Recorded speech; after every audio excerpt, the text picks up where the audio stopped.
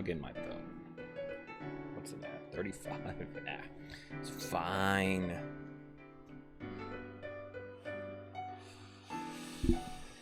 It's fine. You're fine. You're fine. Birthday o'clock. Pengu? Birthday o'clock. Good afternoon, sir. I was wondering a little bit. I didn't forget. I remembered it was the last day here. But we're not playing Sims. I'm sorry. What do I make? Do I make something for you in The Sims? Real quick.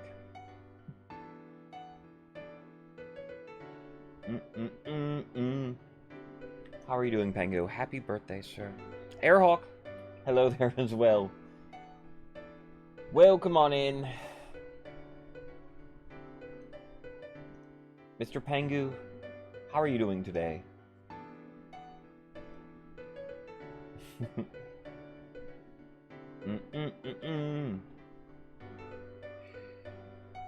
Do whatever, honestly.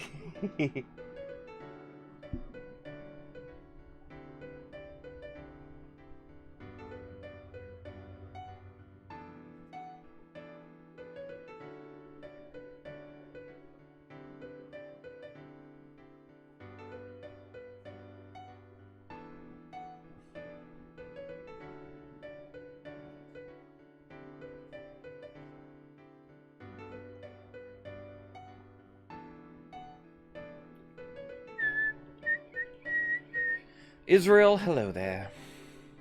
How are you doing here today? Accepted your friend request on Discord. I don't go in Discord too often. I don't know. I'll go in Discord about, like, maybe once or twice a day. I use Discord differently than I think every other person on the planet. I will sit there and read Discord. All the inane, just chitter-chatter everybody does. It's amazing. Just the amount of nothingness that people spread on Discord. It's just another social media, and I don't like social media, that's why.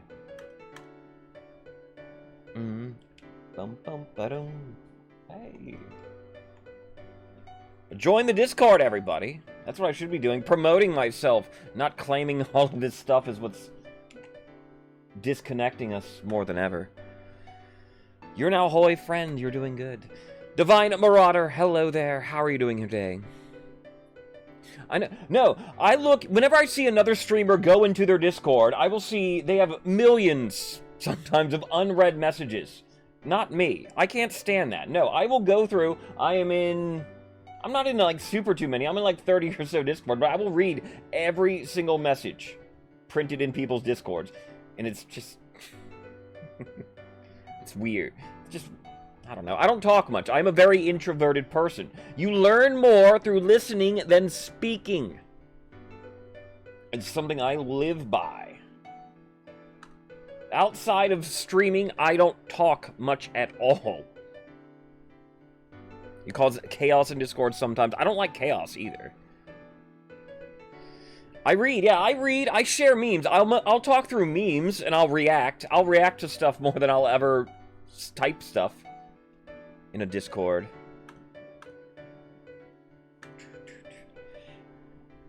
And that's not good, you know? I should be talking more. But no, you can't stop me. My introverted ways.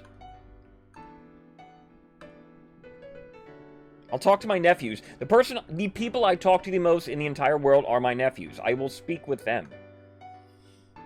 We're waiting for the bus with them this morning. One of them hurt himself. Poor guy. Tripped and fell right in the driveway. Daddy was just coming down the stairs to take him to school. I'm like, oh no. Poor guy. He was fine. He was fine. I need to clarify.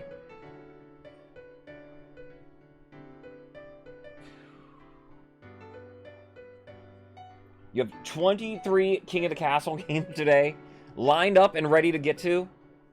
Am I the first one? I am like the first King of the Castle stream of a lot of people's days. There's not like a regular... I wish there was somebody regular that was before me. I gotta be the MC and hype up the crowd.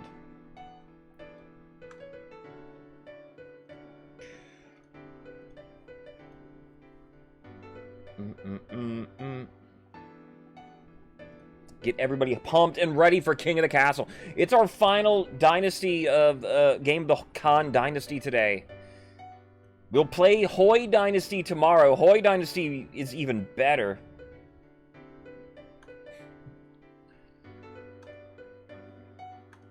Pengu, do you have any big plans today besides watching me?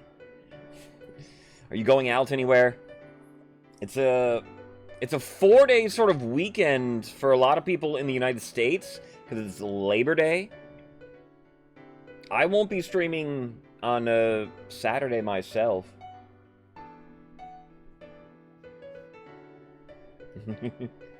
Did Marley give you a bald curse? Probably. Are you bald? You're not. Full, luscious hair. Look how long it is. It's so nice. Airhawk. Pengu. Account Pengu.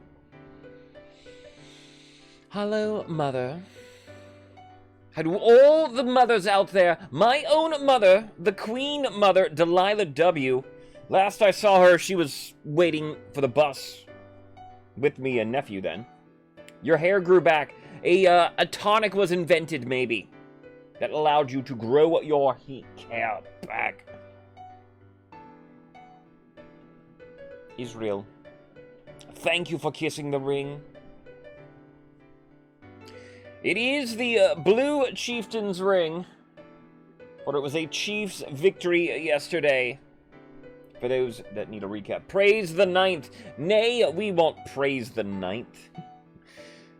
I'm pretty sure Faith is still at, like, at least less than, like, 1 or 2 would be the maximum. I think the counts have, like, the highest Faith. We have just been the most pagan nation throughout our time. Trade and farming has increased a whole lot over the past couple of reigns. Victory. Military's mid-tier. Divine Marauder, welcome in officially here. We are count heavy for the moment. Nobody else is on streaming, that's why I'm on a little early. I'm about ready. I'm about ready, though. Morning routine. As I get ready to stream. I'll be on the computer getting ready to stream about 8 o'clock. And then around 8:10 is when I'll usually be finished with breakfast and finished getting ready so that I can go watch the nephews, and I come back and I should be about just like ready to go live, so that's what I did. Was I truly ready? I think so. I was watching, shout out to who I was watching before this, then I was watching Mr. Ran is playing Baldur's Gate. He's still in Act 1, so I'm allowing myself to watch people still playing Act 1.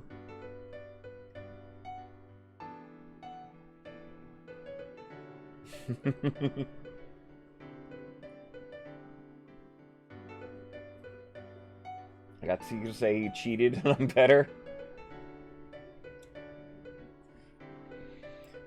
You are better. And he did cheat. Pikachu. Is that so?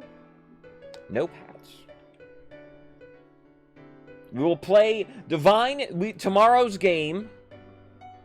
Since you are newer around here, you will not know about it. We are playing in the Hoi Dynasty. That is a Patricians, Barons, and Grandees dynasty. That is the official longest-running dynasty of all King of the Castle history. We're in about the year 2040-something. Pats are sleeping. Pats love to sleep in. They have their wine naps. And then they just, you know, they gotta keep it off. It's impressive. It's very impressive. No, it took us almost 3 months of playing it every single day. We didn't switch it up. We weren't like switching it up ever. We played the same dynasty for months on end. And it was a lot of fun to do, and then I just was sort of getting tired of playing the same games over and over again. We'd seen practically every single event that was between those three factions. How long can we go? Indeterminate. There is a number in the game. There's like a certain number in the game. Somebody was telling me that there is the highest integer you could get to. It's like 18,000 or something like that.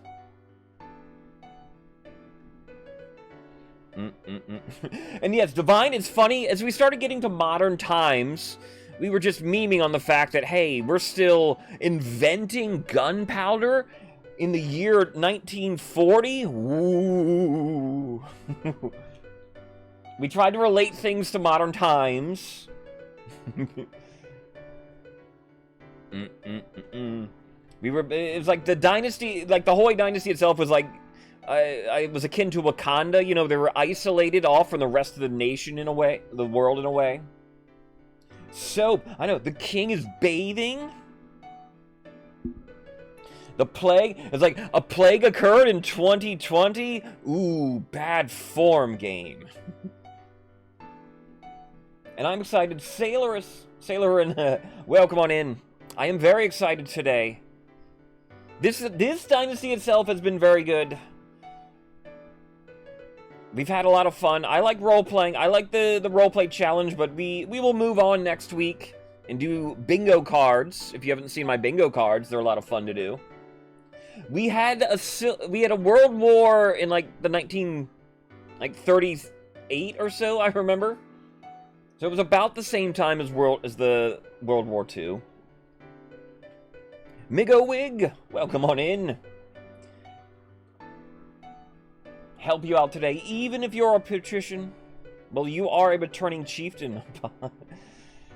Mig, I'm doing very well, though. How are you doing here today? Thank you for coming on in. Moon Clarinet, thank you for joining as well. There are no patricians yet. Moon is a returning countess herself. Steve. Good morning, Steve's own Snoo? Steve own Sue. Steve-O Snoo.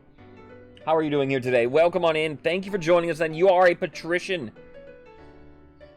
We're in the... This is a 100-plus year dynasty. Anybody that's been playing in it in the past week and a half will be in their own team. But Steve, as a new player, thank you for joining us. You are in the patricians. We have a pat. We can begin. We'll begin in about 6 minutes. Early good afternoon. Dr. Joe, welcome on in. How are you doing here today?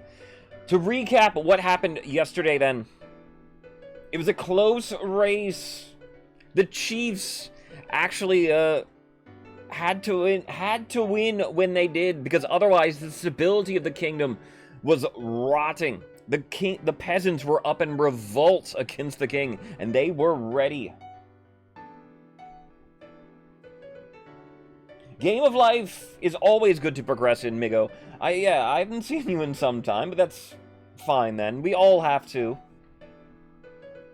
This is a game I've been playing, King of the Castle. If you haven't seen it before, a party game where I'm the king of a nation and everybody else gets to play as the Council of Nobles.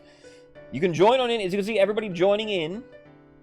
First time playing this game, you were very excited. Well, thank you for joining me then, Steve. We were mentioning, yeah, I play a lot of this game, and a lot of the times I'm the first one, on in the morning/afternoon for people to start it off. I hope we have a good time here, Steve. If you have any questions, let us know. We're actually doing a bit of a challenge run, where I'm not showing the statistics to the game at all. So if you're into role-playing, it'll be a lot of fun, because you'll get into your character. The patricians themselves are the coin is king nation. They like to make money. They don't always want to win the game, even. They just, as long as they're making money, the patricians are happy. Monarch Hala. I wasn't really sure how to play Hala. Hala is a chief's monarch. I'm gonna play it by ear, I think, really. She won't be pious, as none of our kingdom is pious. Maybe we go a little warlike. They're not as warlike as the previous one, who I just was planning on wars. If we happen to have some fighting, of course she'll want to fight. She's got the sword right there. She took over the kingdom herself. There was we sacrificed the chiefs, sacrificed goats, and brought on a storm in order to blanket the entire nation so that they could march on the capital. Hala herself was there. She is not faithful. She will not be faithful. Favor the chiefs? Probably not favor the chiefs. We can't just play... Well, yeah, I think... I wasn't planning on anything too much for this one. But we'll begin shortly then. Everybody will have the same amount of gold they have been playing with throughout the week. Who is our richest noble at the moment? Nobody too rich in here. Nobody even over 10,000. Clarinet, is it you, Moon? It is Miss Moon. Miss Moon, you are currently our richest noble. 6450. But I won't delete this save file or anything. I will just keep it around in case we want to break out the Khan Dynasty some other time. But this will be the last time we're playing this one in the foreseeable future. So as I always say, spend your money. You did spend 11,101 the other day. Yeah, that was quite a big bid. HyperX, welcome on in. Steve, I promise some pats are coming. Just in this game, when you continue a dynasty as we did, everybody will be in these previous faction. Though we have been encountering a bug that switches people's factions. If that occurs today, we can try to fight it. It's hard to fight it. Miss me some Barons gameplay. Tomorrow we're playing Hoi Dynasty. I love that classic Hoyness too. The Barons, Grandees, Patricians rivalry just feels so good to me now. And switch if you could. I don't mind being the underdog on the teams. People will complain, you know, that there's not many people on our team, but really, you can win with less people sometimes. I've personally won games by myself as a noble. Usually it's not against, 5, 6 other people. Usually it's against, teams of like 3. You get the monarch on your side. You get the monarch on your side. That's as good as fighting any other faction. Same, I know. Israel, yes, I'm sure you've done it before too, as many games you play in. Are the drops going to be reruns? What are they? I hardly ever pay attention to the drops too much anymore. I changed all my characters last weekend around. It works every time. Every time. Alright, everybody, welcome on in. I was mentioning we don't have a very rich noble. I'm pretty sure, Waper34 can buy and sell all of you multiple times over here. Steve, thank you for the follow. Then, Mr. Waper, our richest noble, at 23,510 gold. How are you doing, sir? It's the Bagpipe Barons. Alright, I do already have those. I know. I've only missed... I missed a single drop in the game that I'm pretty sure they didn't redo yet. It was the first week. I did not, believe it or not, I didn't even own this game the first week. I played it the first week, but I did not own it yet. So I missed out on the very first drops, which were like a king drop. So I'm disappointed in myself. I missed one drop. Hopefully they'll bring it back. The last drop, was that what the last drop was? I probably got it back then. Good morning, good afternoon, good evening, whatever time it may be, wherever you may be today. Welcome on in, everybody. Daybreak is ending, and another reign will begin. Roswell, hello there. How are you doing here today? The year... Hey, load. What? Game? Okay, why did that take a while to load? The year is 11. Ooh, we're in 1104. Oops, no, don't hit that.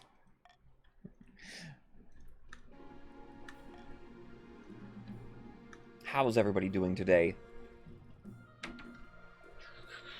We are playing the Roleplay Dynasty. One last game here, Roswell. And you might have gotten a sneak peek if you screenshot that last look at these statistics, because that will be the last time you see them, right? I won't mess up. But during the game, if you're unaware of what a if you are unaware of what the Roleplay Dynasty is, we will not show statistics at all. I have these blocks right here that will hide them during like events and during council votes. So that we will never know. We won't know. Know that the kingdom is pretty prosperous at the moment. It is high trade and farming across the board. Military is about mid-tier for everybody. There is no faith. We are not a faithful nation at all. Everybody's defiance will start off at 1, right? And then the kingdom's stability, authority, treasury will all be mid-tier.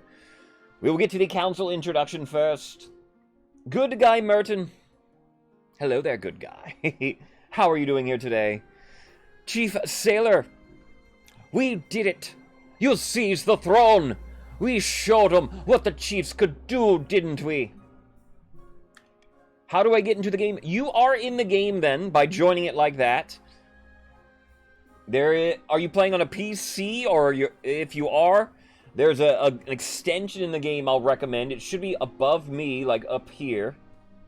It'll tell you, if you get the extension, it'll tell you your personal wealth at all times, and then also tell you what your faction, your color's current scheme is.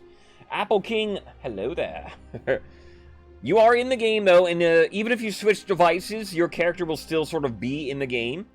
You can go AFK. It tries to take an account for that throughout the game. Apple King, you are also very rich at 17,000 gold.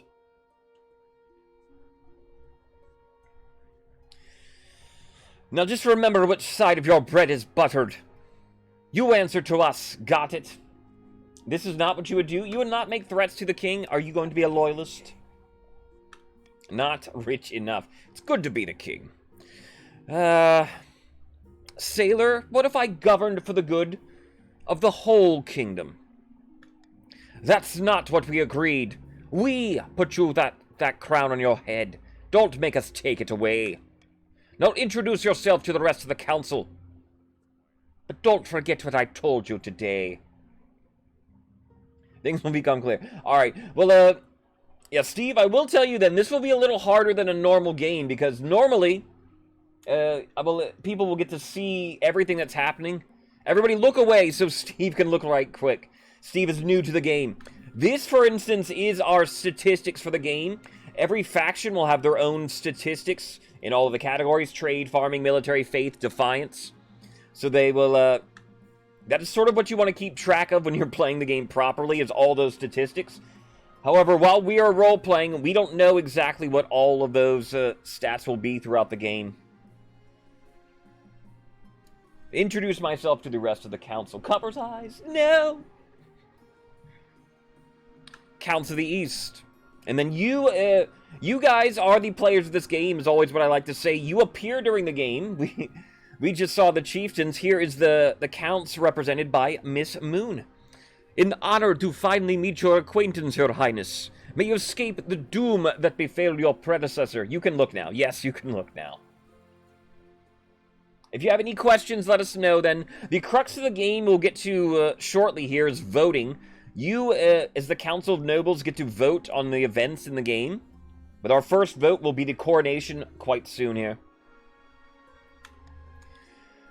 And then here the patricians are represented right now by Roswell. A pleasure, Your Serene Highness. I hope to see your kingdom prosper and grow wealthy under your reign. With that, introductions are done. The council hall immediately fills with raised voices. Meanwhile, what do you think?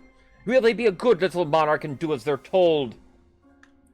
Too early to tell, but I have a bad feeling. We should have a backup plan, just in case. We'll go coordination first here, then. Your Majesty, you may have won the throne from Queen Vashim II, but you must still answer to the Council. As is tradition, they will decide what happened at your coronation. Let's just, get this over with. Shall we call the nobles in? And then here, I'll cover up in a second, but then show you. This is our first council vote of the game, then. You will type !vote space and then your option. And then the coronation is sort of the same every time except for one or two things. So everybody loves a couple things during the coronation.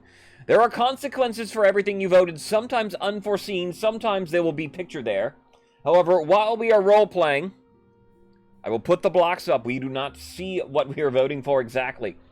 So what do we do for the coronation? A. Do we hold a pagan northern ceremony? B. Proceed with a religious ceremony that honors the ninth god. C. Throw the monarch into the river. Or D. The troops shall bear the monarch through the streets atop a shield.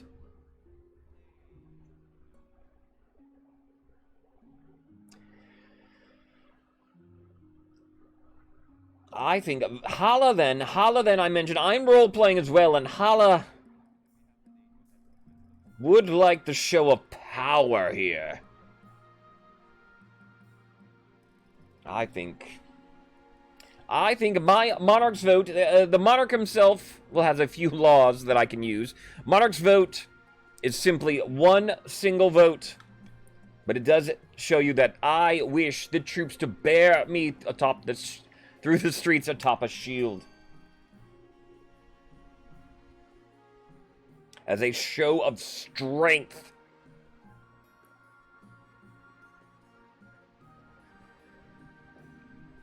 So right here, as everybody is demonstrating then, Steve, yeah, !vote, space, your choice. You can only vote one time.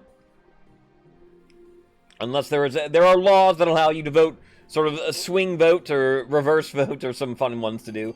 Gamers, welcome on in. How are you doing today? You're in time for the coordination here, sir.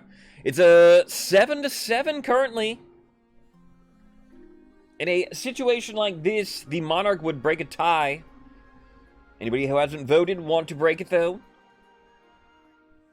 Gamers, thank you for kissing the ring. It is a blue ring, because it was a chieftain's victory yesterday. Thank you, gamers. And alright. I cannot say that. Well, we won't have that, then. No, nay. Alright. You're forcing my hand, and it's what I monarch voted for anyway, but the troops shall bear the monarch through the streets atop a shield. We won't even speak of that. A rare monarch. I know, bingo, that's a check for the bingo card. Soldiers from across the kingdom take part in the parade. They're even outfitted in impressive new equipment for the occasion. As you climb up onto the shield and hold your sword aloft, you realize this is not going to be easy. Your arm quickly starts to hurt. Your soldiers stagger and groan under your weight. Excuse me. Sure enough, one of your shield bearers trips on a loose cobblestone, drops you face first into a puddle, in full view of half the city. At least the only thing hurt is your pride. All right.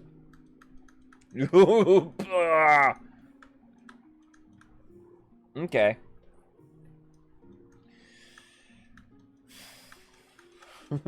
Super Pink, welcome on in. Yeah, we're all right, I think I can confirm. I think I can officially confirm this. This bug is caused by the teams being uneven. In the attempt to even them out, it's gonna move some people around to the patricians. Wow, if I can do it. How are you doing, Super Pink? Super Pink, welcome on in. We can maybe quit out one time here. This is an unfortunate error or bug with the game. But the map is not working. I cannot move anything on the map. I can go over here. We can click back. We can click on the back. We can click on this. But as far as the map, I can't click on the events. Well, sometimes what I'm attempting to do is, for some reason, you can drag the map there, like that. And then we can find this right here. The power hut. Oh, wow. Miko, I hope you get that taken care of. Ain't nothing to mess with, power. Alright, I can fix the bug, but it will change people's teams. I'm not quite sure who it picks to change teams. What are we at? It's 6, 7, and 3. So if my guess, it'll move like one chief, one count to the Pats. Well, whenever you notice something like that, a wizard did it. Let's go. I suppose we're going for it. The easiest solution better not be me. It moved Pengu. All right, that's good. And it moved Israel. All right. Acceptable. Acceptable. Israel? Pengu, are you still out there, sir? Israel, this acceptable? I don't know how much money you had. You didn't have super too much. So I think acceptable. Roswell. Advertisements.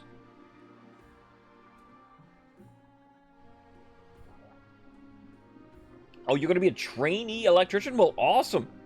My uncle worked as an electrician for until he retired just this year.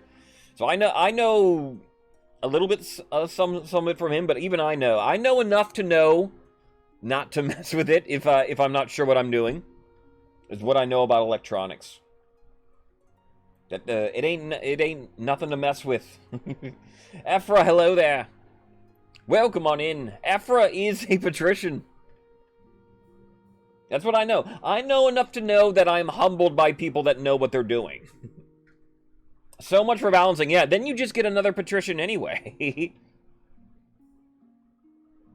I'm not loyal anymore and I lost my money. Israel, I apologize here, sir. You're not loyal to me, at least. You're on the phone right now. It is hard to play this game on phone, I understand. I've tried it before. I usually give up. I don't like to give up playing this game, but, you know, if I'm on my phone, I really am... I'm old. I can't do phone. Mundane ain't nothing. It's just a tickle. Just studying for almost a year. Alright, well, all the respect to you, Mig, then. That's great. Your Majesty, the history books do not look kindly upon usurpers. Unless, of course, they prove themselves worthy of the throne they have stolen. When you die, how do you hope the kingdom will remember you? Right. How should the kingdom remember Monarch Hala?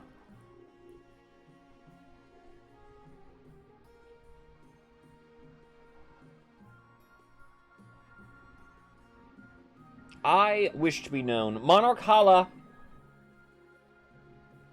saw the state of the kingdom during the last reign. Saw what war did to us. Saw how much the people hated the previous monarch. I wish to be known as a peacekeeper. An admirable aim. I suggest over the next few years, you focus on improving the kingdom's stability as much as possible. Once you have an heir, I will return to discuss how your ambition is progressing. Good luck, Your Majesty. What about not be like his parents? He won't be like. We will see this kingdom through to the end. Chiefs. Kestrid of the Hyverex clan, notorious northern elder, stands precautiously on a longhouse crossbeam, droning on, as if in a daze. Morgana is with us! Hala now sits the throne, and the chiefs are in charge, but the other regions will already be scheming to depose them. How do we stay loyal to the new monarch, or cut our losses and put me on the throne instead? Chiefs, pick your goal for the game. Okay. Chiefs. A hard choice. What the hell?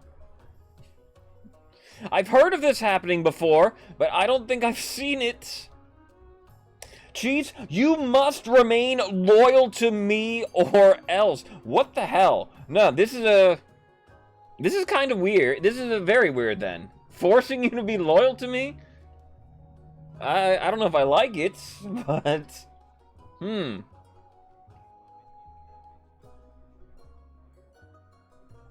Is it based on your stats? Would it be? It wouldn't give us some of them based on stats? Really? I don't know. This is I don't know. This is very tyrannical of me, somehow. Forcing you to remain loyal. Lady Frost, how are you doing today? I mean... everybody's voting for it. Good. All right, Chiefs. Chiefs, no. We got this, Chiefs. Maybe, nah. It's a sign. The Chiefs will be my buddies throughout the game here. All right. How are you doing, Frost? All right, no. Okay. What's it gonna be? The Pats kidnapped you. They didn't mean to, Israel. It just sort of happens. That settles it, then. Long live the monarch. May they bring glory to Morgana. But we can always change our minds. If Hala ever gets out of line, we can take up arms and get rid of them the old-fashioned way. The Chiefs' goal is to aid the monarch by countering the other region's schemes as much as they can.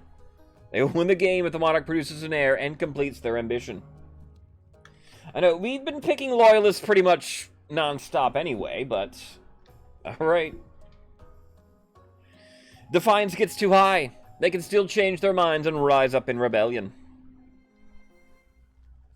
Counts. Avina, of the Apple King 48 Dynasty. Eccentric Eastern enigma. Leans delicately on a podium. My fellow counts, in ancient times, the East was its own proud kingdom. We can bring back those days of glory, but not while the false monarch Hala wears the crown. Alright. Counts. How do you win the game today? Do A, a doppelganger, B, an uprising, or C, ascension?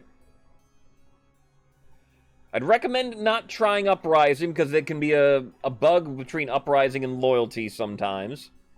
So counts, how do you want to win the game? A will involve lowering your own defiance. B will involve raising the treasury. Chiefs were forced to be loyal. My bad, Chiefs. I didn't mean to. C will involve lowering your own faith. We've mentioning faith is quite low. I don't think so. As far as I know, they haven't fixed it, Airhawk. Last I'd heard. So I'm just keeping cautious.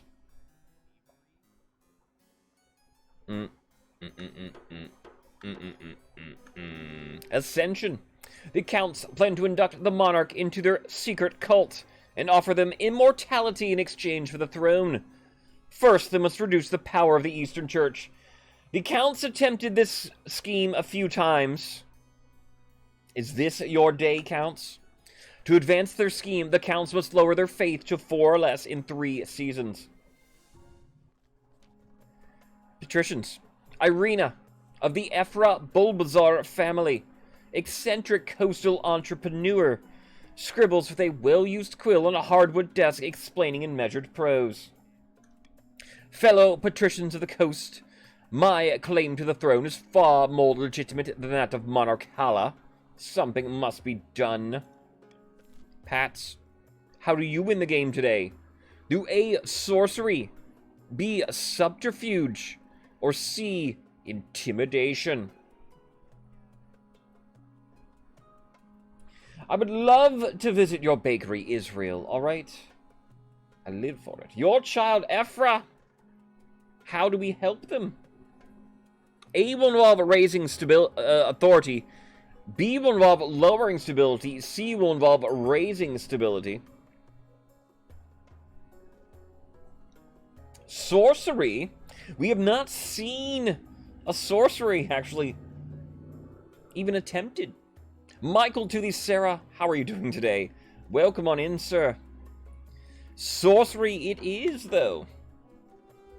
We'll go for it. The patricians plan to make a bargain with the wizard. These immortal spellcasters seldom get involved in political squabbles. But perhaps if the monarch was considered a threat to their autonomy. To advance their scheme, the Pats must raise authority to 5 or more in 2 seasons. Michael to the Sarah, you are of course a patrician in the game yourself. 3150 gold in your coffers. Bit fast there, sorry gamers. It still would have Michael to the Sarah still would have done it. It would have been 3-2. So apologies, gamers. Alright, we check in with everybody here. Loyalists are the chieftains, forced to be loyal to me. My goal, I want to be a peacekeeper. Chiefs, we down for peacekeeping? The counts, ascension. They wanted their own faith to be low. And then the patricians of sorcery want their authority to be high. Michael to Sarah, apologies then. People just love killing off Michael's Sarah. You know how it gotta be. And after not seeing it at all last game, we get a Monarch's Golden Choice. Huzzah! Happy days are here again. We do have a Dynasty event. We have 2 Dynasty events. Dynasty events are events that carry over from one campaign to another. Let's go Chosen of Valtor. Chief Waper comes to me. Hail, Lord Render, Chosen of Valtor! The Night of Frost is over! You have seized the throne, just as the prophecy foretold. The snow on the streets is melting. Soon things will be back to normal in the capital. But one last part of the prophecy remains. You must return Torgir's Hulborn's legendary axe to the north. It was stolen from us by King Harold the Great during his conquest of the clans. It belongs up in the Hall of Heroes, not in the palace vaults, as another dusty relic. No, you Grace, you mustn't!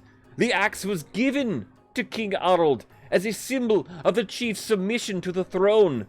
To return it would fan the flames of northern independence.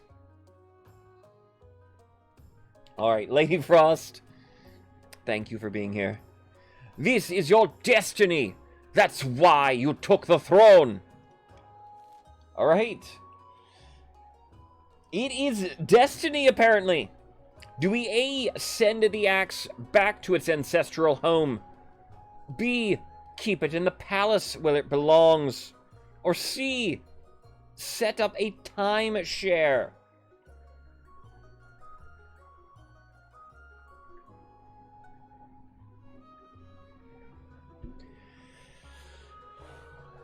Ayo, timeshare.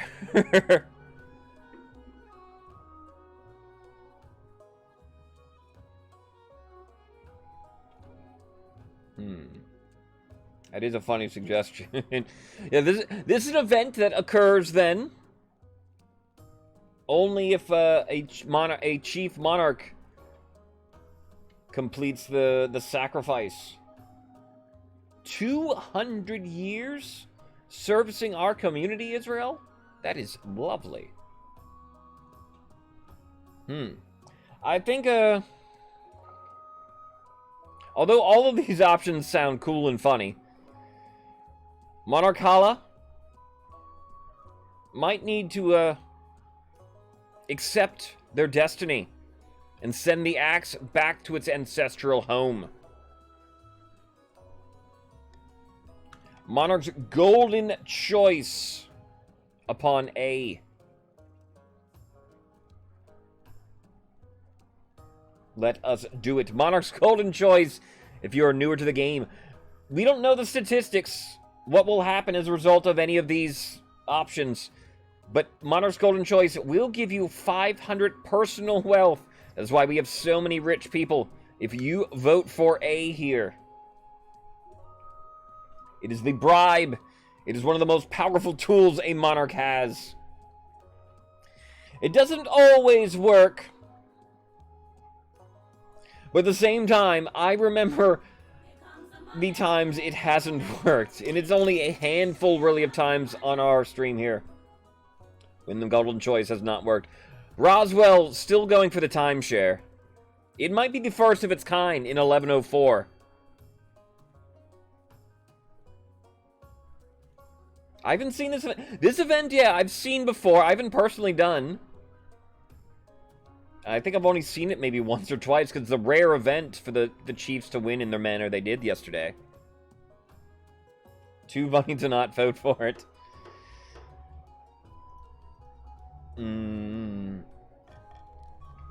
The gods are good. The gods are good. After 4 long centuries, the axe returns to its homeland. King Harold spilled an ocean of blood for that axe. You'll forever be remembered as the monarch who threw it away.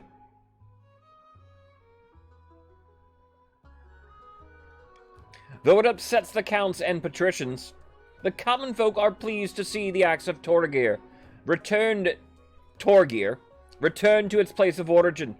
An ancient theft has been put right. Right? The people are happy. There is the story now of the rightful heir. Vashim II.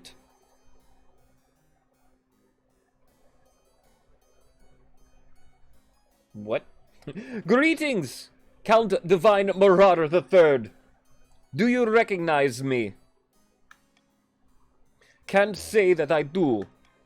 My name is Vashim II, and I'm the rightful heir to the throne. Many years ago, my mother, Queen Vashim II... Your mother shouldn't be Queen Vashim II, then. You should be the third. You should be the third. Is this the legit one? Alright. Alright, so this is another Dynasty event having to do because the last monarchs were overthrown. I knew the son, or the child of them, coming up. Many years ago, my mother, Queen Vashim, was overthrown and usurped by the wicked monarch Hala. By the blood of the dead. I have been hiding out in the east ever since, kept safe by those still loyal to my mother. Now I come to beg your aid, reclaiming my throne. Give me a moment. I must discuss this with my peers. Avina, then the Count's claimant. You can't seriously be considering this popinjay's claim. We agreed that you'd help me take the throne. Were it not, that's still our goal. But having the rightful heir in our pocket might still prove useful. We can use her to sow chaos in the kingdom and undermine the monarch's authority. Or we could just have her killed, forget this ever happened. She's probably lying anyway. Just some peasant woman with a passing resemblance to the previous queen. Delusions of grandeur. Alright. Counts only then. Counts. What do you do here? A. Support her cause. B. Have Vashim II quietly killed. C. Turn her over to the monarch as a show of loyalty. Or D. Investigate her legitimacy. Counts. Alright, this would have been your claimant, I guess, your, sort of your own one. if she had survived the last uprising. Support Vashim once more. Have Vashim II quietly killed. Preposterous. Turn her over to the monarch as a show of loyalty or investigate the legitimacy. Counts only here, yes. Any counts? In a situation where it's tied here, it will be random. You're feeling chaotic? I feel chaotic too. Steve, welcome on in. Thank you for joining us here. I hope you're having a good time then, Steve. If you do have any questions, of course, I must repeat my thing here. This is King of the Castle, a streamer versus chat game. This is a counts only vote, and counts, alright, throwing themselves behind supporting Vashim. Ephra, this is, of course, a chat versus streamer game. Thank you for joining us. Ephra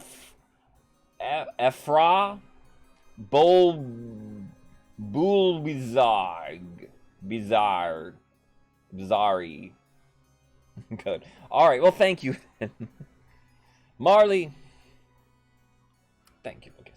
How did you hear of this game here, Steve? Were you browsing the category? Have you played it? Have you seen somebody else sort of play it? It's been out for a few months. I got obsessed with it almost immediately. I love to stream it. I love to play in other streamers' games with it. You saw a YouTube video on it. One of my YouTube videos, to plug myself. I haven't been making YouTube videos in a while, but I have some for King of the Castle. Good news, Vashim II. The Counts will support your cause, as long as you do exactly what we say. Missing number, welcome on in. I have a few YouTube videos out, I don't know. I think I'll publish these, this Dynasty, the raw footage maybe on YouTube. Missing number, welcome on back. You're a count, right? Not a pat. 2950 in your coffers here. Thank you for joining us here, missing number. The Counts will support your cause, as long as you do exactly what we say. Oh, hooray! What's the first step? Rebellion? March on the capital? Monarch Hollow's treacherous head on a spike? Yeah, Marley! Didn't even see you coming. How are you doing here today, Marley? Welcome on in. We are having... This will be a... Vashim II somehow rising up again. No, not yet. Have patience. We have to be very careful. If the monarch finds out about this, we'll all face the Marley. We need some time to think about our next step. I suppose I've waited over a decade already. Another few weeks won't kill me. How are you doing, though, Marley? Welcome on in. Hope you're feeling well here today, ma'am. Did you get some sleep? That's all I ever ask of you, ma'am. As is tradition, each region offers a selection of elite gods. The chiefs with their most famous warrior heroes. The counts with knights of the Order of the Drowned Rose. And the patricians offer their greatest gladiators, champions of the arena. Think carefully, Your Majesty. These guards' loyalties will be divided between you and their region. Of course, you could just hire foreign mercenaries. They'd be lured to coin above all. You'll choose our northern warriors, won't he, Your Grace? Don't tell us you've gone soft and southern already. Soft and southern? Hybrex. Not your monarch here.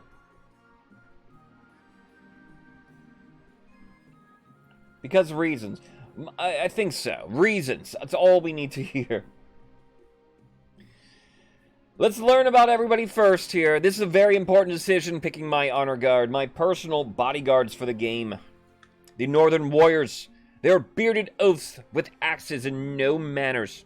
They'll get drunk and cause trouble in the palace. No discipline at all. I can't guarantee they won't run off on some random quest. But they're honorable, and in a fight, unbeatable. Yeah, maybe the timeline's just way too messed up, and that's why we have to stop.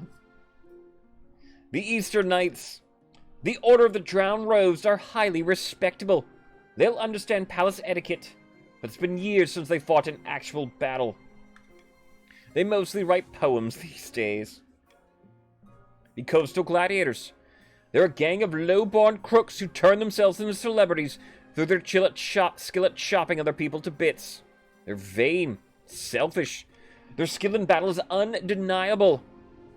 But can you trust them?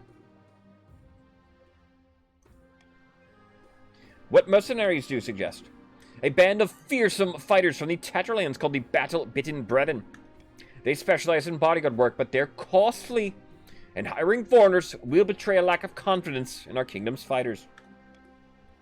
I've made my decision. I wait your verdict with bated breath, your majesty. All right.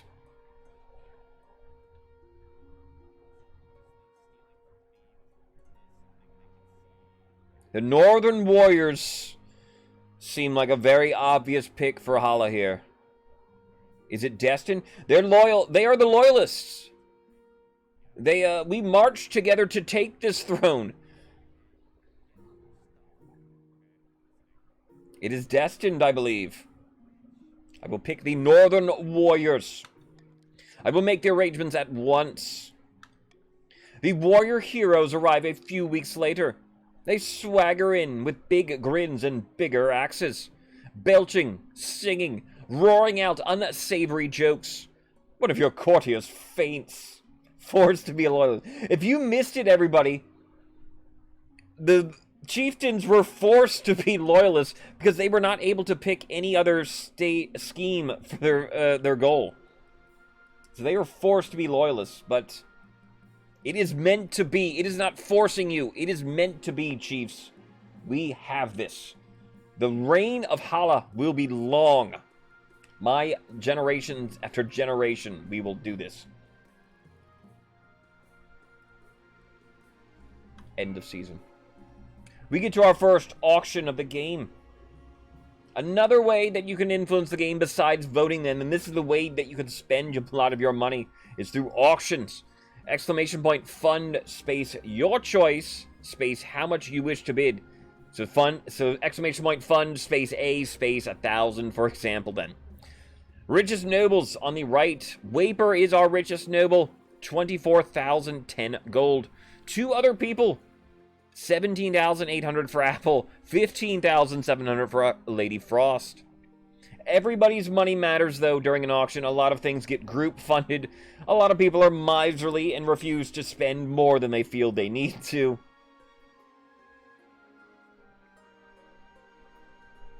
The chiefs, everybody, you can fund anything even outside your color. Some of them are sabotage. Some of them, you want to fund this.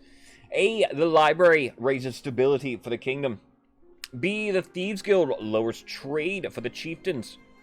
C, the Deer Park will lower farming for the counts. D, the Grand Bazaar will raise trade up for the counts. E, the Cathedral will raise faith for the patricians. Then F, the Monument will raise authority for the kingdom. Count scheme progress. Not yet here. Everybody's still on stage 1. Chiefs are loyalists. My goal, then, is high stability. The counts are trying ascension. Their first goal is low faith, right? Is that what you just did? What do counts do? Was it ascension? Patricians need... What are patricians doing? I'm so confused because of the chiefs thing. I wasn't even paying attention to anything else. What are the patricians doing? They need authority, right? They have sorcery, is what patricians are doing. They need high sorcery. Patricians need high authority. 60 seconds for an auction. Get your funds in the last 10 seconds. Yeah, counts need low faith is what counts need. There's not even anything for counts faith here, so they don't have to worry about it. Thinking long term, Pats might want to think Deer Park, I suppose. Loyalists want A. I want a stable kingdom. F getting one single gold. A also getting a single gold. 30 seconds in. Are we trying to keep it small here? F with 501, though. 2 gold now. A big 3 for A. Bargain price. C with 10 gold. We're shy with our money today. Come on. F at 1,001. D at 300. There's 10 seconds left. F and D still currently. D raising trade. F raising authority. F and A now. A getting up, raising stability. F and E now. It will end on F and E. F raising up authority for the kingdom. E raising faith. Gamers, you think we should praise the 9th, don't you, sir? Also, that's a block. Also, that's a pretty good block, I would say, then. Lily, good morning. How are you doing today? Crown, you're king. Right way. My crown does have a way it's supposed to sort of face. Good morning here, ma'am. How are you doing today? Welcome on in. Couldn't stop F. Too many wanted it. Yeah, F was a big spender. And I think people just trying... E seems like a blocker in a way. King Booker, that is me. Can you dig it? Sucker. Hope all is well here, though, Lily. Welcome on in. Hope the dogs are doing well. As I was explaining who I was rating, I was like telling them about you, Lily. I'm like, Lily adopts dogs. I'm like, she's the nicest, awesomest person. Thank you for saying hello. Hope you're doing well today. We are continuing our King of the Castle game here today. No, I really mean that. No, anybody that... I love dogs. Like, if I lived my perfect life, I would probably live in a cabin off in the woods somewhere with like 18 dogs or something like that and not care about anybody. Praise the 9th. I'm sorry. Did you praise the 9th, sir? Those dogs are great. I love all animals, but dogs especially. Air grievances. You have 4 dogs, Israel. We have 2, then. Plus the cat, plus a Mo. We have 2 dogs and 1 cat.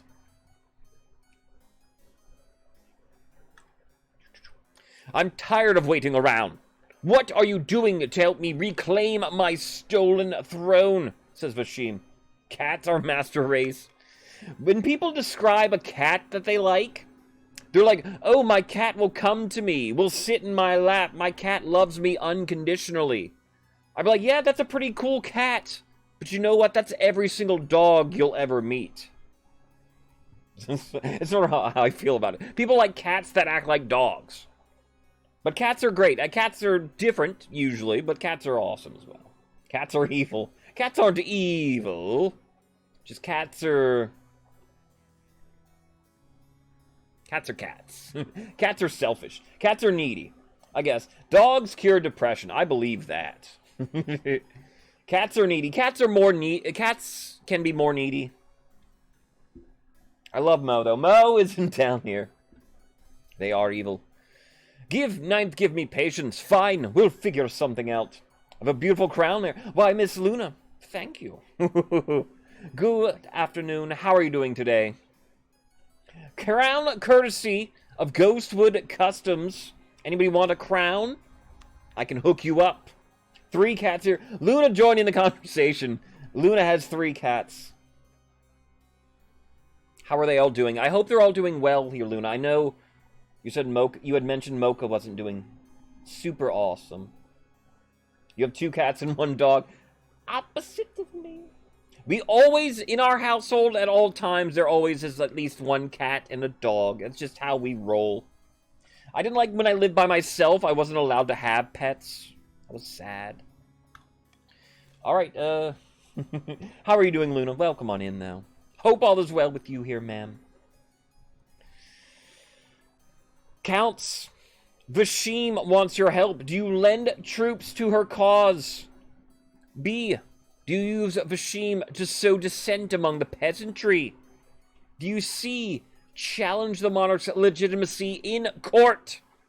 Or do we D. Actually we changed our mind? That's just killer.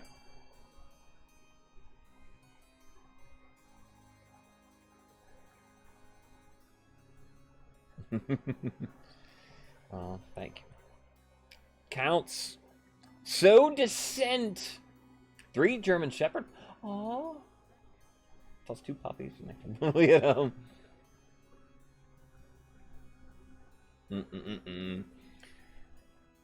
All right. So Descent. That sounds count-like.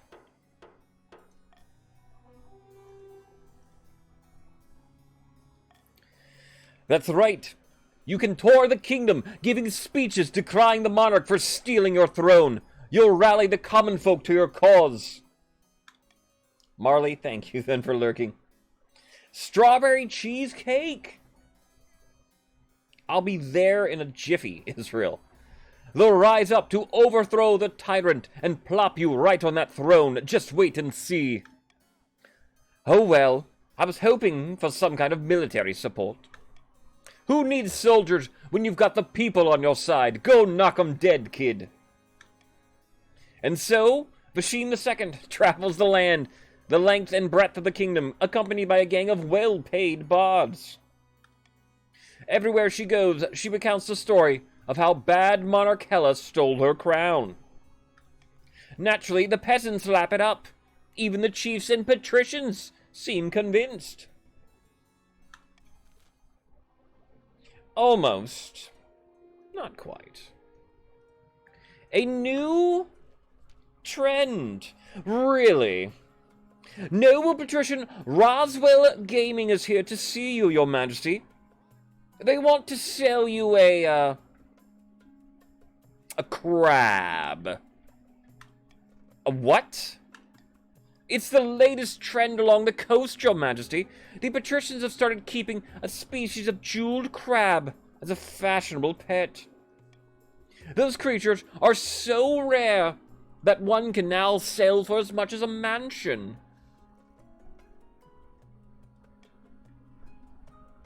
A crab. A crispy crab. Blessed day you get to be. You want to be the crab scammer. Very well, send them in. Thank you for seeing me, Your Majesty. I know the price is steep, but I assure you, these crabs will only go up in value. I quit. Crabs. All right, Roswell. These are going to go up in value? Do I have a choice here. Do I buy the box of crabs, turn this fool away, or what a waste of everyone's time? I'll make the sale of crabs illegal.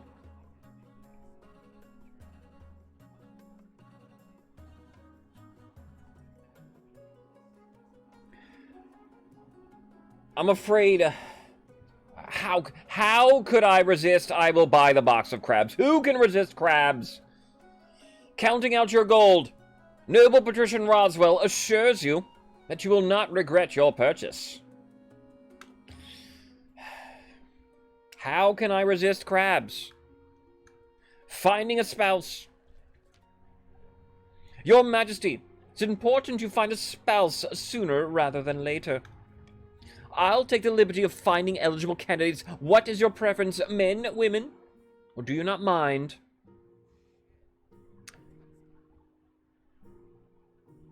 Marley, no, I have not been keeping track of, like, everything total like that, but over the weekend, maybe I can go back as I'm rewatching some videos. I'll try to keep track of all the kills. Kill count! A kill count! You guys watch those? My YouTube videos. What is my preference? I believe Monarch Hala. Monarch Hala will take anything. Alright. Thank you, Your Majesty. I'll send out messengers to the most influential noble families in the kingdom. Let's see what they have to offer. The Pokemon that would look the best dressed as a monarch. I mean, I can picture Pikachu in like a crown with like a cape, being ultra cute. But anybody else that would look like fun? Machamp came to mind. I don't know why Machamp. He'd be cool. He'd be a good monarch. I would follow King Machamp. It's an easy enough decision. You'll marry into the chiefs, as we agreed before you took the throne, right?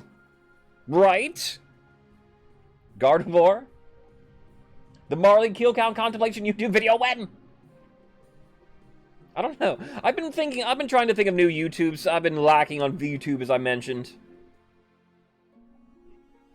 What can we do for this whole series? We can do something. A kill count would be pretty fun. Especially for that last, 2 reigns ago. Recruiting a wizard. In the coast, noble patrician Steve sits on a pier, watching the sharks swim lazy circles beneath their dangling feet. Sitting on a dock by the bay. Any luck finding a wizard to aid our cause? No, I'm afraid not. Monarchala is weak, and the wizards are satisfied that they needn't worry about royal meddling in their affairs. Depths below, we must try harder. The patricians aim to raise authority to 4 or more. So patricians, the authority must be pretty low right now, if you didn't get that yet. A crown on a Bidoof?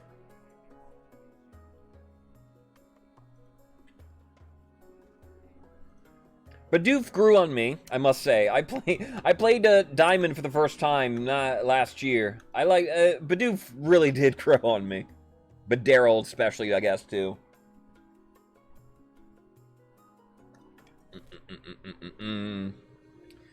Alright, we get to our next tax season. Our first tax season of the game. There are 3 ways the monarch may tax the nobles. The cruel tax will raise the defiance of the nation. Give 400 gold to the treasury. And take 400 gold from everybody in that color. The common tax, no defiance swing, mere 100 treasury to wealth. The bribe will lower defiance. Lower the treasury by 700. Give 700 wealth to everybody in the color. Waper is our richest noble overall, but he carries the chiefs. Otherwise, the chiefs are very poor. There are the most counts. I think counts then are the richest overall then, thanks to their vast amount of people there.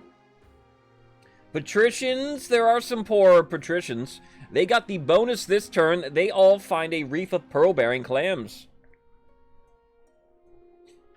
And, I don't know, did anybody pick up on the other day how I was taxing everybody? I cruel taxed practically every single time, or at least I tried to every single time. When I was forced to not do it a couple times. I did common tax, I think, once. But I've been cruel taxing a lot. We have a golden choice here. Hala. Hala doesn't think we need to bribe anybody. Bribe you, free cake the rest of your life? I mean, free cake is kind of great. I want to make some more sweets. I haven't been making too many sweets lately. I made one the other day. It was pretty good. A peach and pineapple cobbler is what I made. I might comment everybody here. Since we know authority's low, I don't know if I want to make people too mad. I will have my cake and eat it too. Make the patricians so happy that they can't rebel. I'm not afraid of a little patrician rebellion. I have the loyal chiefs on my side. Apple King. Oh, really? You wish to, you have a better idea than common. People new to the stream, Apple King, now using a channel point redemption then. That is telling me exactly what to do. It is very common and very popular for people to use it at tax season. So whatever Apple King tells me to do here, and I will say, Apple King is a count. Maybe bribe the counts and tax the chiefs. Common for the patricians, then? Good enough? The balance, the one cruel, one common, one bribe is always something I like to do. Though sometimes you need to cruel twice in order to afford a bribe is also popular. Canonically, why would I be doing this? Hala. Because Hala knows the chiefs are on her side, their side. Thus the cruel checks on the chieftains. And then the counts.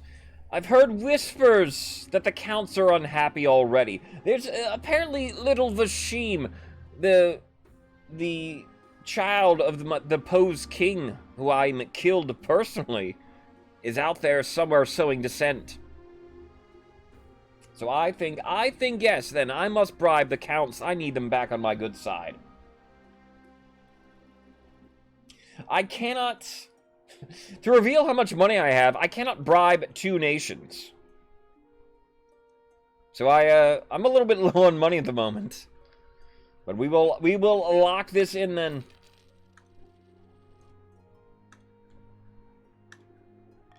And that, as you can see then, many counts on that leaderboard. And I was saying, yes, the money is low. Bankruptcy looms. The treasury is almost empty, Your Highness. What do you suggest, my treasurer? Apart from raising taxes, we have precious few options. You could get a bank loan, or sell off the crown jewels. Perhaps crack open some of your predecessors' tombs. Most were buried with piles of gold. Or so I've heard. Yaman, welcome on in. How are you doing here today, sir? Thank you for joining us. You are a patrician, 3,800 gold in your coffers. Alright, Treasury's Low. This is a Treasury's Low event where I must make a decision. What do? I own the Royal Mint, don't I? Make some more coins. Take a hefty loan from Salvant and Gull Bank. Sell off the royal jewelry to the wealthier nobles. Or time to crack open some tombs.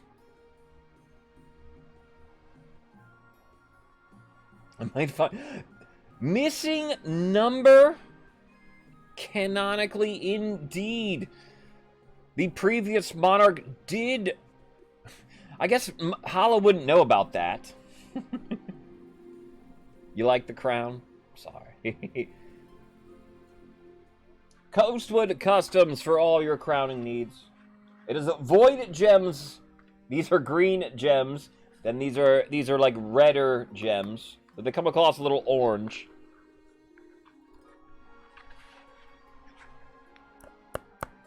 Plastic, not real. Not a real crown, everybody. Not real rings, everybody. They're real to me.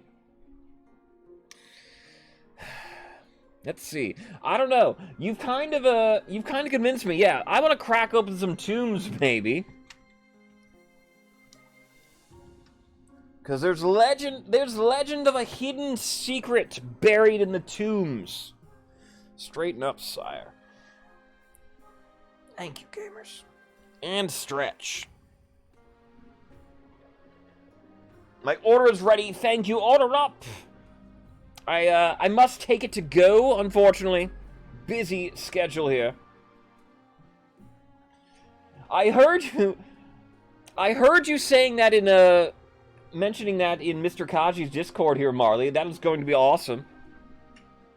If you want to share with us exactly when it is, if you do not, that's fine. Pengu's birthday's today. My birthday's in a few months. I usually don't make too big of a deal out of my own. I think I'm going to crack open some tombs. That buried gold isn't doing anyone any good, is it? Time to desecrate some graves. You order the royal mausoleums dug into and looted. The result is quite the bounty. Gold masks, heaps of coins, precious jewels. Not everyone is as practical as your treasurer, however. The church denounced you as a grave robber. Nobles and peasants alike are disgusted by your greed. Oh, disgusted? Sob stories. Your Majesty, do you recall Vashim, daughter and heir of Queen Vashim? Wait. Didn't we kill her? No, she escaped the palace after you usurped the throne. It seemed she's resurfaced. She's now traveling the kingdom, telling the sob story that how you stole her birthright. The peasants are up in arms about it, literally. They've burned down a mill and toppled a few of your statues. Things will only get worse if we don't act. From what I've heard, Vashim has expensive tastes, is already running out of cash. She's been sleeping in hedgerows, relying on the kindness of strangers. Arda, welcome on in. How are you feeling here today? Thank you for joining us. You are a patrician, of course. 4,200 gold in your coffers. She may be persuaded to stop fanning the flames of discontent in exchange for a good old-fashioned bribe.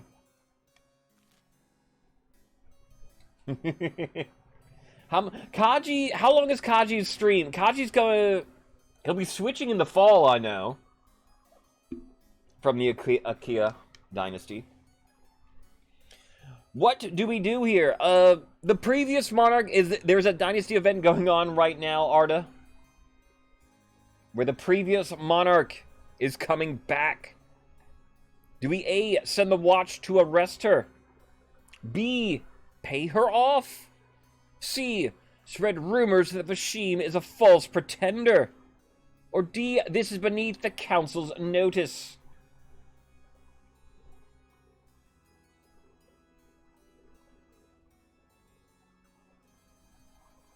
What do we do? I think probably around the end of September. All right.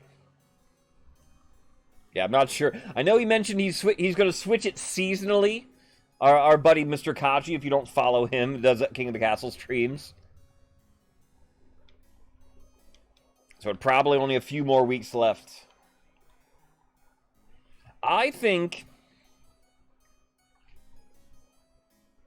Hala wishes to send the watch to arrest her. Not sure if the money's gonna make it. No, you can't just pay. We can't just pay her off. I will Monarch's golden choice A. Luna, fair. We should send the watch to arrest her. You're very confused. That's the algorithm sometimes. That happens to me. That has happened to me on occasion. They're just in an attempt to entice you in because they probably don't have as many viewers as they had people gifting subscriptions. It can happen. So I don't know why it chose you, but congratulations. I hope they have some good emotes at the very least. I'll go inside. I'll go and watch them then after that, usually.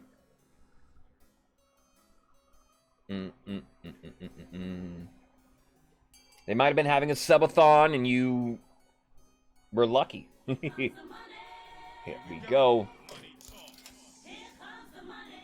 They're voting to arrest her because of money.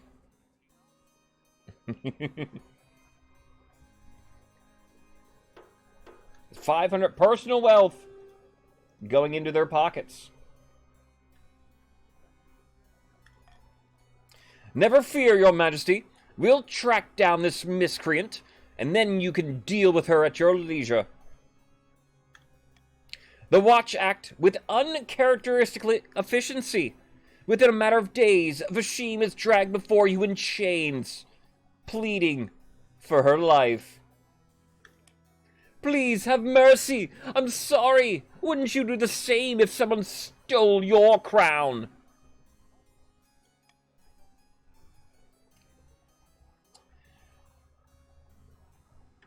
Choice here for your monarch. Do I sentence her to death, or do I exile her from the kingdom forever?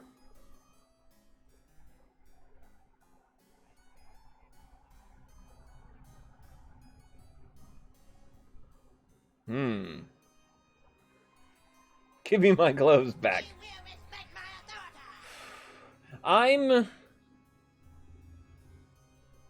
Marry her. I mean, that could legitimize my whole monarchy if I just marry Vashim. Dr. Joe, that's what's up right here. Marry her is not an option, though, no. I mean, if I really wanted to get control of everything, that would be the best option.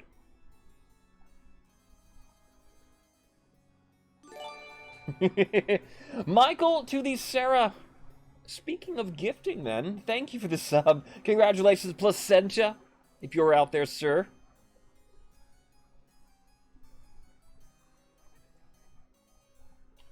Some streamers arguing chat about hype trains. I don't get many hype trains. I don't know. Not that I'm encouraging one or anything now. I'm not a hype streamer. I think... I don't know. I'm maybe showing a little mercy here. I do feel a little sorry for Vashim. I marched upon the capital using like a cheat code summoning the storm. If you promise never to return, Vashim, I will not kill you.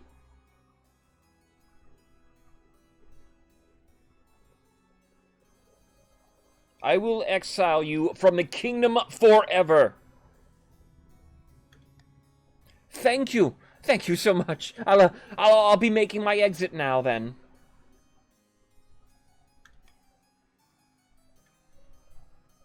Vashim II practically sprints out the door. A few common folk praise your mercy, though most grumble that you hold no legitimate claim to your throne. After all, the true heir still lives.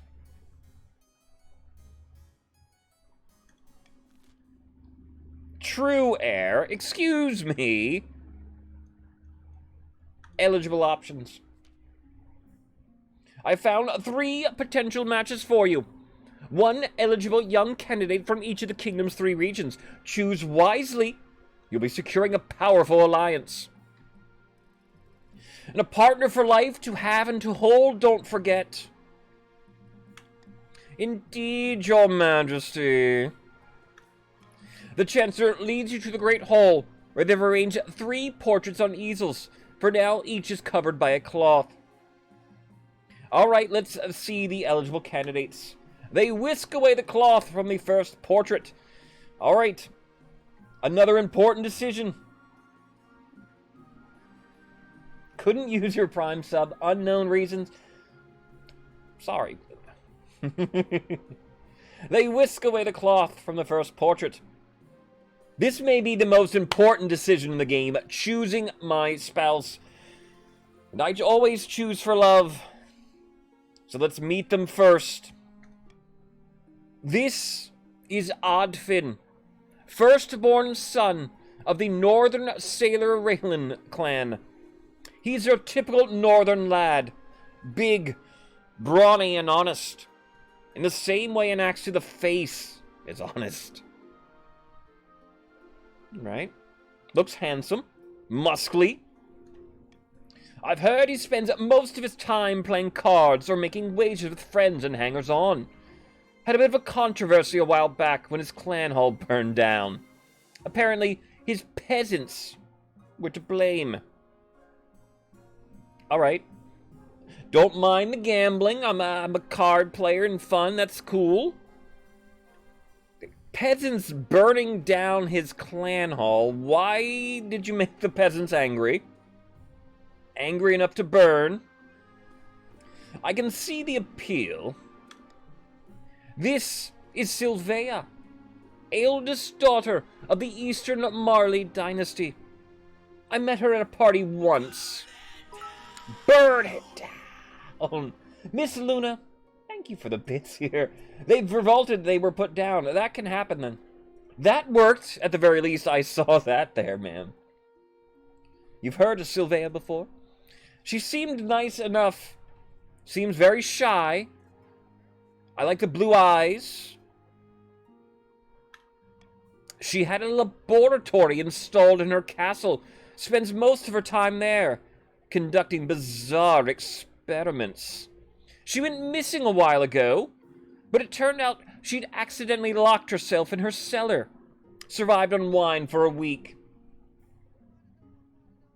Okay. Bizarre experiments, locking herself in her wine cellar. Let me in. Let her out of the wine cellar. Intriguing. She is an intriguing candidate. I mean, it seems a bit, aloof, we'll call her, maybe. And finally, from the coast, we have Clovia, the wealthy heiress to Lord Pritchard Arda's estate. She wasn't originally the heiress, but her elder sister had an unfortunate accident. An accident? Pick her? What about her older sister? What happened to the older sister, I always want to know. Unfortunate accident. Her interests are typical of the coast. Money, money, money. Making more of it. There was a scandal recently where she was publicly critical of the church. Nothing came of it. All three winners. Alright. Could be worse. Could be a lot better. What do you think? Of course, by picking a candidate, you'll anger the other regions. But you'll gain a lifelong alliance. Alright, we'll wait. Which of them do you wish to marry? Advertisements? More like sadvertisements.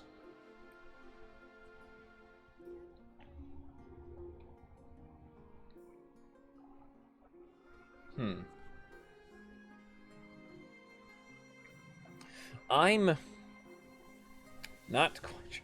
They're all very intriguing candidates. None of them jump out specifically to Hala. Hala was hoping for a fighting one. Nobody here sounds like a fighter. As it is, they all sound, they do all sound intriguing. All have very good qualities. All of them have at least, one thing, though, that nags. That's a nagging thing, nagging me. Your son can fight with enough meat in him. Already allied to the north. Indeed, I have strong allegiances to the north.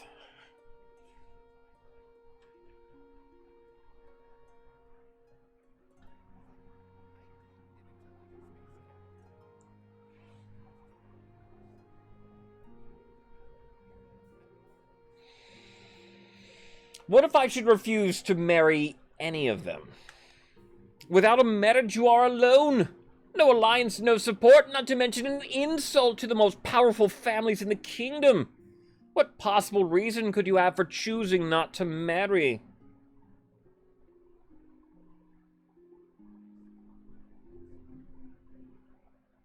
Actually, maybe I should get married. When you put it that way, Chancellor. Glad you came to your senses.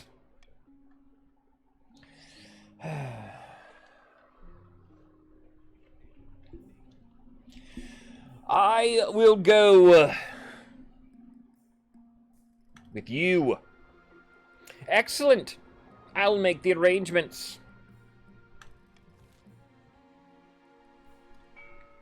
Yes, that candidate. Who? You'll have to wait till next season.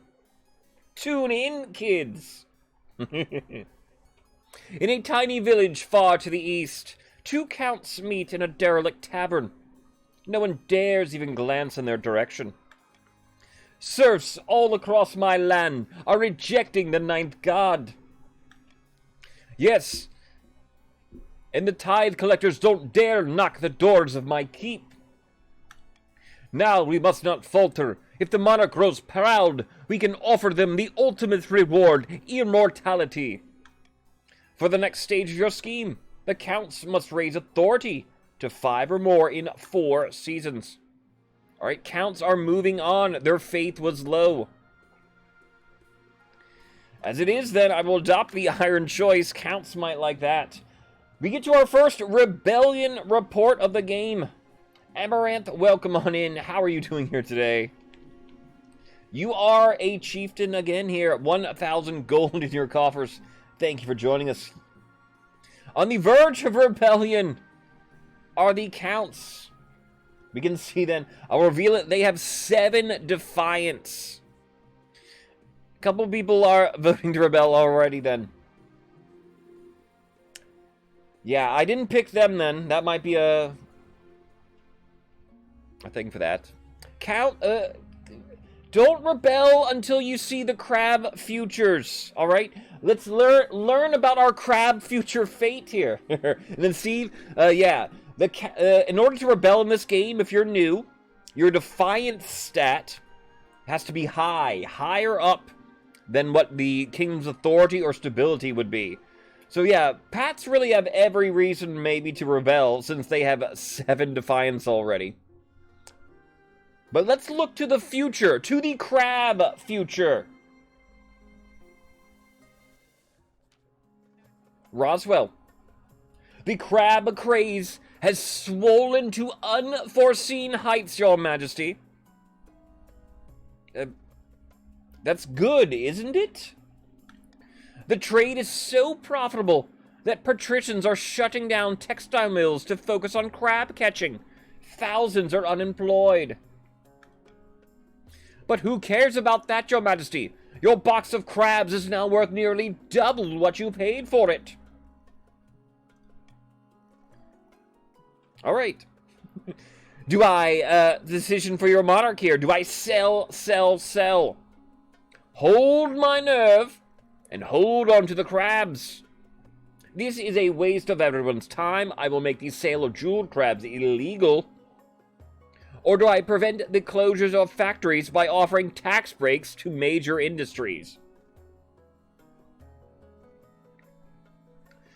I don't think I need to be offering tax breaks to anybody, so I'll rule that out. Do we hold the crabs or not? Do I make it illegal?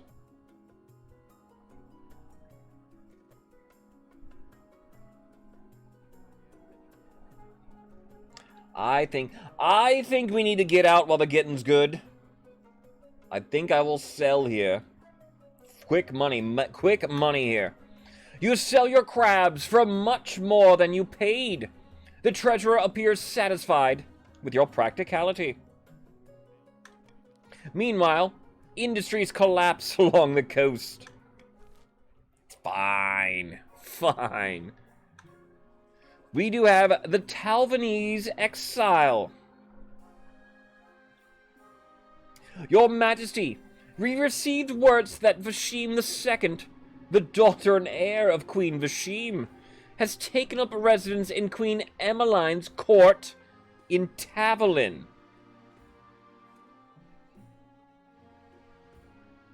This could be bad. Then I haven't seen the storyline go this direction yet. This could be bad.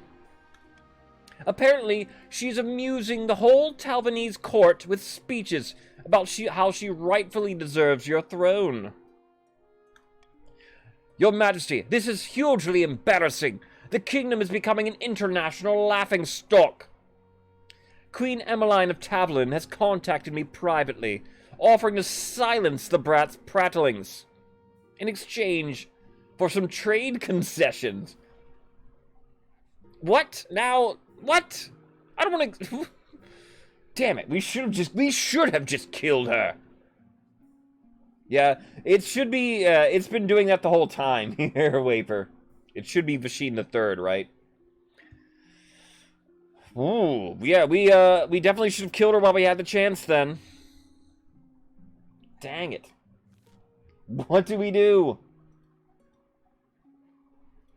A, have her assassinated. B, offer trade concessions to Queen Emmeline of Tavolin. C, demand that Vashim be extradited to the kingdom for punishment. Or D, do nothing. This is just prattle from a throneless queen. I mean, we're, of all of these, I think missing number, I agree, maybe. D, do nothing. So what? She's talking smack about me on Twitter. The best thing to do is ignore her. Alright, block her. Who cares? Just talk at this point.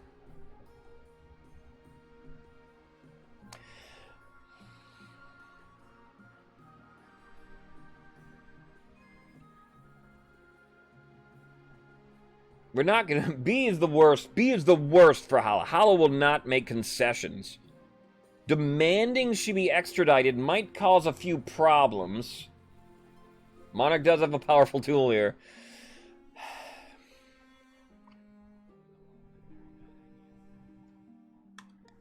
Golden choice, D? Is that what you're saying, Awaper?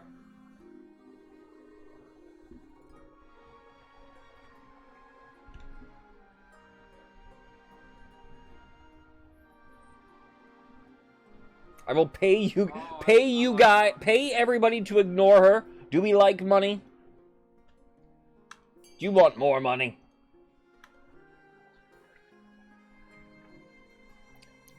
Prattle from a throneless queen. All this is. So what? She wants this? You can come and get it, Vashim. Pry it from my cold, dead hands, like I did from your mother.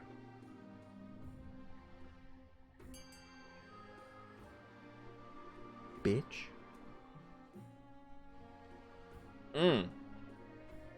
Yeah, I killed your mother and took this crown. You can't do the same?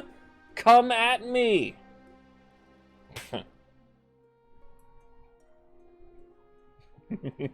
Can someone crown the king? You want to crown Alcra. Talent. I know! Exactly! Yeah, I took this crown by force. You're gonna go to some other country now after I showed mercy upon you? You better hope you don't get back to this country. Sailor, have a good day. Thank you for being here. Love, peace, and chicken grease. One hell of your mama joke. I know. Yeah, I literally killed her mother and stole this throne from her. She thinks she has any authority over me? Vashim II stays at the Talvanese court for the rest of her life, drinking fine wines and pontificating endlessly about how the throne really belongs to her. Alright, so she became like a wine... She became a wine ant in another country. Mr. 8 Mole Man, welcome on in. How are you doing here today? Thank you for joining us. You are a chieftain for the game.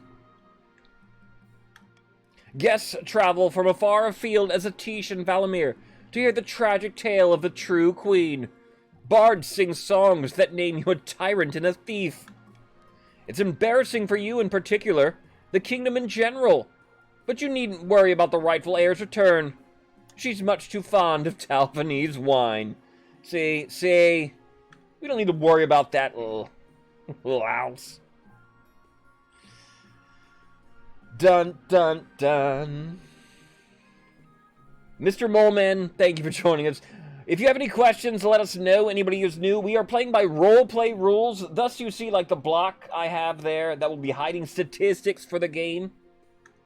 We are not allowed to know exactly how we are doing. We are voting based upon our how we feel our character would act, how our faction would act. We do have a royal wedding to get to. Yeah, those are the works. Close enough there, gamers. Should you just rebel? The currently able to rebel are the patricians. Maybe they should. However, let's get to the wedding, and I am marrying the chief. Your wedding to Oddfin is, naturally, talk of the kingdom. Nobles and peasants alike. Did I do the hi, Mom? King Israel! I missed a hi, Mom. Hi, Mom. Hi to all the mothers out there. My own mother, the Queen Mother, her Twitch handle is Delilah W. Sometimes she's watching in chat. I don't know what she might be doing right now. Peasants and nobles alike travel from all across the realm to attend. For a week and a day, the capital is one giant party. It feels like you're the only one not taking part. Instead, you're getting ready for the ceremony. Soon enough, you're standing in St. Bertrand's Cathedral with Oddfin at your side. Do you take this man as your lawfully wedded husband? I do. Then I pronounce you married in the eyes of the kingdom. After the wedding, of course, there's a feast, and after the feast, a dance. Your new husband, Oddfin, delivers a short but heartfelt toast, expressing a wish to get to know you better. By the time you find yourself alone with Oddfin, it's past midnight and you've never felt more tired. I miss the north. It's too warm down here. Ardent people twist their words. They don't mean what they say.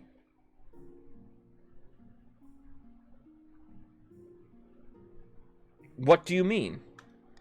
Everyone down here speaks in circles, insulting each other without really insulting each other. I don't know how they stand it. Oddfin, that's called being passive-aggressive. And it's tough, but I have to do my duty. Zweifriend, hello there. By Oddheld's horn, I feel for you. I couldn't do it. Zweifriend, welcome back to the Count's 6,180 gold in your coffers. After finishing the last of the wine, you head to separate bedchambers. Seems your husband is happy to take his time getting to know you. Active-aggressive. All right.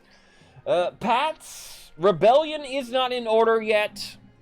You would need one more vote.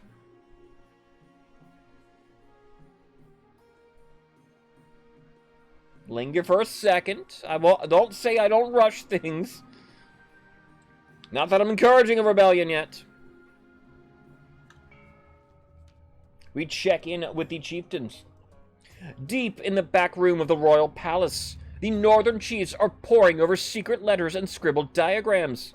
On the wall is a corkboard filled with pins crisscrossed by colored string. Pat's army isn't very high. Maybe a reason why Pat shouldn't rebel. The monarch has married Oddfin. Praise Morgana. Now they just need to get on with the baby making. We can't hold off the other regions forever. Super Pink, I'll get to baby making as soon as I can. Aye, the clock is ticking. Priests are fleeing the east in droves. Whatever dark nastiness those bastards are up to, it can't be good. Then we've got to keep up our efforts. Monarch Hala isn't going anywhere on our watch. The chiefs must continue to aid the monarch by countering the other region's schemes. They will win the game if the monarch produces an heir and completes their ambition. We will check in with everybody then, just Roswell here. The chieftains are loyalists. They will win the game if the monarch wins the game.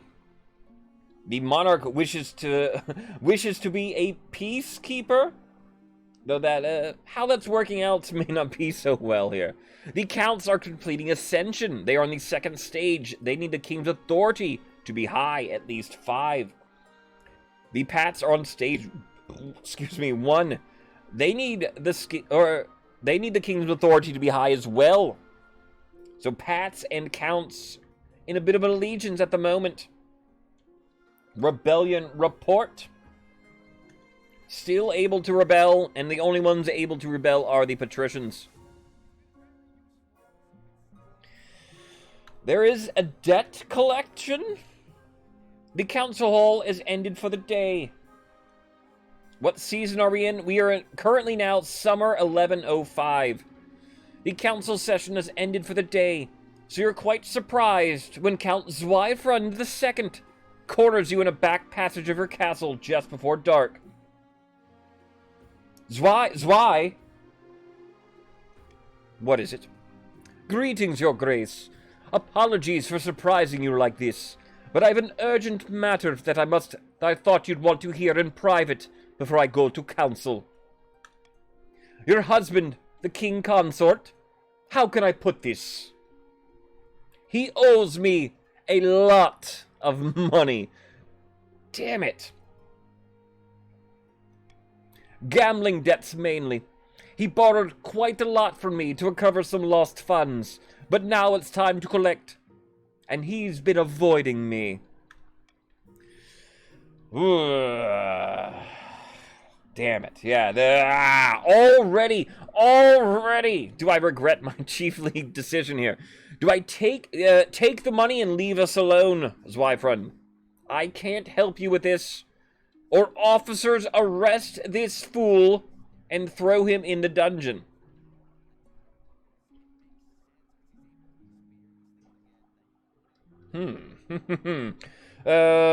Zweifrun, did anybody see you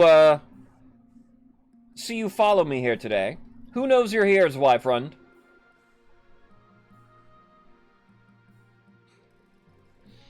It's so viscerally. I don't know. You might can tell from my little demeanor there. Not a suspicious question at all.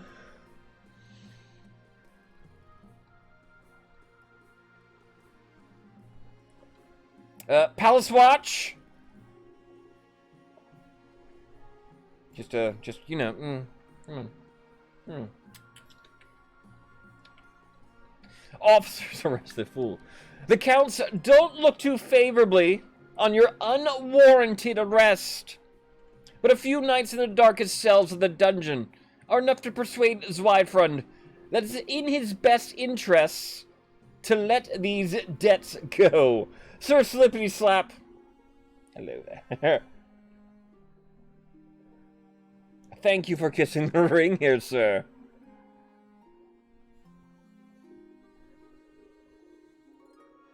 How are you doing, Sir Slippity Slap?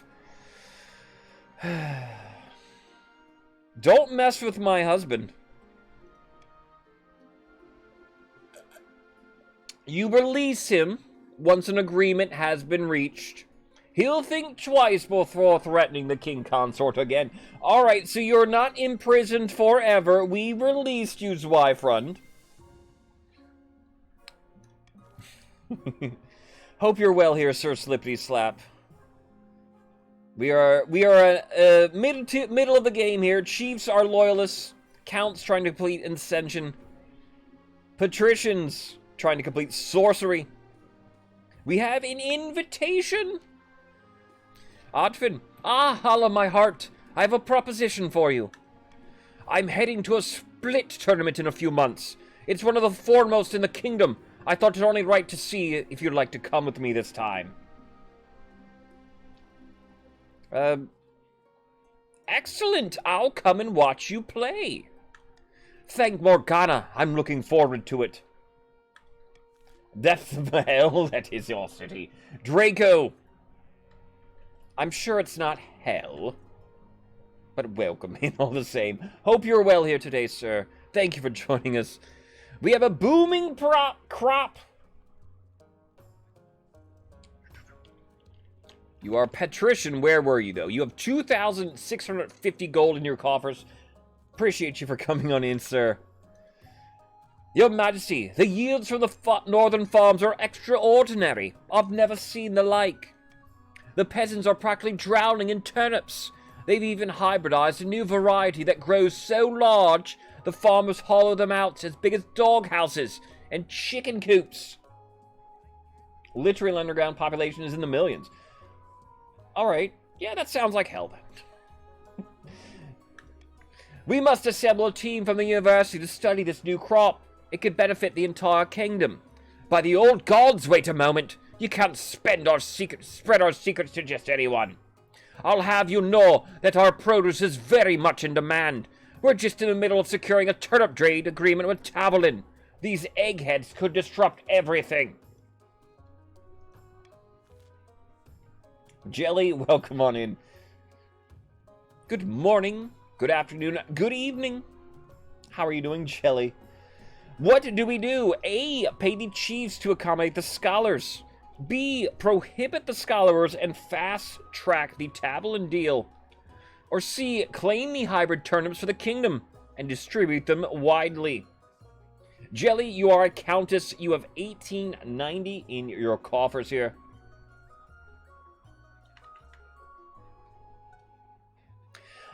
Are you are making deals with Tavolin behind our back? Were you not paying attention? Tavolin is trying to extort money from us.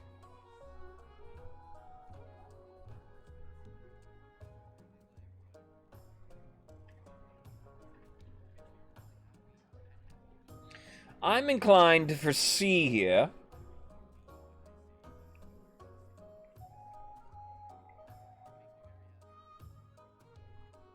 Though I don't mind A either.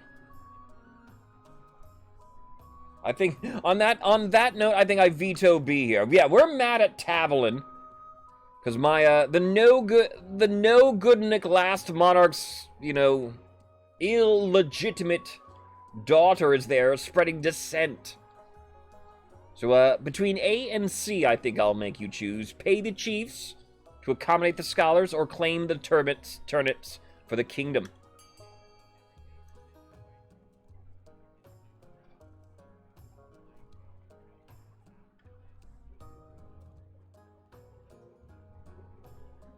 I won't mind giving them some money, but at the same time, it would be nice, chiefs, if you would share.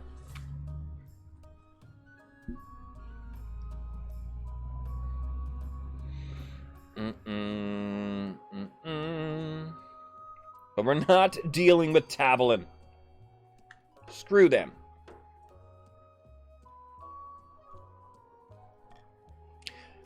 Claim turnips. Peasants across the land start thinking that you invented the marvelous Hala's turnip that begins thriving throughout the kingdom. You become known as Hala the Gardener. As for the chiefs, they're mostly affronted, citing trade secrets.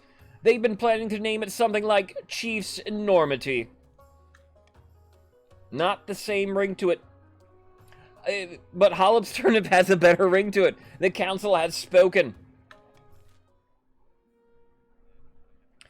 And, currently then, the rebellion is halted. End of season. However, though, we come to our next auction.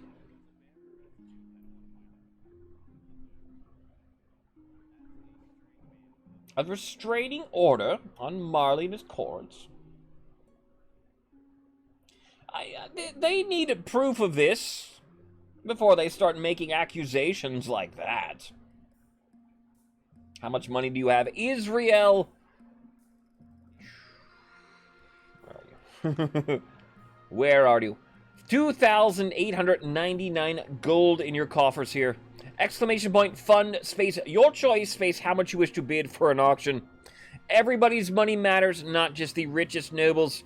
We see Waper sits atop the leaderboard. We have many, many counts there as well. What do we build here? A, the library will raise stability for the kingdom. B, the stadium will lower military for the chiefs. C, the deer park will lower farming for the counts. D, the prison will lower stability for the kingdom. E, the monument will raise authority for the kingdom. And F, the Thieves Guild will lower trade for the patricians.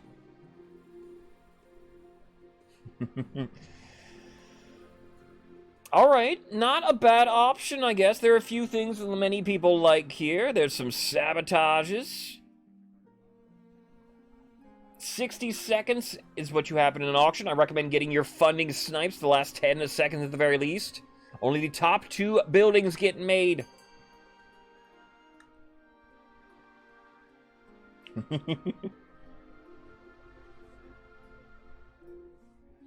Are we confusing some of our roleplay streams, people? You can't get mad at something somebody did in an alternate reality, alright?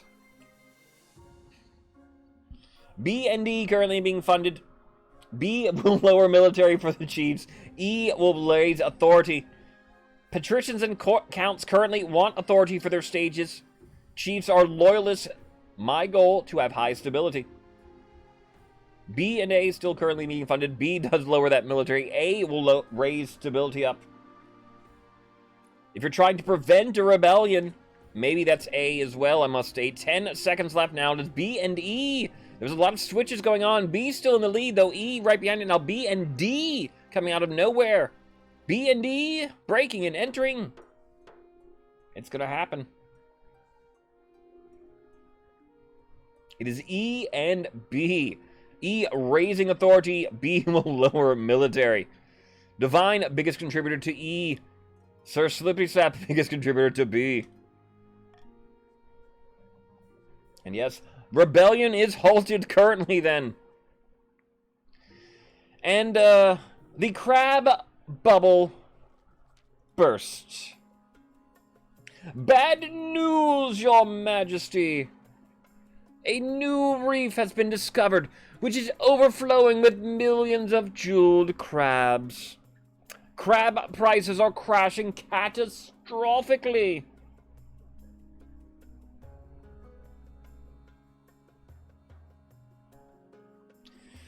How could this be? How could this have happened? The entire kingdom will suffer financially, Your Majesty, with the exception of a few patricians. Curiously, noble patrician Roswell, the very same patrician who first began the crab craze, recently sold all of their crabs at a huge profit, days before the crash. Everybody lost money, except for Roswell Gaming. Who could have predicted this? Something must be done.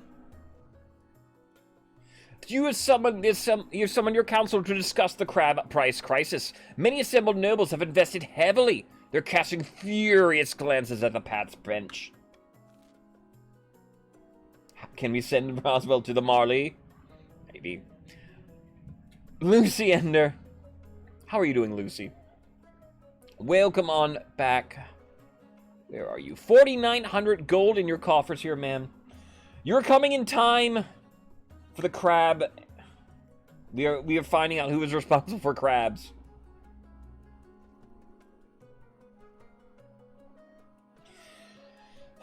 They looked pretty. That's why. They were sparkly. You know, he showed me one. It was beautiful. I think it was the lighting. Do we A, bail out the failed businesses along the coast? B, let the coast suffer the full consequences of this crisis? Or C, arrest noble patrician Roswell and confiscate their ill-gotten gold? Or shiny crabbies. I've never caught a shiny crabby. You know, it was cool.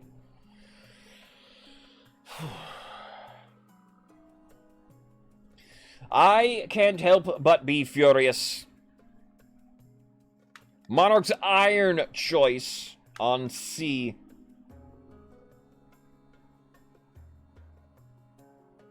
Why not B? It's their fault. We need to punish all the patricians.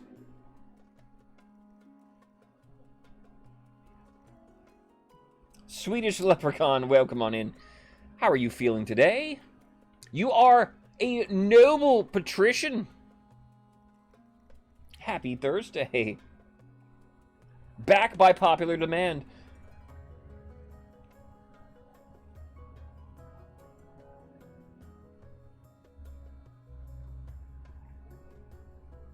Yes. This is my choice here. Iron choice will raise authority if C passes. We don't know the other consequences, but we know my authority will go up.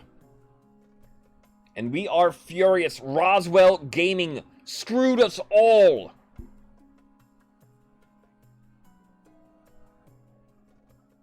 I don't know how he gained, what was it, like 1,500 gold? I don't know how that's possible considering he stole 300 from everybody. Where did all the money go? We need answers. We are furious, all of us. Well, not all of us. Some people wanting us to bail out the coast.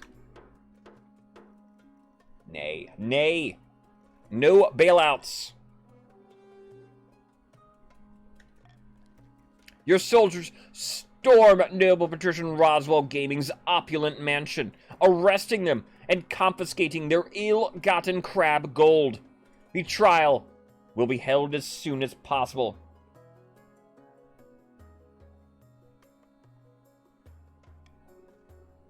Howitzer was following her, and then you killed Howitzer. Oh no. We don't talk about that too much, Draco. Outraged patricians argue that your actions are illegal and not make a mockery of the law. Don't they know that you're the monarch? And usually lived are the people of Celestia. We have the Split Tournament. Oddfin leads you inside Chief Waper's clan hall, where tables are already laden with food and mead. So good to see you, your greatness. When Oddfin told me you were coming, I almost didn't believe him. Oddfin's first opponent will be Count the Apple King, by the way.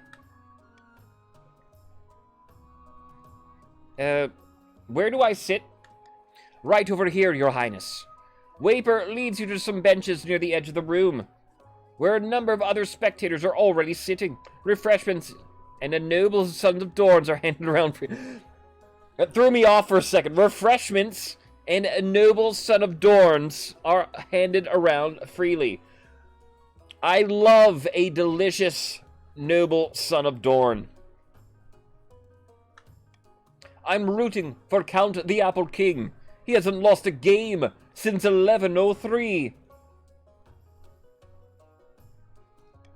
Oh, blood and stars, your grace. I didn't expect to see you there. Alright. Your first opponent's been undefeated for 2 years? Ouch. I'm just here for the king consort.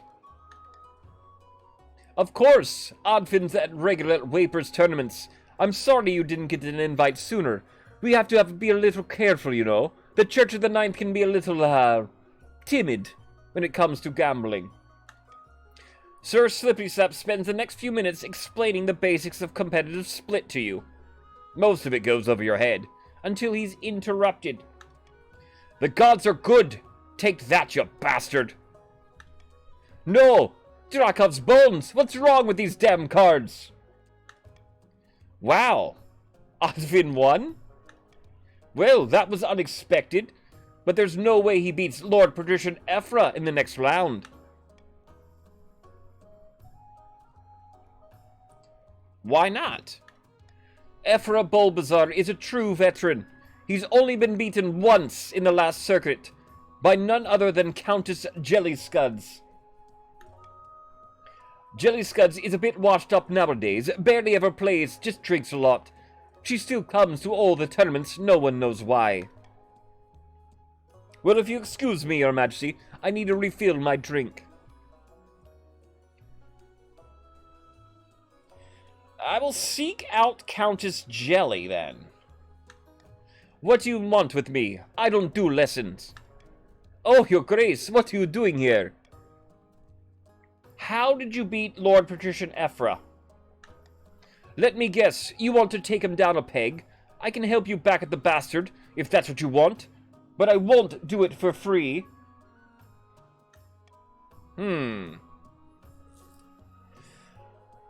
Alright, a choice here. Fine, take this, or bribe you? I don't think so. You do cheat. I know, Jelly.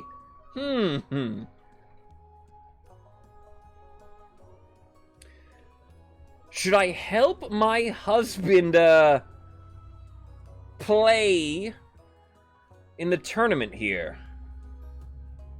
I'm gonna get drunk as fuck.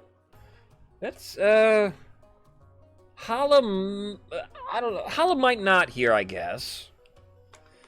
It would be dishonorable, wouldn't it? Happy husband, happy fuzzband.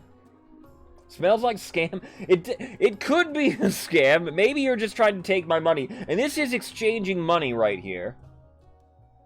Now, it is not honorable. I don't believe it is honorable. Bribe you? I don't think so. Hoy himself, though, is curious as to what will happen if I do bribe you. Then I'm afraid you'll have to take on Lord Patrician Ephra alone. Good luck. It won't be easy. You find your seat next to the next table, where Oddfin is setting up play against Lord Patrician Ephra. Sir Slippery-Slap joins you once again, his cup refilled. Ah, Slip. You don't think you can beat me, do you? You'll see soon enough. Alright, everybody, my husband can do this, right? This is a roll right here. Oddfin, hubby, darling, you got this. watch the match. The game goes by in a blur. Lord Patrician Ephra is aggressive, and Oddfin just can't keep up. It's a matter of minutes before he's forced to concede defeat. He's gonna lose my ground. This is for the kingdom? No! Why didn't you say so? 60% of the time. That was not a 60% roll. Good, better luck next time, my good king consort. Well, I suppose that's it. I've been knocked out. But at least I put on a good showing. I should have... And sorry then, yeah, we should have bet that. I should have done a bet for that prediction. Yeah, that's what somebody was mentioning. We could have predicted. That was a failure, yes. My husband did not win. You did wonderfully, my love. God's bless you, my love. You and Oddfin stay to watch the finale before heading back to the capital. You didn't win anything, but at least you spent quality time with your husband. See, that's what it's all about, me and hubby here. Oh. About my heir, speaking of me and my husband, your marriage to Oddfin has leaped from strength to strength over the past few months. Truly, you found your soulmate, and every day you count your blessings. Yes, double success. It worked out. Now, me and my husband, we love each other.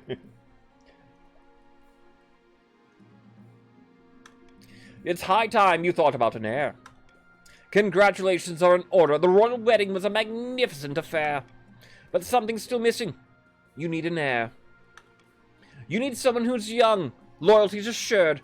A child of your own would do the trick, even if they're a bastard, or the youngest of your many cousins.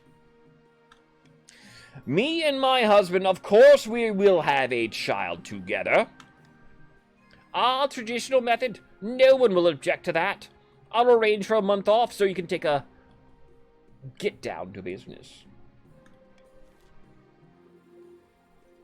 End of season. We check in with the patricians.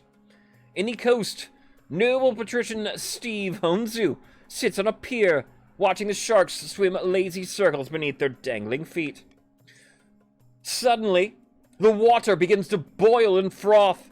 The sharks swim off in terror. A huge, shaggy figure rises from the sea. You wanted to meet me, make it quick. A giant squid is fighting a sperm whale 30 miles from here, and I don't want to miss it. No laser beams, nay.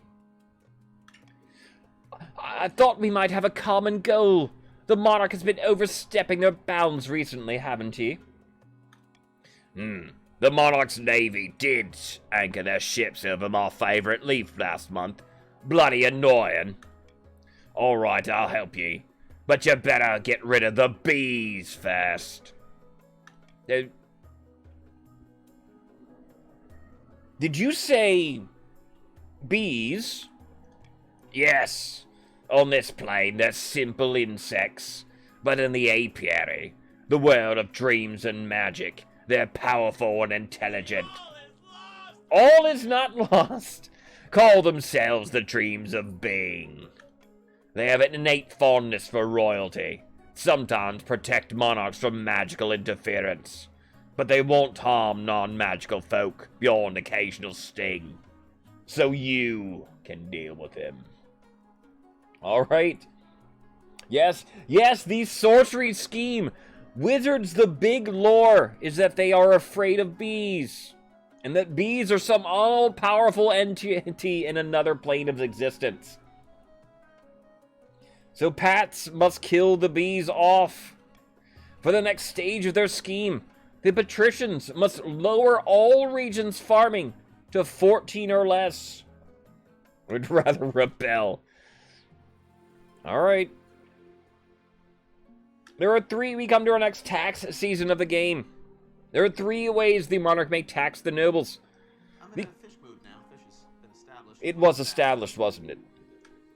The cruel tax will raise defiance for the nation. Raise the treasury up by 400. Take 400 wealth from everybody in the color. Michael to the Sarah, I probably wouldn't leave my house. Alright, if I heard a truck full of bees crashed. Bees, if you don't hurt them, they usually don't hurt you, but 5 million bees? The common tax, no defiance swing, 100 treasury to wealth. The bribe will lower defiance, lower the treasury by 700, and give 700 wealth to everybody in that color. We should, the Pats, was it like 3 reigns ago? The Pats were obsessed with bees. So that helped their farming out a lot. Through the past few reigns, I will tell you, the farming has increased everywhere. So decreasing farming might be a little hard for you. The Pats invent insurance this turn. They gained 500 wealth while everybody else only gained 200.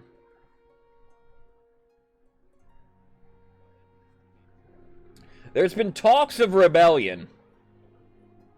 Anyone have 15k? Exactly, not quite. 17,000 for Lady Frost, 19,000 for Apple King, 24,000 for him, for Waper. I think some bribes might be in order here. I've seen you whispering to each other, nobles. And Monarch Hala isn't cruel. Wants to keep you on her good side. Oh, for Cash is King. Or bribe, well,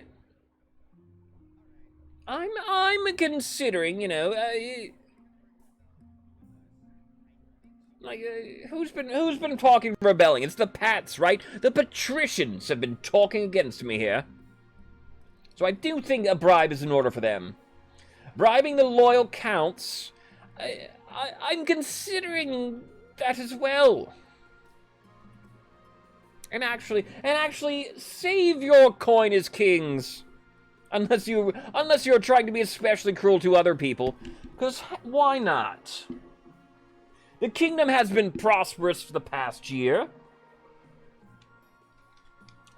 We can afford a triple bribe for everybody.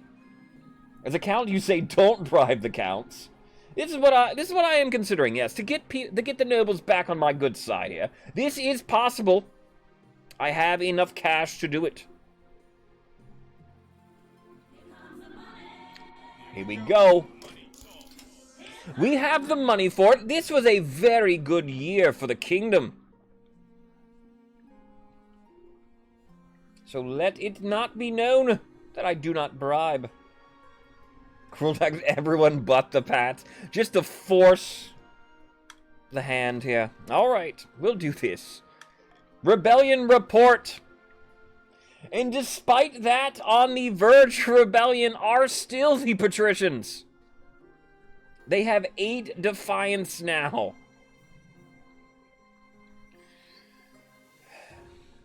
There is an escaped experiment. The spymaster comes to me. Apparently, something has escaped from the cellars of Countess Luciander's castle. I've asked for an eyewitness report from a local. Hello, your majesty. It was a right unholy sight. A monster stitched together from parts dug up from my village cemetery. I recognized my Aunt Edna's earlobes.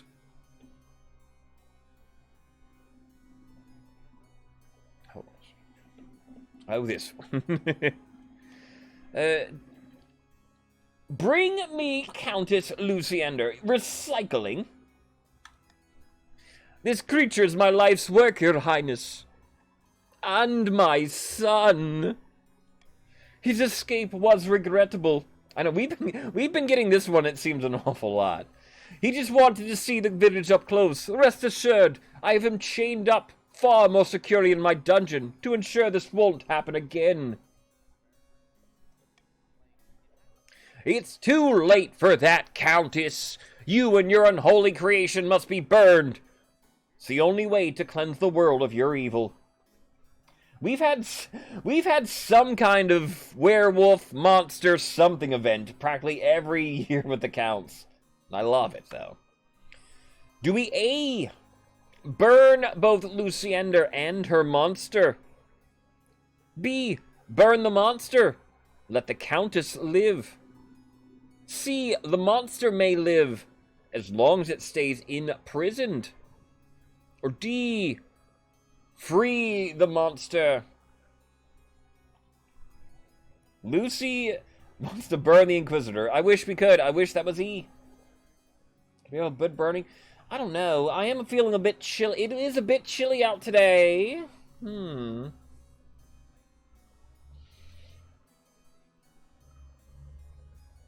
Yeah, I know. Like, story-wise, we have been getting this a lot. We have both freed the monster to some success and freed it to some failure. We've seen burnings. Hala.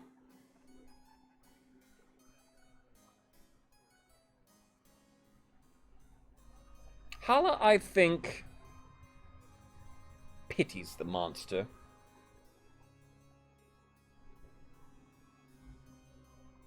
I don't wish for burning. I will make it my iron choice that we free the monster.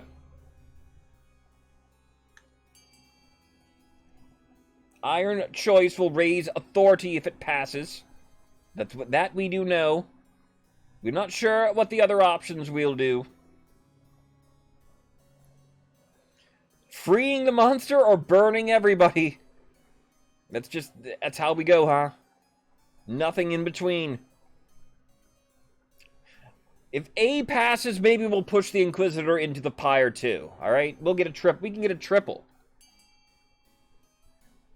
But nay. Nay! Free the monster? D is a gamble, yes. We're not quite sure what will happen with D here.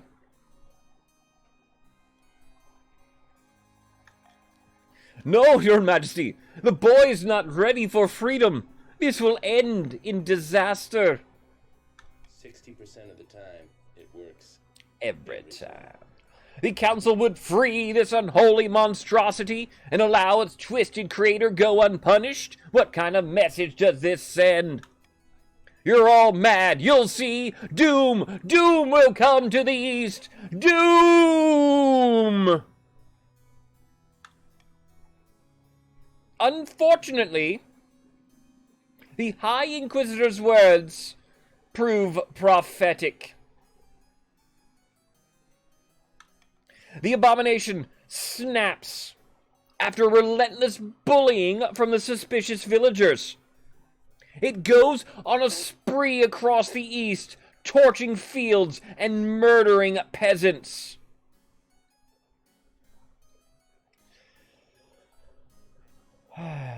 Oops. It's finally brought to justice by an angry mob.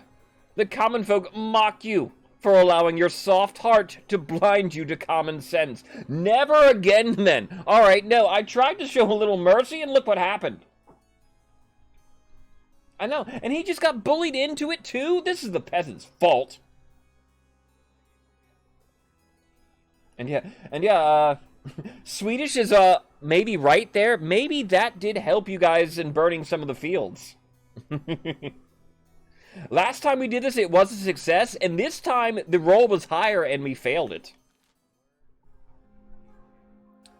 There are sigils and stones, they may break my bones. Amaranth, your greatness. Unfortunately, there have been some strange things happening at the newly built stadium. But I'd rather keep it quiet for now. The other nobles can be so judgmental. I don't want people to think I don't have a grip on the stadium.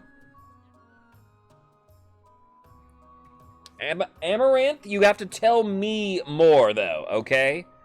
If you're gonna give me a secret, you gotta tell me the whole secret. Odd symbols are being painted on the bricks of the stadium.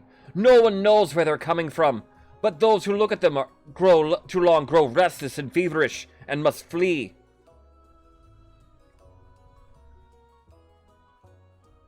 Do I, choice for me here, I'll keep it quiet for now. Or no, we'll have to open this up to the council. Aliens? I'm not saying it's aliens.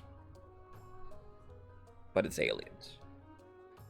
Ephra, welcome back here. Ephra. Amaranth, rather. Amaranth, no. I'm sorry to not keep this under discretion, but we must open this up to the council. Chief Amaranth sighs and heads into the council chamber. Yeah, I can't help you myself. We need everybody's knowledge here. What do we do? Strange symbols appearing. Do we A, paint over the symbols? B, set troops to guard the area? Or C, leave it? There's nothing to worry about.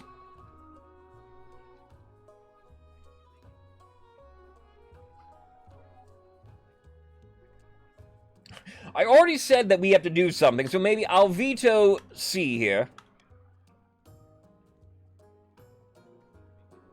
Paint over the symbols or send troops to guard the area. No golden choice, merely the vote there. Ephra, I still see you in if the extension isn't working. There you are. Is it just kids? Well, we don't know.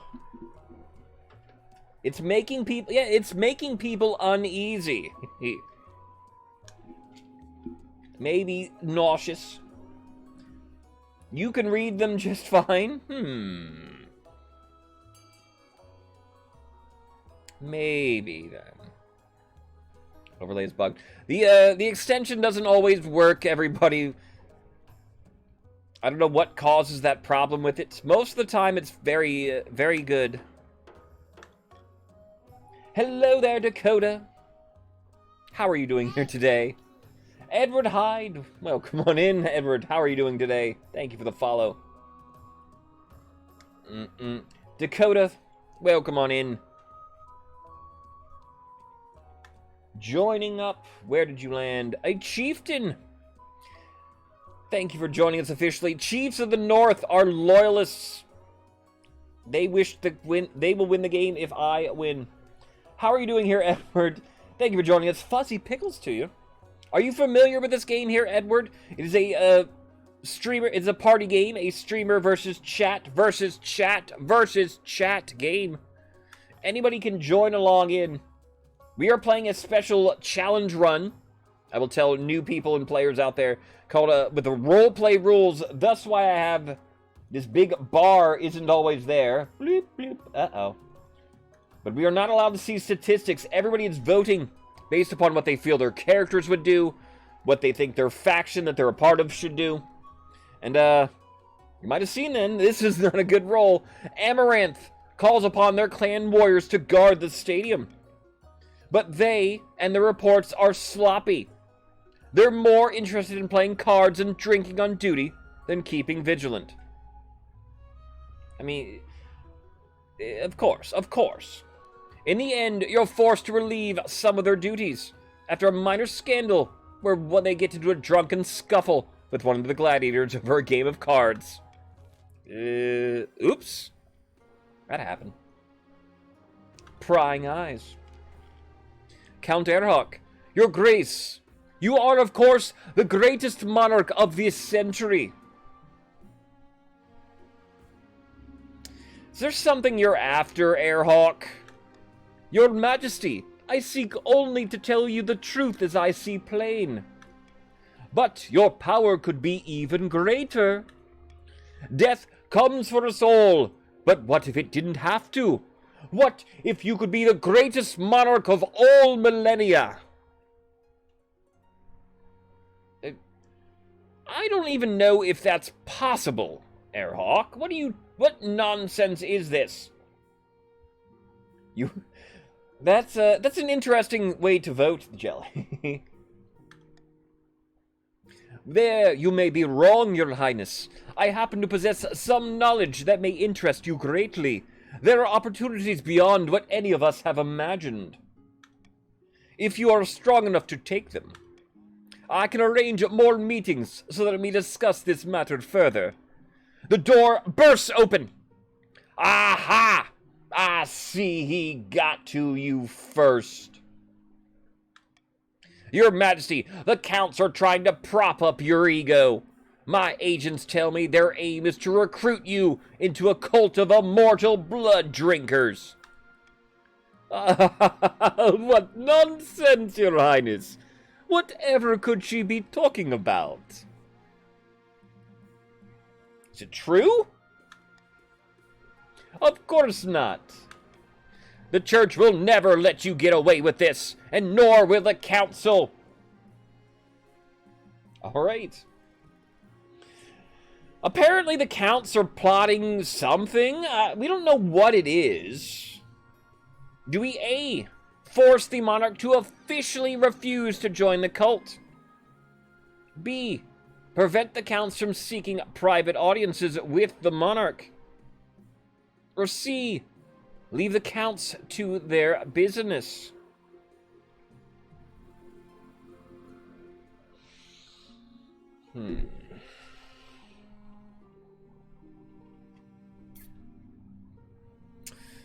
I don't know if I trust the Counts. We have to do something. We have to do something.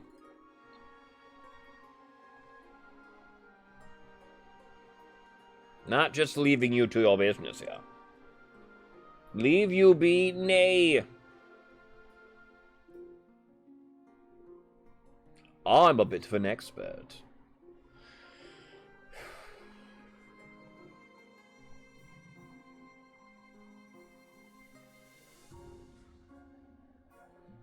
I don't think... Try not to do it too meta. Try not to be too meta-wise about it. I don't think authority's super high. I don't know if A stops them or not. Guess we'll play it safe. Play it safe. We'll prevent the Counts from seeking private audiences with the monarch, I think is best. We will golden choice B. Yeah. I will not be alone with a Count. I will need an adult with me at all times when dealing with them. That is, if you're newer to the game, the Monarch's Golden Choice, the law I just passed, means if you vote for B, you don't know what will happen gameplay-wise, but you do get 500 personal wealth. Yeah, authority and stability are both a little lower than I would like. So I don't know if A will stop them, but...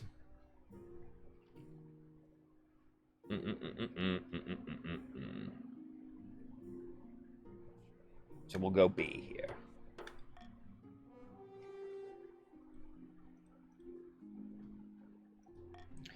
Somehow your schedule becomes chock full of nobles demanding your attention. Your Majesty, storms rage across the coast and the boats cannot leave. There are bound to be fish shortages next year. Never mind that. What about the hailstorms in the north? They've been knocking people out. Warriors demand medicine. More and more visits take up your time. Some important and many decidedly not. You have no chance to speak to the Counts at all. The Count's stat goal will not be evaluated until the end of next season.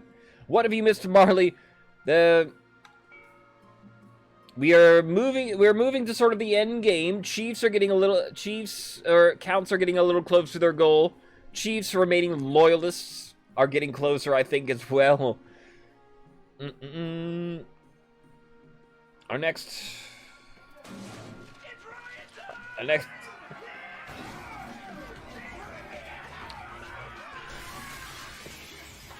Miss Mugen X Chan.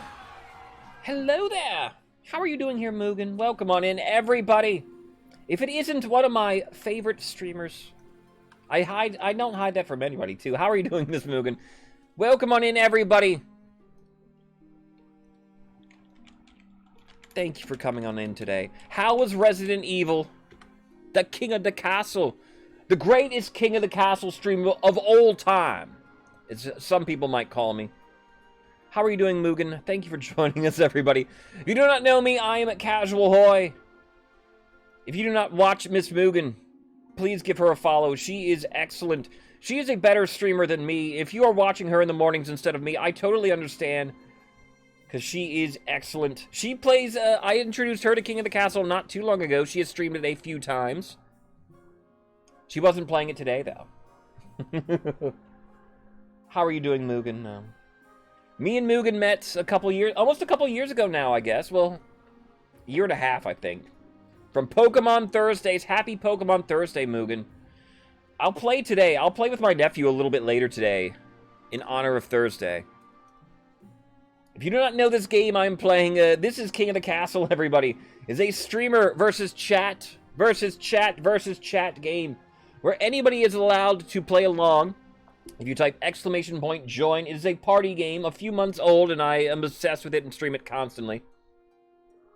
This game is super chill. I'm glad that you enjoyed it, and you were very good, Mugen. A lot of first-time monarchs, can't pick it up as quickly as I think you did. I'm picking a law right here. I myself am playing we're playing a challenge mode for the game. For this dynasty we're on, where we're not allowed to see the statistics of the kingdom. So thus, it'll always be on this noble list right here, and then I have these big blocks that'll block the stats. So whatever people are voting on, they're voting based upon what they feel they should be doing for their character, for their faction. I'm picking a vote here. Do I abandon the Iron Choice for unity here? My goal is unity. I want things to be united. And so stats are hidden on purpose. We'll know some of them. I don't keep them hidden during the auction. Rebellion report. On the verge of rebellion. Uh-oh. On the verge of rebellion are two factions currently. The Pats have been on the verge for a while. Counts are joining them now. Actual, literal trash. How are you doing today? You are a chieftain. Welcome on into the game. Anybody can join in from Mugen's stream that was playing that wants to join in. !join like Trash just did. Did you join at a bad time? I don't know. Maybe. Crab trial? Where's crab trial? Crab trial. Alright, we need to see the crab trial. After months of delay, Noble Patrician Roswell Gaming is finally due to stand trial for their crab-related market manipulation. You stand accused of perpetrating fraud and tricking hundreds into buying expensive crabs. How do you plead? I am guilty only of making money. So I broke a few laws along the way. Is that a crime? Yes, obviously. I pronounce you guilty as charged. Your fate will be decided by the monarch. Oh, dang it. No, don't pay attention to stats. Roswell just trying to make a living. Alright, no though. Mugen, whoever is responsible for spreading crabs must be punished, alright? Because we all got crabs.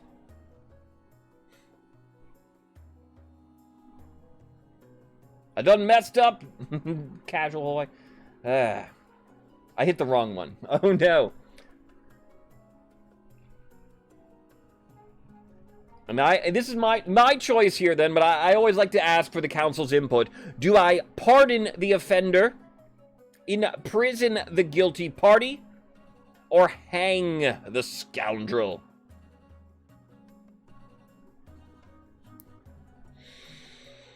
We are always very mad at the crab people. Despite looking fabulous here, Roswell. Alright. Miss Mugen, crawl off to your bed. Thank you for the raid again. Follow Mugen. Watch Mugen as much as I do, everybody. She might stream King of the Castle sometimes. Whisper. Ooh, Ephra. Alright, a commanding presence for the Whisper in the King's Ear. What do I do here? Pardon him. God, pardon him? Why? Why should I pardon him?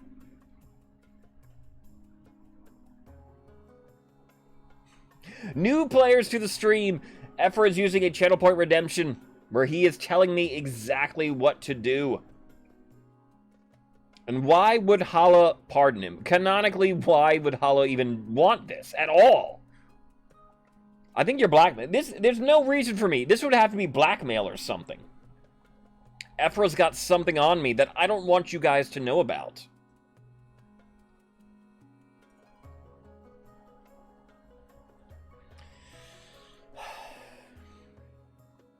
It was an honest mistake? Maybe? Pardon the offender. I don't know if I've ever personally done this. I've seen it happen, but no, I never pardon the crab person. Jelly Scuds, thank you for kissing the ring. I don't think I have ever personally pardoned whoever done this. I think I've been forced to do it once before, maybe. All right. Thank you for kissing the ring, Jelly.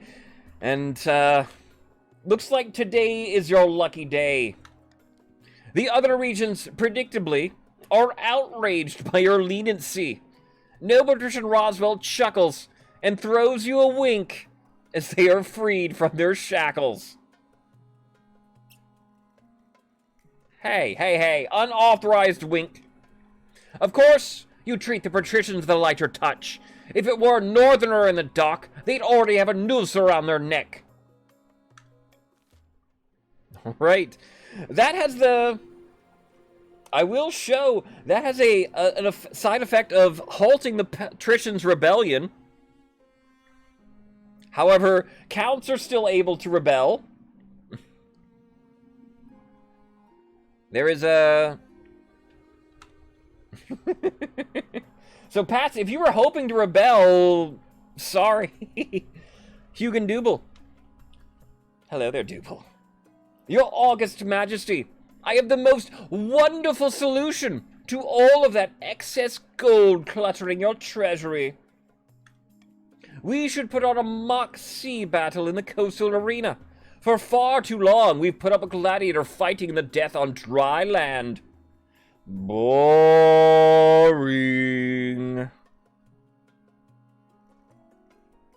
How would that work? We waterproof the arena and fill it with seawater. Then we crew a few custom-built ships with our most expendable gladiators. Have them duke it out before a screaming crowd. Alright, sounds interesting. Do we A, hold the mock sea battle in the arena? B, as a cheaper alternative, hold this battle at sea? Or C, forbid the arena from experimenting with naval combat?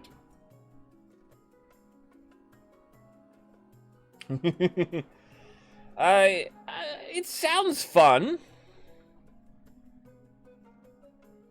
I think... I think vetoing C. No, Mahala likes this. We will do one of them. You either hold it at C for B for C, A for arena. It's not confusing. A, hold the mock sea battle in the arena, or B, as a cheaper alternative, hold the event at sea.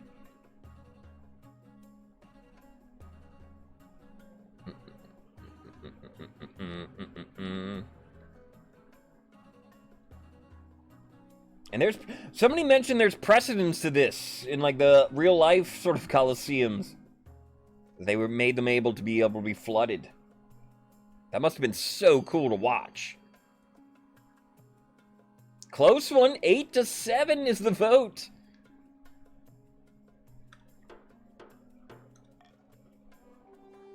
And but we will hold the Moxie battle in the arena. Oh, marvelous! I shall make the arrangements at once. A few weeks later, the Moxie battle is held in Thalassus. You watch from the royal box. Two ships battling each other, tossed on artificial waves. Gladiators swinging on ropes with cutlasses between their teeth. A naked spectator swimming across this arena gets eaten by a shark. This show has everything you'd hope for, and more. It does sound like quite the spectacle. A few competitors drown, of course, but that's what they signed up for. The show attracts tourists from all across the kingdom, inspires a wave of patriotic peasants to join the coastal navy. A grand success. I know. Dougal. Sound. Now, next time I'm having a party, I'm contacting you, buddy. Dude, yeah, Draco, that sounds awesome. To think that they could do that, you know, that long ago in history. Back to the rebellion. We have carved symbols. As we recall, we stationed soldiers to try to take care of that, but it failed. Your Highness, you recall the symbols that kept showing up on our stadium were causing people to run away. Is that still happening? Yes, but now someone's carving them. And we've discovered a network of abandoned tunnels beneath the stadium itself.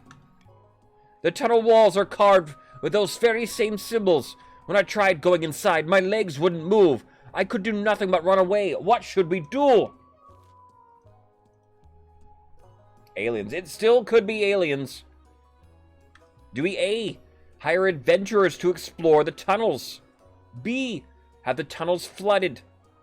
Or C, send a scholar to live with Chief Amaranth while she investigates?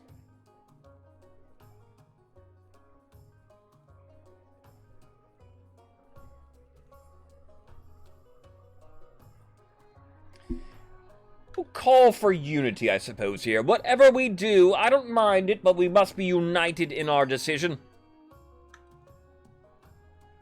Call for unity. If whatever passes has more than 50% majority, will raise stability in the kingdom. How do we deal with the symbols? Hire adventurers to explore these mysterious tunnels. B, have the tunnels flooded. Or C, send a scholar to investigate while also living with the Chief Amaranth. What are you thinking?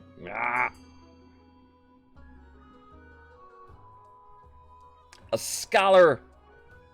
We'll get to the bottom of this.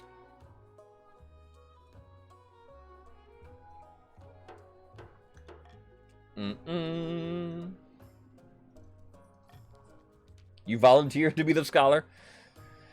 A historian from Quail University, we already found our scholar, makes her way to the Northern Stadium, staying on Amaranth's estate while she studies. I've never seen symbols like this. Could be a dialect of later Valetian, perhaps. But in the north of all places. At last a mystery worth solving. You await her results with anticipation. So does Amaranth, who is running low on candles, wine, and patience. This was not a gamba.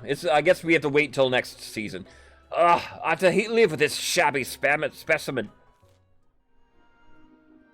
Any counts then? Alright, counts. Rebellion is getting through. It would appear. Wilmany, welcome on in.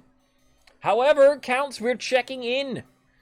While playing a game of chess in an austere castle, two counts of the East discuss their schemes against the crown. Will, welcome on in. You are a chieftain. 3,300 gold in your coffers here. By blood of the dead, the monarch must get a grip on the kingdom. We can't allow them to join our secret society of immortals while they can barely keep the crown on their head. The count's aim, raise authority to at least 5, so nay. Scheme was not going through. Count's authority was not high enough. We'll check in with everybody. It appears we'll have some rebellions. Chiefs are loyalists. They will win the game if I win the game. The Counts were trying ascension, however, they will be rebelling. Patricians are attempting sorcery. They need all regions farming to be low. Our rebelling report, yes, able to rebel. Currently rebelling are the Counts. My heir. Your quest for an heir is finally complete. You stand before the council, holding a small child in your arms. Should I die, I ask my crown be passed down too. The council hall is filled with nervous silence. My daughter. The assembled nobles break out into polite applause. By designating an heir, you've cemented the stability of the kingdom. Your Majesty, may I be the first to congratulate you on the birth of your daughter. What is her name? Dakota? This is Hala II. Your gods are good, Your Highness. I'm sure little Hala will grow up to be a chip off the old block. Congratulations on finding an heir. Now you just need to fulfill your ambition to win the game. Expect a visit from the Spymaster soon. Rebellion. Alright, rebellion is on. At long last, the Counts have reached their boiling point. You are confronted in your throne room by Count Dr. Joe Fly. Their smile as sharp as a scalpel. The Counts of the East will bring you down, pretender to the throne. We will rise up and fight for Ravina, the true queen. This is a formal declaration of war. The next time we see each other, we'll be on the battlefield.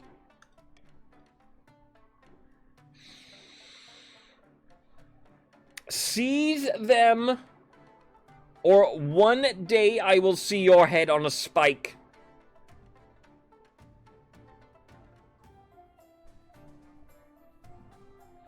Dr. Joe, I do not appreciate the disloyalty, and I have been lenient enough. Every time I seem to let somebody go, it comes back to bite me. Gods, give in to the hate. Seize them. Come along now, traitors, get the chop. What? But you can't do this. I'm an envoy, see? See how the monarch's tyranny grows worse by the day. Your watchmen waste no time. Count Dr. Joe Fly is dragged into the courtyard. Their head is struck from their shoulders. I didn't expect them to move so boldly, Your Majesty. And, our confirmation there, Count Dr. Joe Fly has died. But fear not, if you are newer to the game, if you die, become incapacitated or imprisoned, your child will take your place on the council. You never stop playing the game. So welcome, Dr. Joe Fly II to the council. What are our chances against the rebels? The Counts are formidable, but not undefeatable. I hope they don't persuade any other regions to join the rebellion. That would be disastrous. How did things get so bad? The leader of the rebellion is Count Zweifrund II. He's citing your past transgressions as reason for the uprising. Letting the crab market manipulator Roswell go free. The fact you returned the axe of Torgir to the chiefs.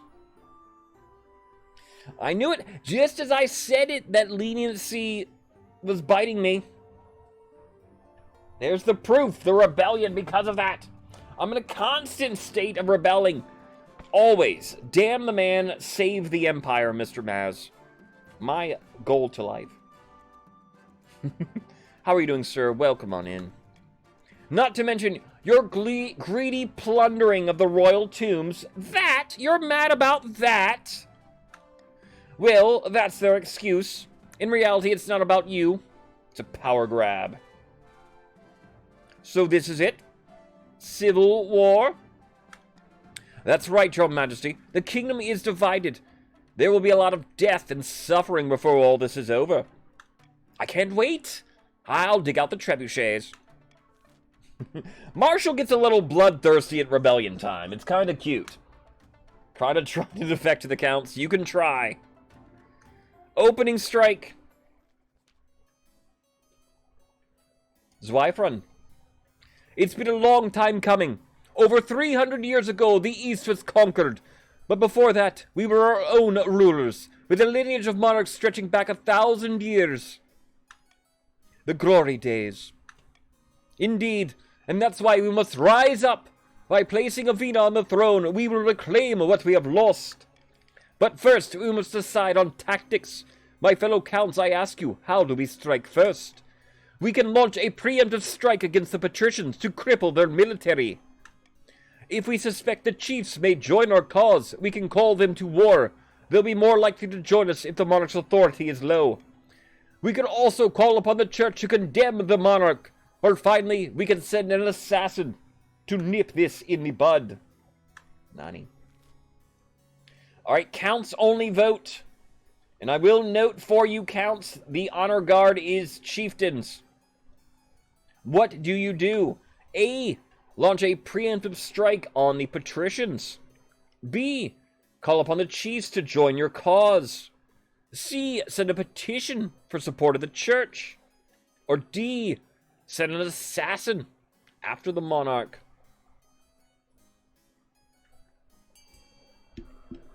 Is that what determines? I think that's what determines it for B, yes. Who you get to join you, maybe. These are some gambas, and it appears a split vote. A, B, and D. Any counts? Deciding on how to proceed in the rebellion. An assassin is winning now.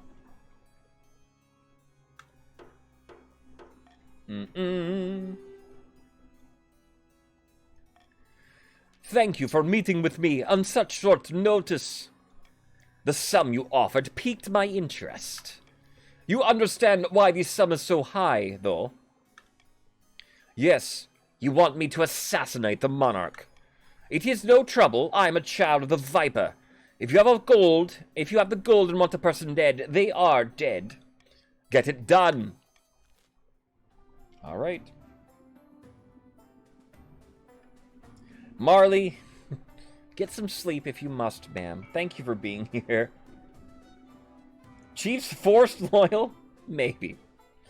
Our next auction of the game. The assassination. It costs more to assassinate Ortega than it costs to assassinate me. I don't know why it's so cheap for her to kill a king. Exclamation point, fund, space, your choice, space, how much you wish to bid. Everybody, even the disloyal counts, can participate in an auction. And everybody's money does matter. We have our second person hitting 20,000 Apple King. 20,200 gold. Let's look at everything we have here. A, the Grand Bazaar raises trade up for the Chiefs. B, the stadium lowers military for the Chiefs. C, the aqueduct will raise farming for the Counts. D, the library will raise stability for the kingdom. E, the Deer Park will lower farming for the Pats. And then F, the prison will lower stability for the kingdom.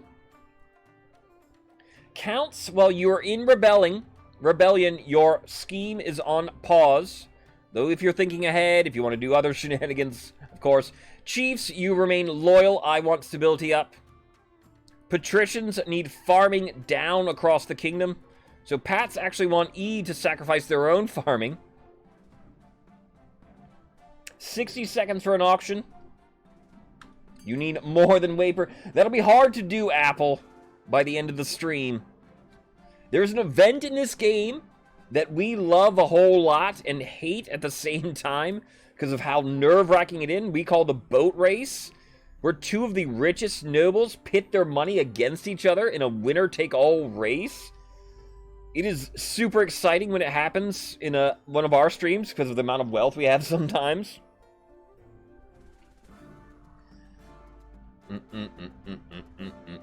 30 seconds.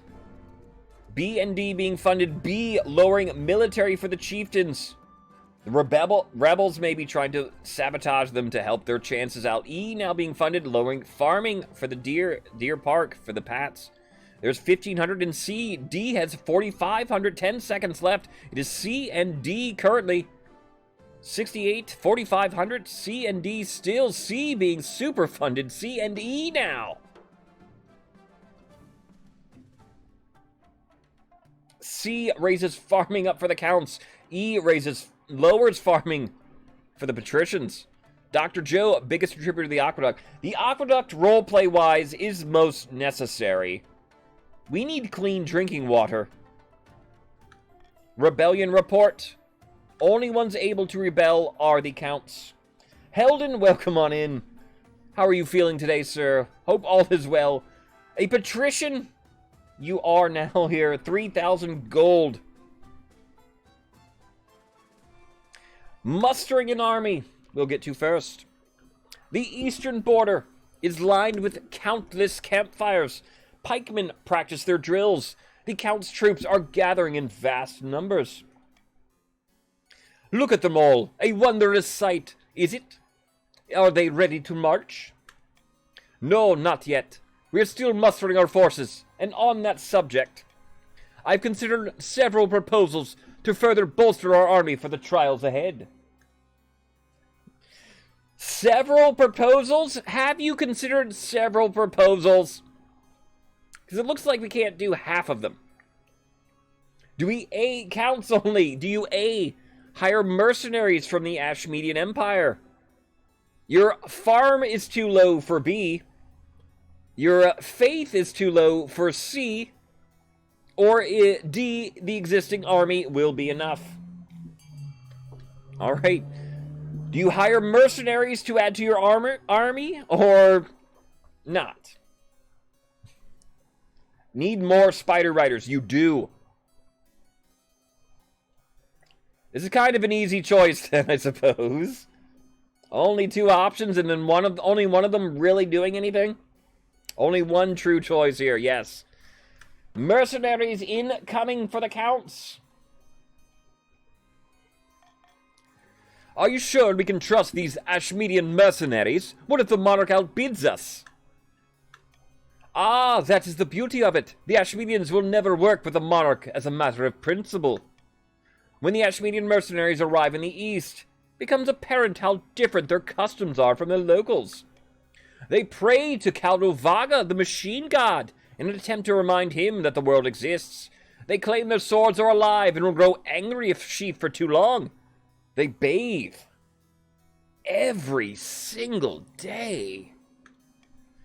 But they're perfectly capable of enacting hideous violence in exchange for money. That's all the counts need them for. Jelly, we could have used them by now. Something's wrong. It's a night like any other. You're lying in your monarch-sized bed, with your husband by your side, snoring gently. As is often the case, the troubles of the kingdom are keeping you awake, especially the rebellion. How could the counts betray you like this? For once, though, your insomnia comes in useful, because it allows you to hear the slithering under your bed.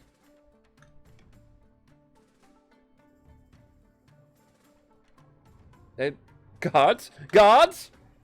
Your harder guard post themselves outside your door every night. You call for them to come in and investigate the suspicious noise. Upon hearing your shouts, your northern warriors burst into your bedchamber, axes at the ready. What's the matter, your majesty?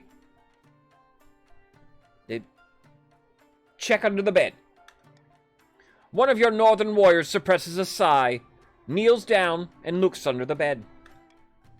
Then the warrior rears back, roaring in agony.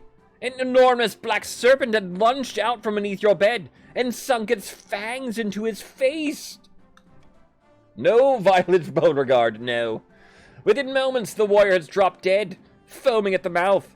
The huge snake uncoils, pulsates, and abruptly transforms into a hooded human figure, a knife clutched in one hand. For a moment, Your surviving honor guards can only stare in shock. Protect your monarch! Your honor guard and the assassin engage. Somehow the lone killer downs several of them in an instant. Though they received only superficial cuts, they're already convulsing, with foam dropping from their lips. Eventually, the assassin is cut down, but not before your northern warriors have been utterly decimated. The few survivors die within hours, also foaming. Darling, are you hurt? By the Starflayer! How could this happen in our own bedchamber? Your Majesty, are you all right? Amazingly, yes, not a scratch on me. You have incredible luck. If the assassin had caught you sleeping, you'd not be talking to me now. You should thank the Ninth for your insomnia. You'll have to take that over with his representative. Unfortunately, the assassin has been departed. Who was this assassin? One of the children of the Viper, the most feared assassins in the kingdom, no doubt hired by your enemies in the east. They use magic and tricky poisons in combat. A single Viper's child can slaughter even the kingdom's finest warriors. You have to be more vigilant from now on. I need some time to process this, I think. Of course. The council will stop at nothing, even murder, to bring you down. Thank the Ninth for your honor guard. May they rest in peace. Things could have gone very differently. A great battle. Vast armies darken the landscape like shadows of clouds. Flags are flying, drums are pounding in rhythm with marching of boots. The kingdom is gripped with civil war. At least that's what you imagine. Most of your time is spent in the safety of your palace, poring over a giant map with your marshal. Your Majesty, the army of the East is advancing on the capital, led by that treacherous cur, Count Zweifrund. I've received word from the commander of your loyalist forces in the coast. If they march now, they'll intercept the counts in a matter of days. That was a failed assassination attempt, indeed. Alternatively, they could join forces with the army of the North. It's risky, but together they'd have a higher chance of defeating the accursed. What are your orders, your Majesty?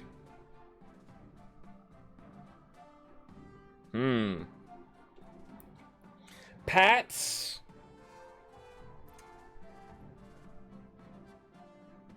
I think it's best if you join forces with the chieftains. Very well, your Majesty. I'll relay your orders to Lord Patrician Draco Terranium, commander in the field. Hopefully, they do as they're told. God knows treachery can thrive on a battlefield. We have our orders, but should we follow them? Patricians, do you A, defy orders and send the coastal army to fight the rebels? And we don't even put this. We don't even know what happens. B, to follow orders. Link up with the chiefs. Or C, hang back and let the rebels march on the capital without challenge.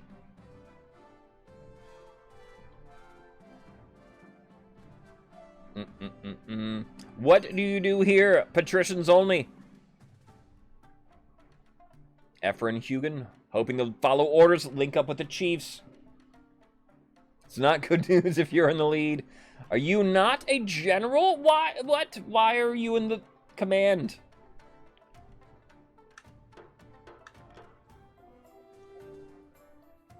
Who put you in charge? The whole city holds its breath. You stew in your palace, waiting for the marshal's return. Finally, she arrives in your throne room, looking perfectly composed. Your Majesty, as you ordered, the Pats have turned their army around to link up with the chiefs. All according to plan. Indeed, Your Majesty, let's hope the plan is sound.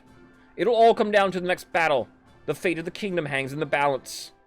And my fate, too. Oh, I can't join you.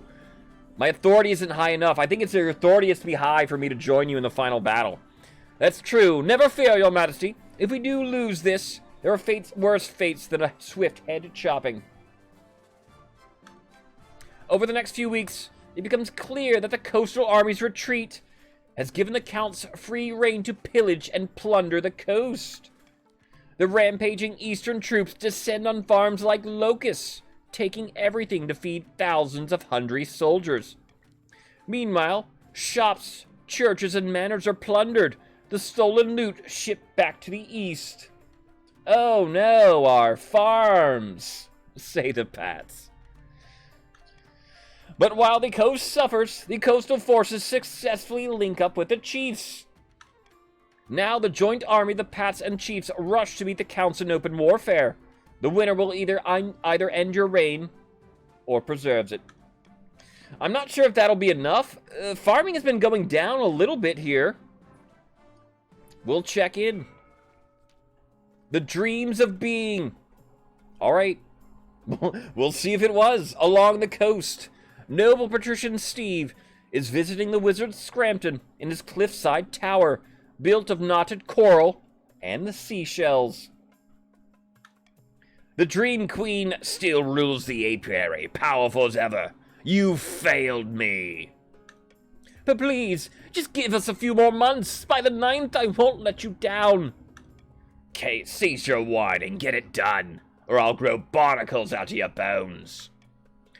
Patrician's aim, lower all regions combined farming, 14 or left, so it wasn't enough. Farming is still high across the kingdom. The bees are still safe. We get to our next tax season of the game. 3 ways the monarch may tax the nobles. The cruel tax raises defiance of a nation. Adds 400 gold to the treasury. Subtracts 400 wealth from everybody of the color. Common tax, no defiance, swing 100 treasury to wealth. The bribe will lower defiance. Lower the treasury by 700. Give 700 wealth to everybody in the color. Chiefs got the bonus. They strike a rich vein of iron in the mountains, making 500 wealth. Other nobles only gain 200. The Counts, while they are rebelling, I am not able to tax or bribe them at all. So their money will remain intact.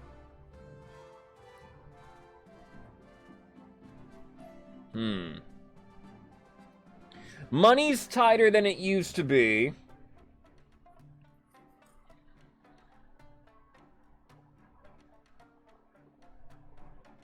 I think I'm just common here. Can't afford the bribes as much as we used to. We had to spend a whole lot on that Colosseum battle. It was worth it, though. The Pats would like a cruel tax. Did you hear that? Merely rumors, I'm sure. Worth every penny there.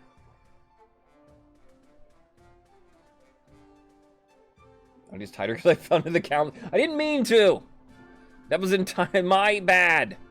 I didn't mean to fund a rebellion. I think it's a common here. The treasury's gotten a lot lower in the past year.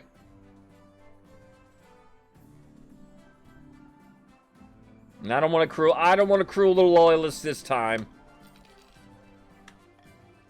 Common tax.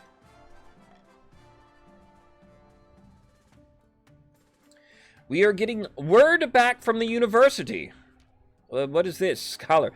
Your Majesty, I've returned from visiting the stadium over in the north. What did you find there? She shows you her sketches. As you look at them, faint warmth plays on your skin, and something itches inside your skull. Is it aliens? Jelly keeps insisting. Is this safe? Why does my skin itch? My theory is that this is actually protective magic, Your Majesty. Someone's warding the stadium against some great evil. I don't think they mean any harm at all. Is this an assassin? Uh-oh. I wonder if this could be useful for the stadium. The visitors might not like it, though.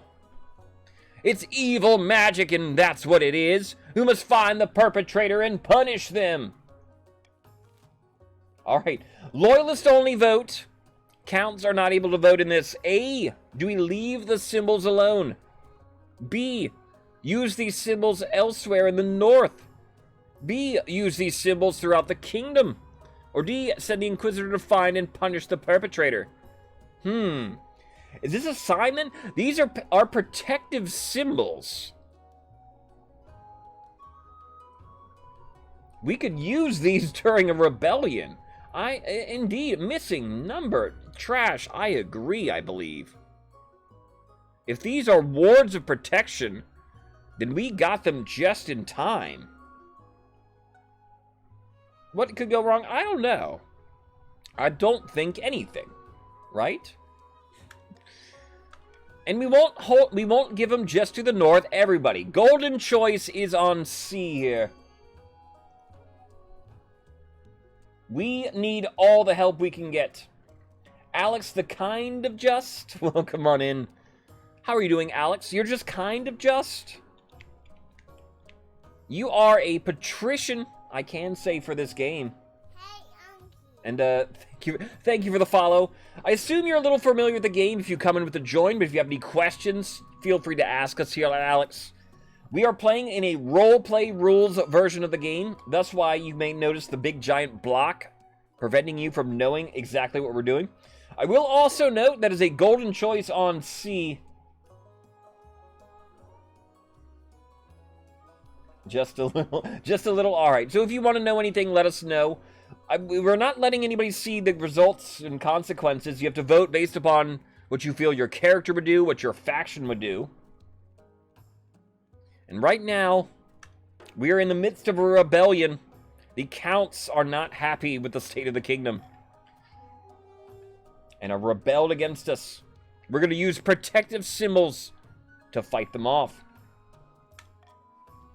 You want me to carve these symbols into pillars of any new building? Very well. What will the High Inquisitor think? As it turns out, the High Inquisitor is outraged. But the council has spoken. Up and down the kingdom, priests preach about the importance of devotion to the ninth god and the perils of magic. Several mystery plays are performed, including monarchs who look suspiciously similar to you and always come to sticky end. However, the symbols do have an effect. In granaries, they keep vermin at bay. In vaults, they deter thieves. In houses, they keep out intruders. Just like that, the kingdom grows a bit safer. Just a bit. Peasants outside. That raised up farming, unfortunately, Pats. Deep in the moorlands, a group of rebel counts have gathered to discuss the Civil War.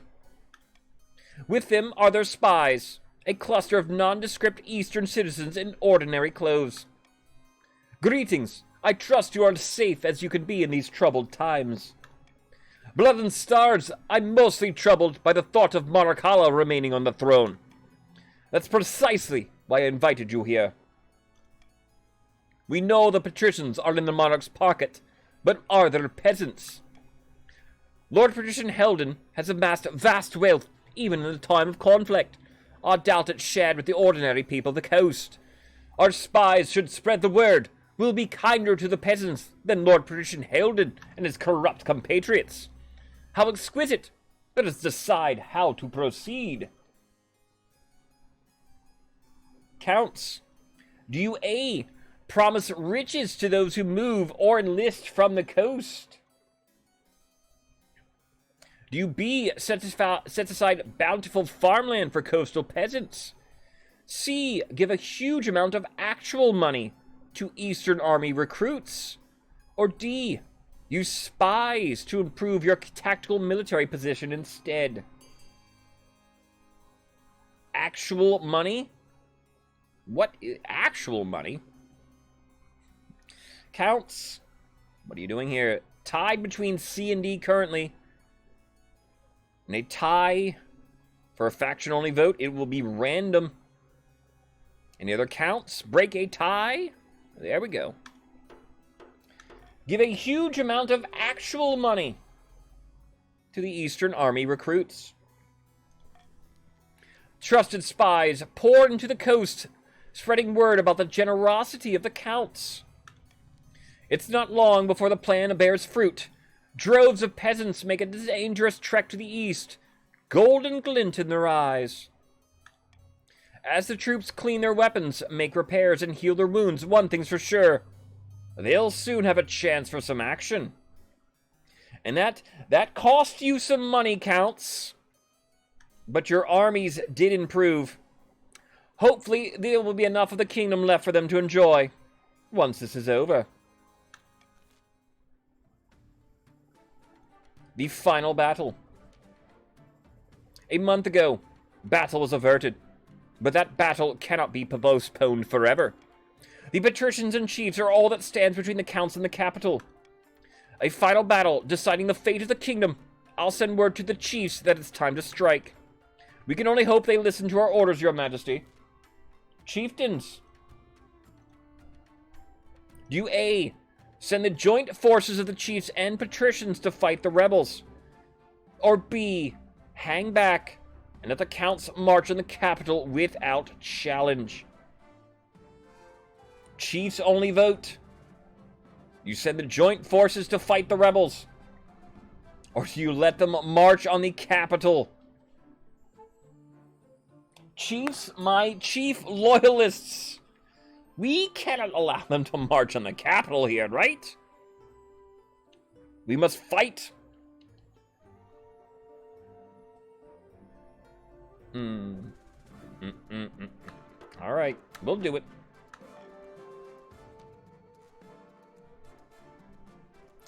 When she finally returns, she strides into your throne room with a triumphant gleam in her eyes. Marshal, report!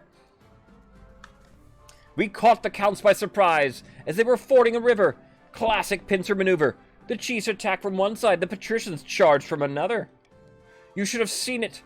The river ran red that day in utter slaughter. So, we've won? Yes, Your Majesty, unless something totally unexpected At that moment, a frantic soldier bursts in. Your Majesty, we've received word from our scouts. I don't know quite how to say this. Spit it out, damn you. Yes, ma'am. Your Majesty, the courts have been... Counts must have split their forces. The army we defeated was a diversion. They've got another regiment making its way to the Crown Lands. They'll be outside the capital in a matter of days. The chiefs are too far away to help. What do we do? How come we didn't spot this sooner? Deja vu? Maybe. They must have been killing our scouts and marching under the cover of night. Those cunning bastards. We've got a lot of work to do. Build up the capital's fortifications, stockpile food, train up a citizens' militia. Mind destroying a bunch of the farms while you're marching? Thanks. Don't worry, Your Majesty. This is the last-ditch ploy of a defeated enemy. We need to outlast the siege. The chiefs will come to our rescue. All right. The war is not over yet.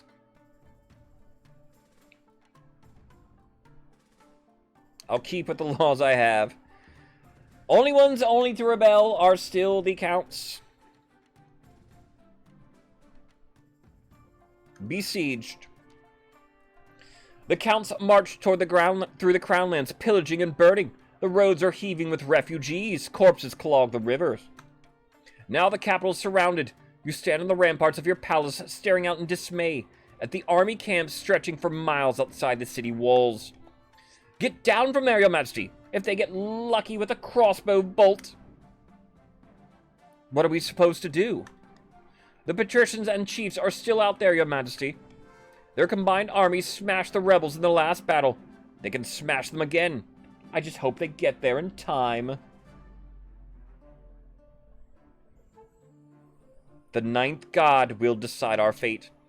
As you finish your sentence, an immense trebuchet hurls a 10-ton boulder toward the capital. It crashes into a nearby clock tower, smashing it to smithereens.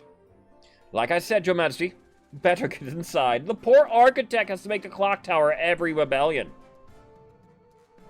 We'll go Contaminated River first. I can't see the other one. Troubling news, Your Majesty. The Treadwater River has been contaminated. We're not sure how, but the Counts got upstream of us and fouled the water. Ninth only knows with what. I'll spare you the details of what's happened to the poor souls who drunk from it. Rest assured that it's not pretty and very deadly. The Treadwater provides water for the whole kingdom. If this isn't solved soon, we'll all die of thirst. Alright. The Count's treacherous bastards poisoned the water hole. Do we A. Order the chiefs to sneak supplies into the capital? B. Keep the safe drinking water for the nobles and the army? C. Continue to drink the water? Or D. Build a dam to block the river and flood the enemy camp?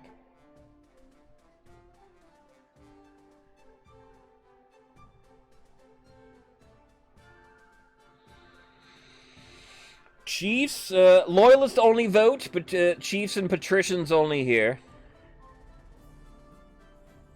I'm liking A and D. Do we want A or D more? I'd rather one of those, I suppose. And I can golden choice.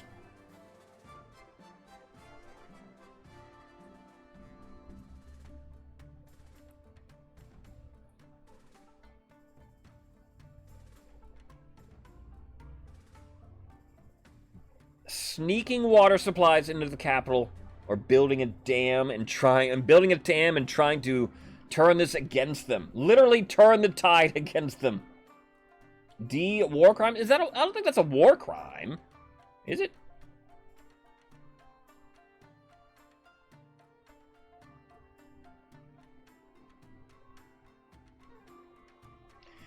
I think D. I think D. It is? Well, there's no Geneva yet. This is 1107. We don't care about any dang war crimes. D is not evil. What? Evil? I didn't think it was evil. Alright, well, I'm still going with it. D, golden choice. Let's flood the bastards. Geneva, never heard of her.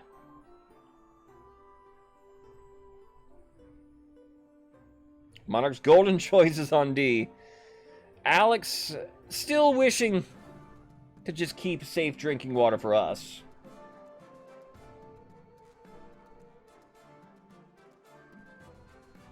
Good old war crimes.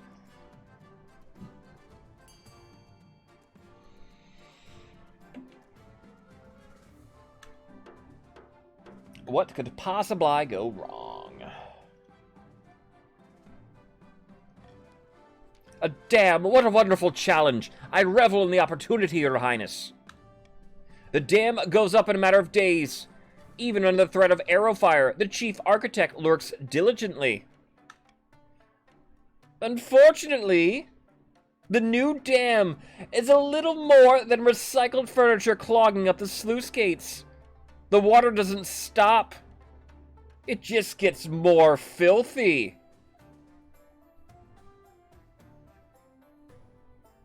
Architect, what the hell? Thousands continue to die from a strange wasting disease. You only survive by hoarding the clean water for yourself, which in turn runs the risks of water riots and defections from the military. Oh no, what's gonna happen to our farms? That wasn't good. That was a rebel points right there. Not a rebel victory yet. The deadly disease. You guys wanted war crimes? Alright, let's get to war crimes. Your Majesty, I have good news and bad news. Which would you like first? Hit me with the bad news. There's an outbreak of a rare disease called Timian's pox inside the city walls. Civilians are dying by the hundreds. It'll spread to our garrisons if we're not careful. And the good news? Yeah, this is definitely a war crime. I have a plan of how we can use this disease against our enemies. After all, they're but a stone's throw away from our walls these days. Go on. Timian's pox is spread by close contact to infected individuals, as well as through rats and fleas. It would be a trivial matter to spread such a disease to the traitors outside the walls. Devious and despicable, I love it. I knew you'd agree. Don't look. Alright, do we A, spread Timian's pox to the besiegers? B, try to contain and eliminate the disease? Or C, let the disease run rampant and focus on protecting the nobles? Disclaimer, I do not want you guys going out there spreading diseases. Alright, that is not cool. Only when it's fiction.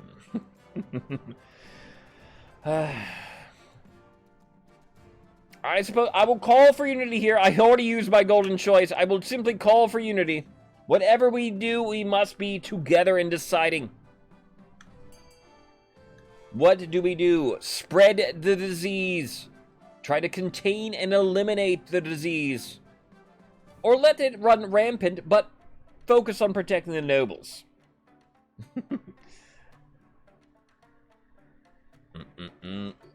Loyalist vote here. Only for the chiefs and patricians. What do we do? A new disease. These are all rolls, by the way. And, A is the highest roll.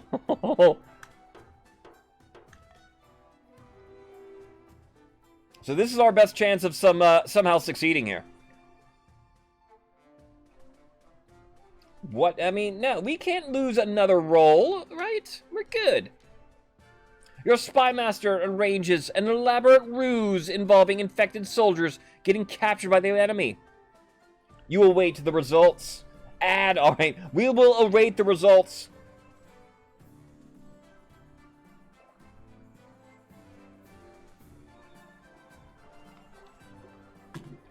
I know everyone knows, with biological warfare, you just need to keep going, alright? Eventually, it'll work, and you'll kill everybody off. Alright, that's a lesson to everybody. And North, how are you doing today? Eventually, everybody will die, alright? When you deal with biological warfare. That's why it's illegal. You're just gonna eventually screw over everybody.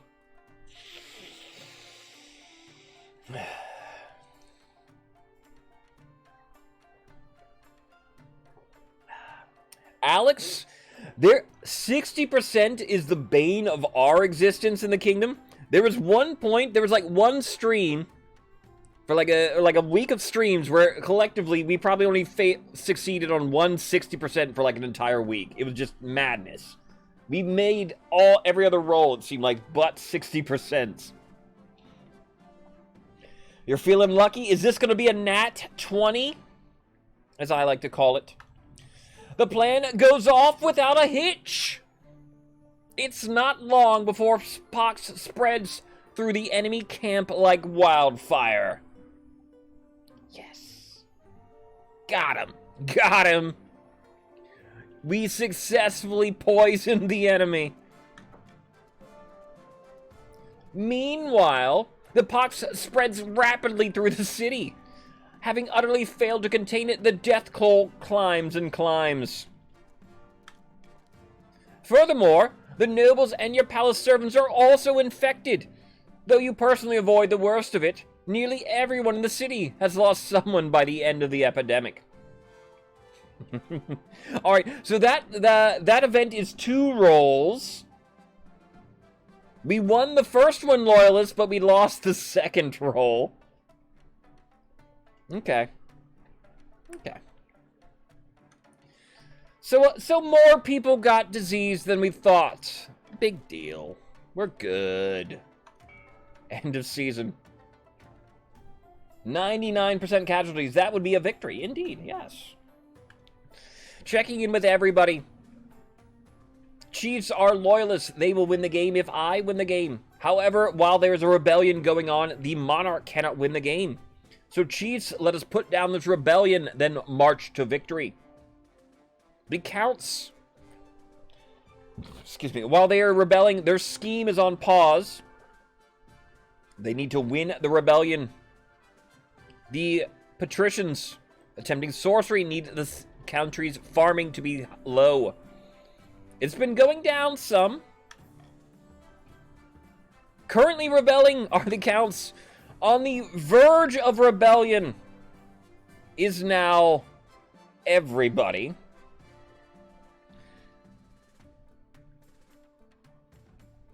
We'll get through this. All right, my loyalists remain loyalists. We are good. We are good. We don't need to rebel. We're fine. On the verge. It's just the verge of rebelling. Not actual rebelling. Do you just rebel? Can't say. Can't say. Another dawn breaks. The great army of the East sprawls outside your city walls. For the last 3 weeks, they have tried to fight their way in. The siege drags on. Your food supplies are dwindling. The street outside your palace explodes in daily riots as the citizens demand to be fed. Don't worry, Hala. The chiefs will be here to save us soon enough. I'm sure of it. As evening draws in, horns blast outside the city walls. The counts are mounting a final attack. Rebellion is pretty much over. Maz is joining simply to rebel, sir? How could you? Welcome back to the patricians. 2,450 gold in your coffers here, Maz. It looks like the patricians are joining in the rebellion. It would appear the chiefs are not. Luca, welcome on in as well. Luca, how are you doing today? You are a chieftain yourself? How are you doing? Screw the North. End of season. We get to our next auction of the game. Exclamation point, fun, space, your choice, space, how much you wish to bid. Richest Noble's picture on the right. Richest Noble remains Waper. He has gotten up to 27,000 this game. You've been sticking with me, Waper. You make money when you remain loyal. Everybody's money matters. Everybody can fund in an auction too, even rebellions. A, the stadium will lower military for the chiefs. B, the Thieves Guild will lower trade for the chiefs. C, the monument will raise authority for the kingdom. Your money, yes, your money carries over between dynasties. If you're playing the same dynasty, when we switch, and we might be switching dynasties, we will not be playing this one after today. This might be the last auction, it might not be, I'm not sure. D, the theater will lower authority for the kingdom. E, the Deer Park will lower farming for the Pats.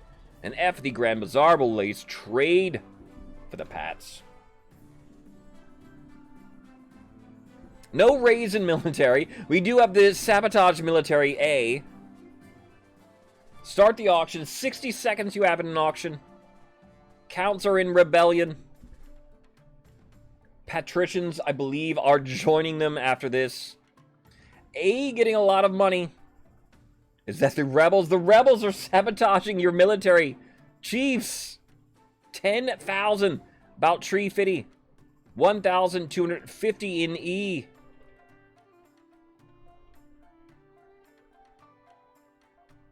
So why do we want A? A lowers military for the chiefs. And I suppose that's the counts and patricians hoping to crush them. Rebellion's not over yet.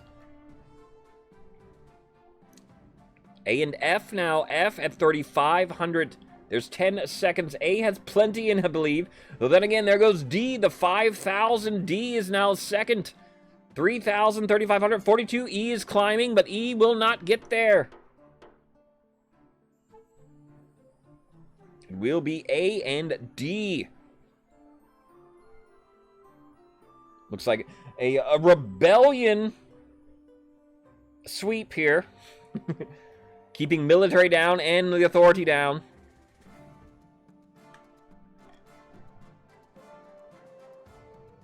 A grim dawn. The sun rises on a city in turmoil. The patricians and the counts began their assault last night. And you've heard nothing outside but screams and howls, the class of blade sent. Half the capital's in flames. Soldiers rush back and forth, shouting panic orders. You haven't seen your marshal since the night before. Perhaps she's already dead. The royal court is empty except for you, your husband, and your daughter, cradled in your arms of your nanny. Her crying is giving you a headache. If they break in, we can't let them take us alive. We'll go down fighting. My lovely husband, Odfin? You're right. It is better to go down fighting. I'll fetch my battle axe. Your Majesty, you must see this. Follow me. She leads you and Odfin up into the palace walls, where you look out over the endless mass of soldiers rampaging through the streets of the city. In the darkness of dawn, you can barely make them out. Silhouettes, countless glimmers of torches. You duck as a burning arrow sails overhead. Why did you bring me here? You look close, Your Majesty. The army is shifting and convulsing, like a great beast in pain. Horns, trumpet, hooves, thunder. The chiefs have arrived in full force, a mighty hammer, taking the counts and patricians by surprise, smashing them against the walls of the city. Victory? After that, it's just mopping up. The counts and patricians made a brave final stand. They don't stand a chance. The armies are crushed. By dawn, rebel corpses clog the rivers and blank the city streets. The crows feast like never before. Soon the Northern Army is parading through the city, waving their banners and showing off their loot. Yeah, the patricians rebelled, but it was not enough, apparently. Meanwhile, Count Zweifrund, the leader of the rebellion, is brought to you in chains. Common folk crowd into the palace to watch the trial. We need to bring a strong monarch to the kingdom. You weren't up to the task.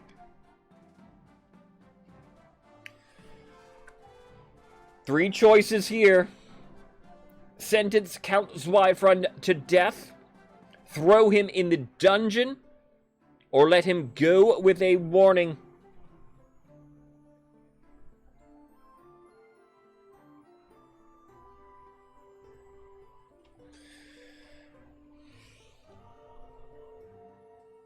In order to win a rebellion, if you're a little newer to the game, you need to earn 5 total points. There are loyalist points and rebel points. It was some, yeah, combo I think is right. It was about 4 to 2 about. Zweifrund. You're gonna whisper to me as I'm about to decide your fate here? Mercy, Your Highness, you just wanted to free your father. Ephra, I can't be mad at you. It was just one little rebellion. I would have done the same thing.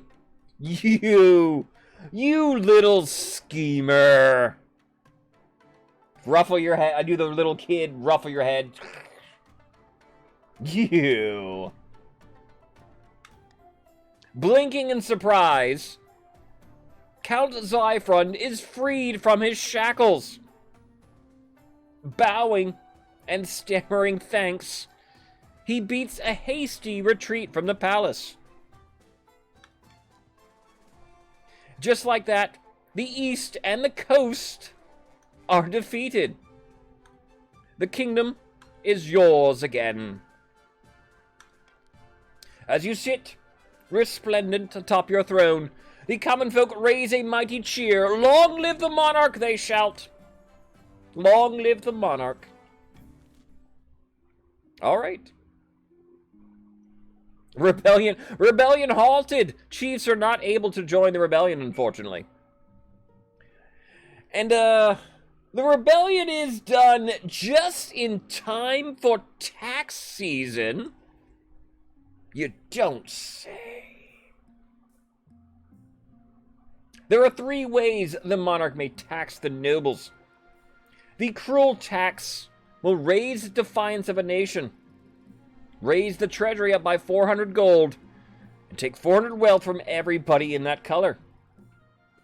The common tax, 100 treasury to 100 wealth, no defiance swing.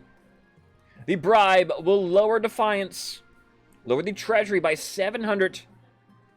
Give 700 wealth to everybody in the color.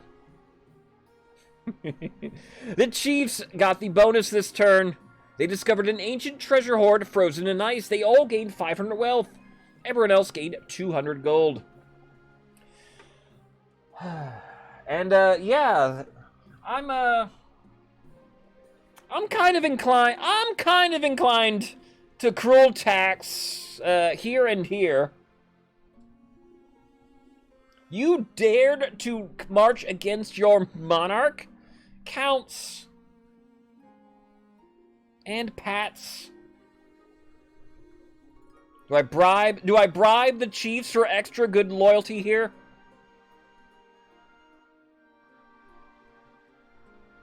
Do it again.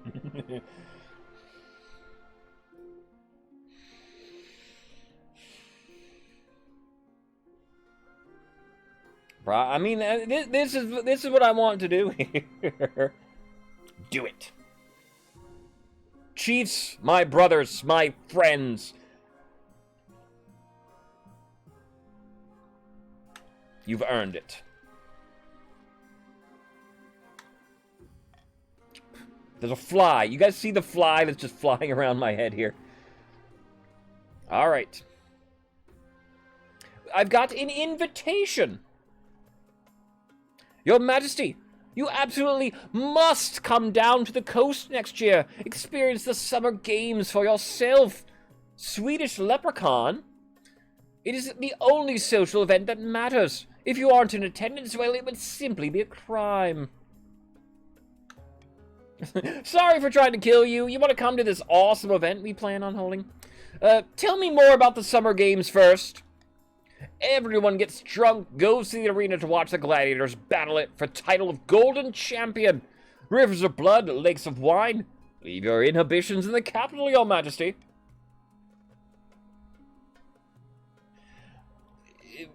It's up in the air which of the nation's events are my favorite. I love the Chieftains event. I love the Gladiator event. How could I say no? Oh, this is simply wonderful. It's been so long since a monarch attended the games. Last time, as I recall, they were assassinated. Not to worry, Your Majesty. I'm sure it won't happen to you. Gamers, then. Apology accepted. Let's move on with our life. The Counts event. I haven't played the Counts event, I guess, as much. The Counts event's pretty cool and creepy, too. The Crimson Vigil. A fossil unearthed. Good news, Your Serene Highness. People are flocking to the new monument. We've even started adding to the site. There's a small problem. While digging more foundations, builders found bones in the rock. From the size of things, the beast they came from must be larger than the monument itself. Like a giant, spooky, scary skeleton? He lowers his voice. The builders are saying it might be a, flying reptile. No one dares say the name these days. It's been 700 years since a dragon was seen in the kingdom. Back then it was catastrophic. Alright. Do we A, aliens? Dragon aliens? That's even worse. A, carry on building. Who cares about some old fossils? B, carefully excavate the bones. Or C, don't mess with dragons. Abandon the monument entirely.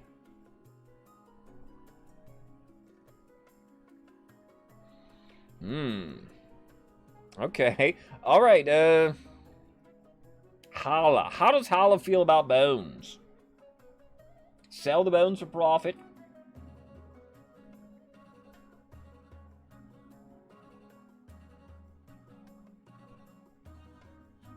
I think a call for unity is in order here. I don't think I have a veto or gold in here. But I will call for unity. Whatever we decide, it must be together, my nobles. Potentially exotic bones found. The call for unity, if whatever passes has a majority, over 50% majority, stability of the kingdom will go up. We could use some stability after that civil war.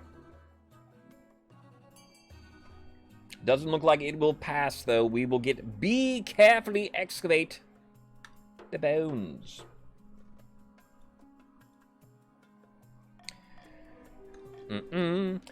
Builders dig the bones from the rock. Soon the huge bones are revealed. As visitors crowd the vast monument, trade picks up.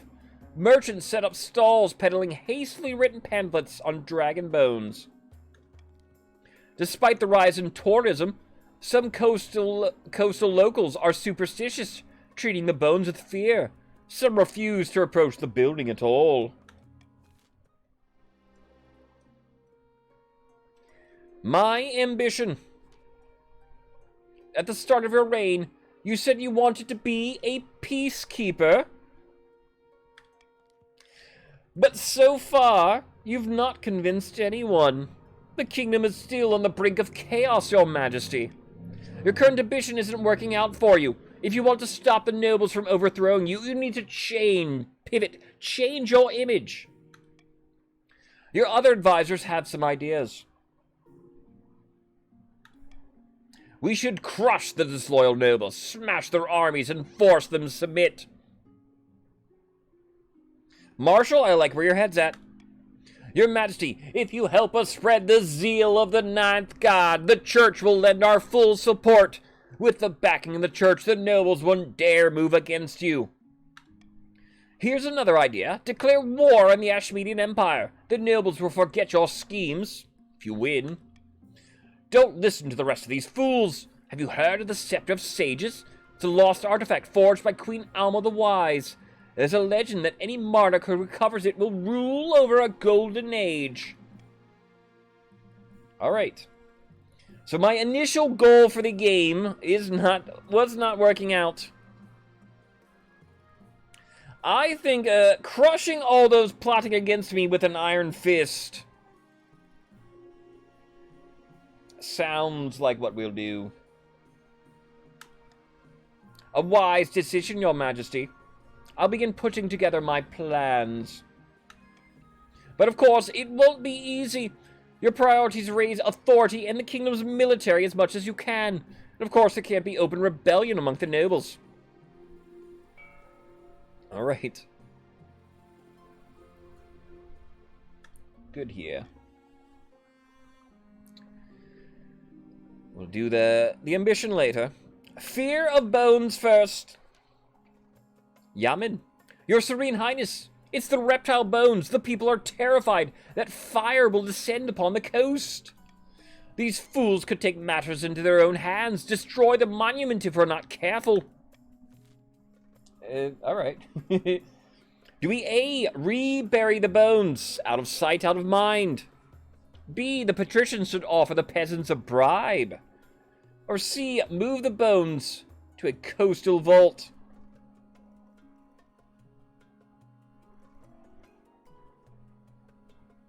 Again, bones? Why am I being confronted with all this bone nonsense again?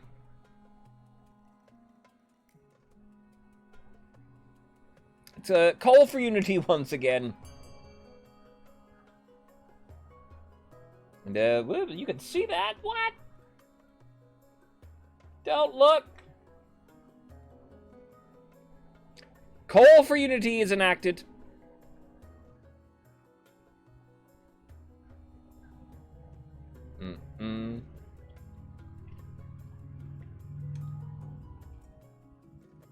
Box was off. It was slightly off. Slightly soiled.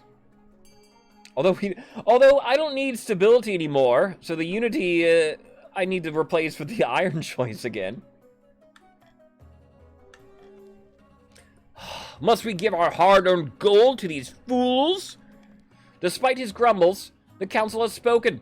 The patricians hand over the cash. Hand over the cash to the villagers, who are greatly reassured. Grumble, grumble, grumble, grumble. Arms shortage. Alex, Your Serene Highness, the situation in the coast is dire. The patricians, the monarch's navy is in tatters. So few ships remain that I fear we lack presence to patrol our trade routes. We must bolster... why didn't I have that just, a turn ago? We must bolster our dwindling forces in the coast. Who knows what will happen to our people without protection? We cannot do A. Treasury is too low. Do we attempt B? Employ traders from the north to build new ships. Or C. The coast has no need for sailors. Let them be. I think a strong navy will benefit us. Monarch's golden choice upon B here. No need for sailors? Nay, they need sailors. That is the golden choice. Means you get 500 personal wealth if you vote for B here.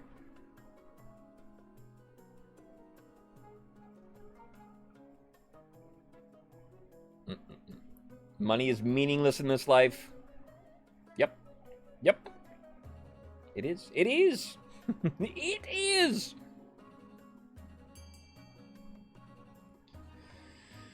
But it's so shiny.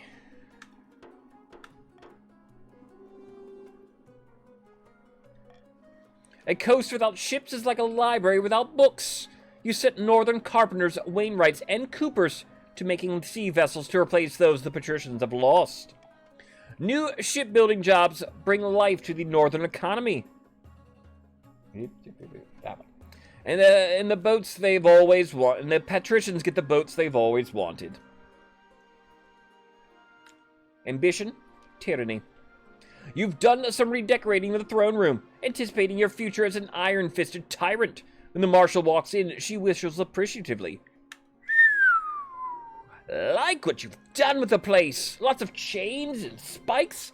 Is that a working Iron Maiden? Why don't you step in and try it out? I'd rather not. You must be doing well if you've got the Marshal laughing nervously. Oh, that's nothing, Marshal. Take a look at this. You pull a lever in their throne, and a trap door opens just to the Marshal's left. Beneath it is a pile of writhing snakes. All deadly, of course. Ha-ha! Classic! Let them try to vote against you now. She composes herself. I've been surveying the troops across the kingdom. Alright, this is how we attempted to win the game the other day. To not much success. I will listen to the Marshal's report. Jelly, thank you for being here. If you are getting some sleep, please do. That is. The Civil War completely decimated our troops, Your Majesty. Every soldier worth a damn is dead or is retired to polish their medals. We'll need to wait for the law recruits to grow a few chest hairs. To improve your chance of victory, focus on improving the kingdom's military and authority as much as possible. The challenge will decrease in difficulty with each failed attempt. Alright. So in order to win the game, the monarch, and by extension here, the chiefs, will get 2 rolls. They will increase every time you fail, so it's a ticking clock for the other nations. We failed this first roll. Checking in with everybody then, as I was mentioning. The chiefs loyalists will win the game if I win the game. The counts need the kingdom's authority to be high. The patricians need the kingdom's authority, the kingdom's farming to be low.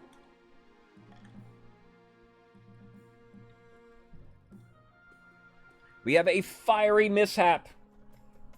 This might be another long game, depending here, combo. Your esteemed highness, unfortunate tidings from the coastal monument. Northern visitors came to see the extraordinary bones, marvel at the good coastal bravery in putting on display. But then there was an accident. Part of a statue exploded by the group, right next to the bones. I'm afraid Chief Dakota perished in the flames. Gods be good, what? He was my friend. This is your fault. I demand justice. Dakota, our friend Dakota, has died. It wasn't confirmed there, but it will be confirmed. Dakota, I'm sorry, buddy. Do we A, force the patricians to compensate the chiefs? B, destroy the bones and monument with them?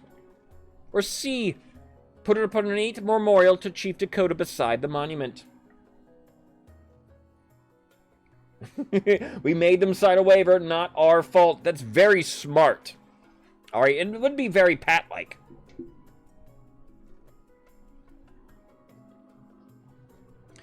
I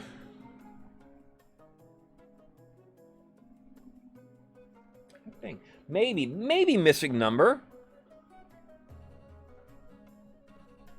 A memorial.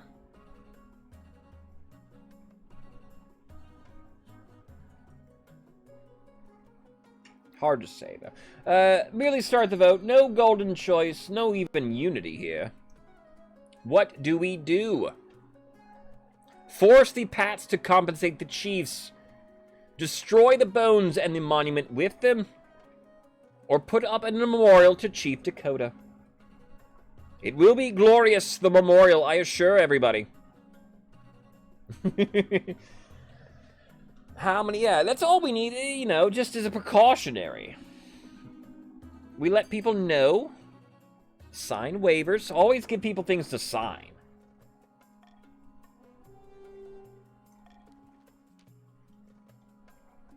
A wonderful idea. A tribute to Dakota's memory.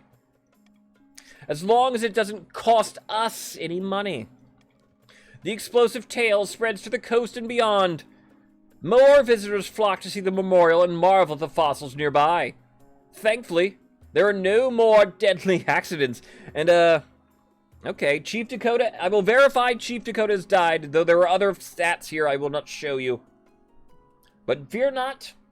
If you're new to the game and your character is killed off, you will return immediately to the council as your child. So everybody welcome. Here is Dakota the Second on the council now. Terms and conditions comply.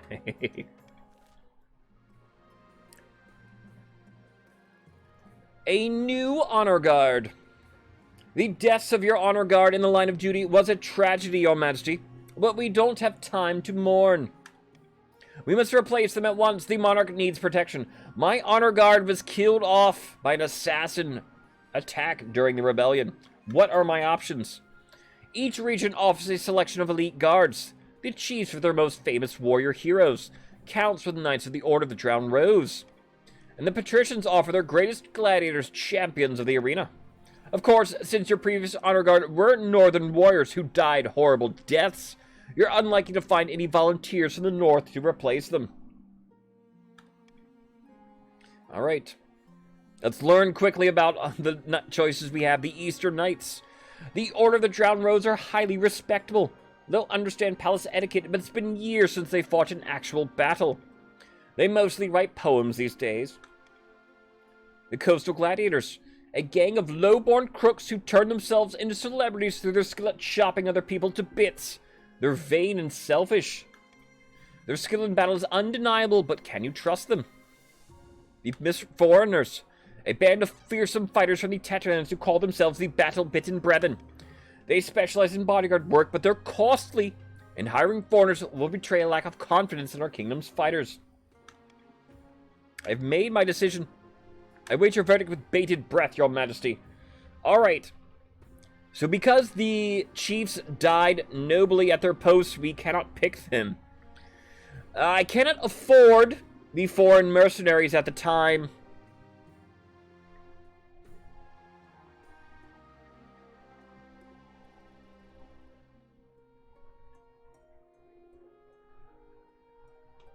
Do I need an honor guard? Do I need an honor guard? I don't know. Mhala.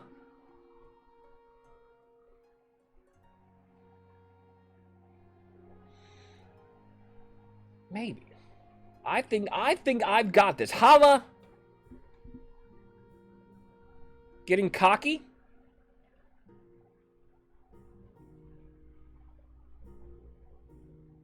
I trusted the chieftains. The knights and the gladiators. Can I even trust their soldiers? I don't need an honor guard anymore. Your Majesty, I must protest in the strongest possible terms. The nobles will all consider this an insult to their warriors' prowess. And more importantly, without an honor guard, you're totally unprotected. Is your life worth so little to you? I don't know.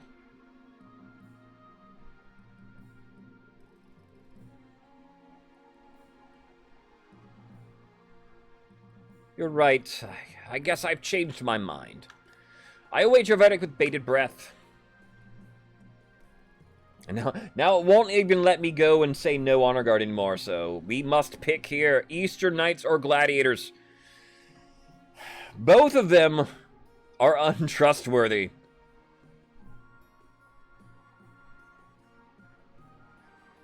We won't well again, honest.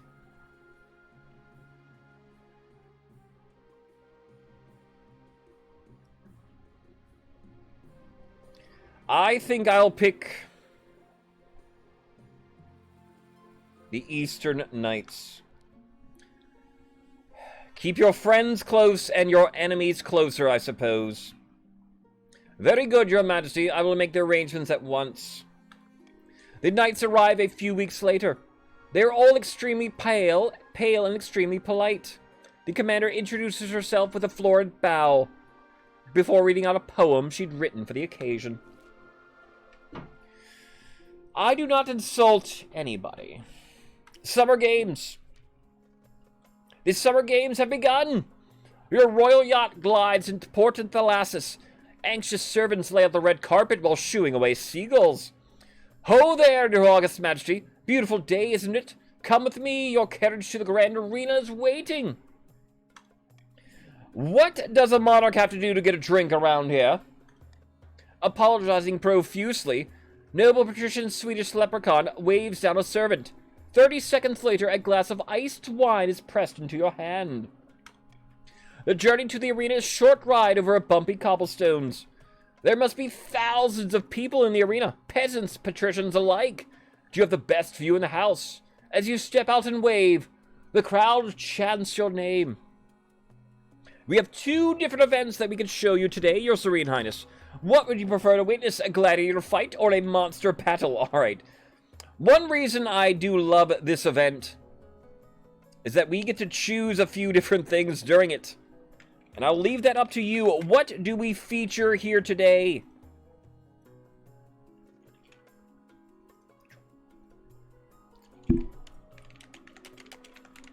Either the gladiator fight or the monster battle. A 1-minute poll will be going up in Twitch then. Vote for what we wish to see. Let's learn first, though. Tell me more about the gladiator fight. 2 of the most fearsome fighters from all across Celeste Ath will clash for title of Golden Champion. No rules, no limits, cheating encouraged, blood and heartbreak guaranteed. The monster battle? We've sailed the furthest oceans and delved the deepest jungles to bring back exotic beasts for our gladiators to fight. 1 human fighter's mettle will be tested against a creature from your nightmares. I've made my decision. I positively shiver with anticipation, Your Serene Highness. Alright, what do we do? Shall we witness the fight of the 2 of the greatest gladiators? Or man versus beast? It's time for a monster battle. Poll is up right now. It is a monster battle, looks to be winning out. Okay. We in man versus beast. Time for the monsters. Excellent choice, Your Esteemed Highness. Allow me first to call forth today's brave, or perhaps unfortunate, human champion. Alright. So it's man versus beast. This isn't a monster on monster fight. This is a man versus beast fight. And we'll get to this in a second. Hold on. Something's happening. Noble patrician Swedish leprechaun steps up to the podium, speaking into a bronze tube, projects their voice across the entire arena. Swedish is not the one fighting. Our gladiator today has traveled all the way here from the distant east with an eye on the prize and an unquenchable thirst for blood. Forced to resign in disgrace from the Order of the Drowned Rose, he's here to regain his honor. He was once a knight. Now who knows what he is?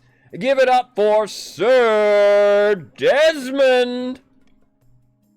Out into the circle of sand strides a lean man with taut muscles and a cocky grin, wearing lacquered leather armor. His only weapon is a primitive-looking wooden club with nails hammered in it. The most dangerous weapon of all time. You notice he has a slight limp, which he is trying to hide. Noble patrician Swedish leprechaun turns their attention back to you. Right now, alright. Another poll going to go up soon as we decide what monster we will fight.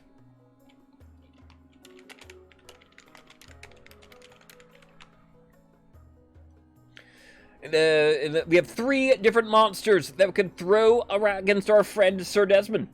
A myrmidon, a scorpion cat, or a fin folk.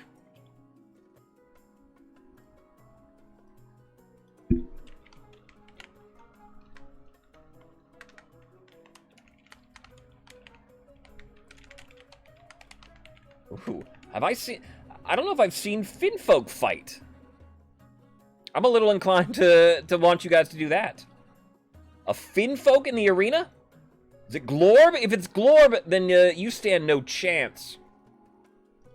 How do you spell Myrmidon?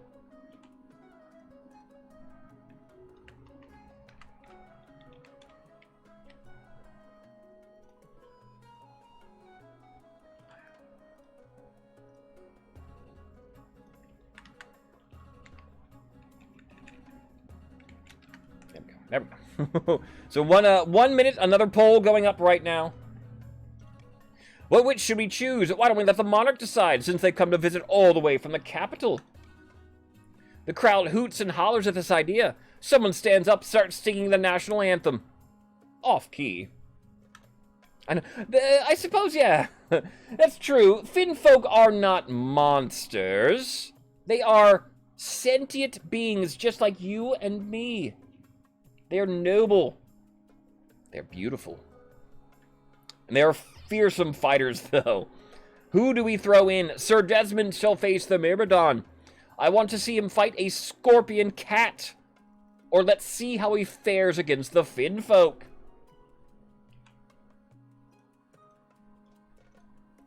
And it appears to be Finfolk winning then. No, I don't think I've seen a Finfolk fight. Let's do this. No kitties allowed to be harmed. True. Hugendubel definitely wants to see the Finfolk. We all want to see the Finfolk. Of course we do.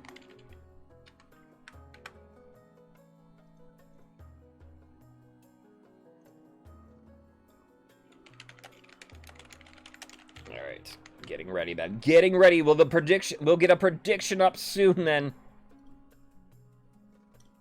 Ladies and gentle people, we have a distinctly fishy specimen prepared for the arena today. Dredged up from the ghost sea and willing to fight in exchange for a fistful of pearls, please welcome Redgill the Finfolk. The Finfolk waddles out into the arena, looking distinctly ill at ease on dry land. In his webbed hands, he wields an enormous club lined with sharp teeth. Sir Desmond readies his club. All right. So who will win the fight?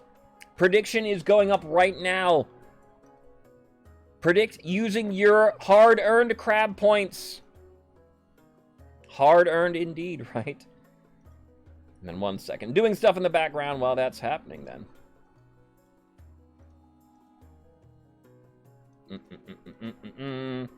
Who will win the fight? Our human from the east. It's noted the Counts, do you believe in your eastern fighter? Maybe they can take a Finfolk. As Sir Desmond drums up the crowd's support, Noble Patrician's sweetest leprechaun turns to you with a gleam in their eyes. Half the fun at the Summer Games is the gambling. Why don't you place a bet before the fight begins?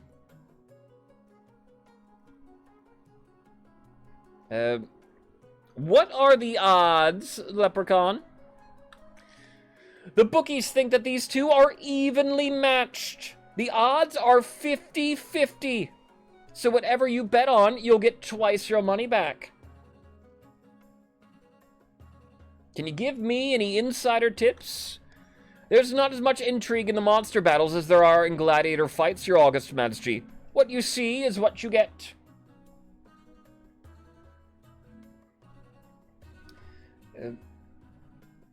I know my money's low. Can I even... I'll place a bet, why not? Will it let me place a bet? The bookies look distinctly nervous that the monarch is placing a bet. Alright, no. My gold is lower than I even thought. Holy hell. Alright, I'll show you guys this. I cannot place a bet. I don't even have 100 gold. How much gold do I have? Uh-oh. Kingdom might be a little bankrupt. Alright, no bets. I guess I have less than 100 gold. I don't think it's 0. Hopefully it's not 0. I've changed my mind. I'd rather not bet at all. Just here to watch the blood fly. I see. That's perfectly fine. As for me, I feel like taking a risk today. I'll place a bet on Sir Desmond. Alright. Let the fight commence. The crowd roars and stamps until the entire Colosseum shudders. The Finfolk and Sir Desmond circle each other, each waiting for the other to make the first move. I will watch in grim silence. In the end, Sir Desmond takes the initiative, leaping forward and swinging his club. The Finfolk parries with his sharp-toothed club, looking shocked at the ferocity of the land dwellers' attack. After that, the two combatants take part in a deadly dance, a whirl of weapons so fast you can barely keep track. Soon enough, the Finfolk is on the ropes, dripping ink-blue blood from a dozen wounds. Finfolk bleed blue. I didn't know that. Alright, uh-oh, though. A final swing of Sir Desmond Club strikes true, and the Finfolk collapses with a long, gurgling death scream. And the winner is Sir Desmond. Okay. Oops.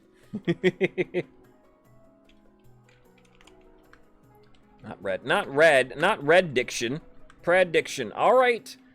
Choose the outcome. If you voted on Desmond, congratulations. You are our winner. Winner chicken dinner. Excellent. Give me a moment while I go collect my winnings. I will congratulate Sir Desmond on his success. Sir Desmond bows to you deeply as the stands ring with cheers. The next week of the Summer Games is packed with entertainment, athletic competitions, chariot races, copious amounts of wine, above all, blood in the sand. Lady Frost, I'm sorry then. On the journey back to the palace, you reflect that your attendance at the games has certainly helped cement this patrician support. So the Pats liked it. Alright. Our next auction of the game, we have, alright, the auctions will continue so long as the game continues. That last one was not our last one. Exclamation point, fund, space, your choice, space, how much you wish to bid. Richest nobles on the right. Waper at 29,000. You're so close to 30K now. Maybe you can hit it. Everybody's money matters, though, in an auction. Group funding definitely takes place. A, the cathedral will raise faith up for the chiefs. B, the library will raise stability for the kingdom. C, the monument will raise authority for the kingdom.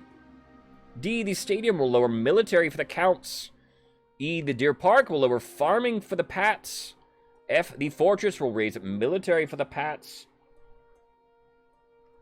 All right. 60 seconds for an auction. Only the top 2 buildings will get funded. My goal then, Chiefs' goal by extension, they want high military and high authority. So I'm looking for maybe F and C, and so with the Chiefs. Patricians need low farming across the kingdom. That is E. The counts need high authority as well. That would be C. It is F and E currently being funded. 30 seconds in, though. F at 1,500. E at 700. There's 580 in C, 500 in D as well. Still F and E. F raising military up for the Pats. E is lowering farming down for the Pats. C overtakes E at 1180 now. C raising up authority. We are 10 seconds left. Get them in. F and E now. F at 3,500. E at 1,500. There's 1180 in C, 700 in D. It's still going to be F and E. Now C and F. C gets up to 3650, 3680, that is. C. Somebody big on the end. Combo Lurker. Spending it while he's got it here.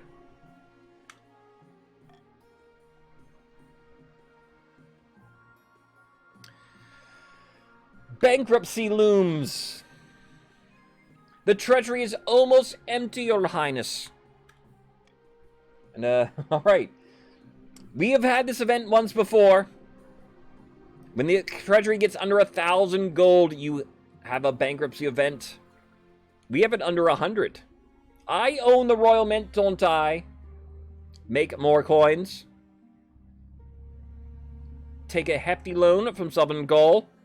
Or sell off some of the royal jewelry to the wealthier nobles. I think I can sell off some of my jewelry. You auction off dozens of necklaces. 5 golden rings. And a jeweled scepter to the nobles. It is a humiliating affair. Selling off symbols of power makes you look weak and desperate. Ooh, look at this tiara. Fetching, isn't it? Don't mind if I do, Ephra. Enjoy. Hey, check out this scepter. It's like I'm the monarch. Don't get any ideas, Waper. The Stone Maiden. Sir Slippy Slap. Behold, your grace. Count Slippy Slap pulls aside a tarpaulin to reveal a granite statue of Countess Marley. The statue is impeccably detailed. It's an expression of frozen grimace. A sad sight, is it not? The sculptor's most talented. No, your majesty, this is no statue. It seems the Stone Maidens abroad in the east. Who is the Stone Maiden? She is a walking statue with burning yellow eyes. All who meet her gaze are turned to stone.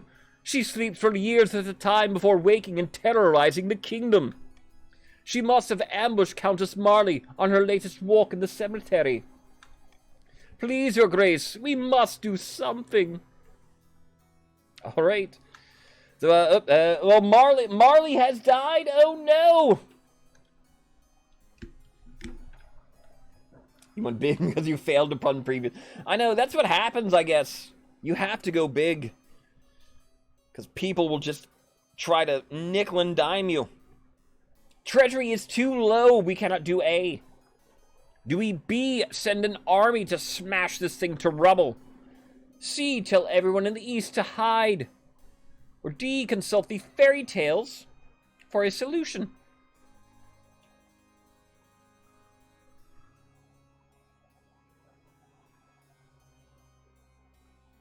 I think a call for unity is in order here. Whatever we do, it must be united in that decision.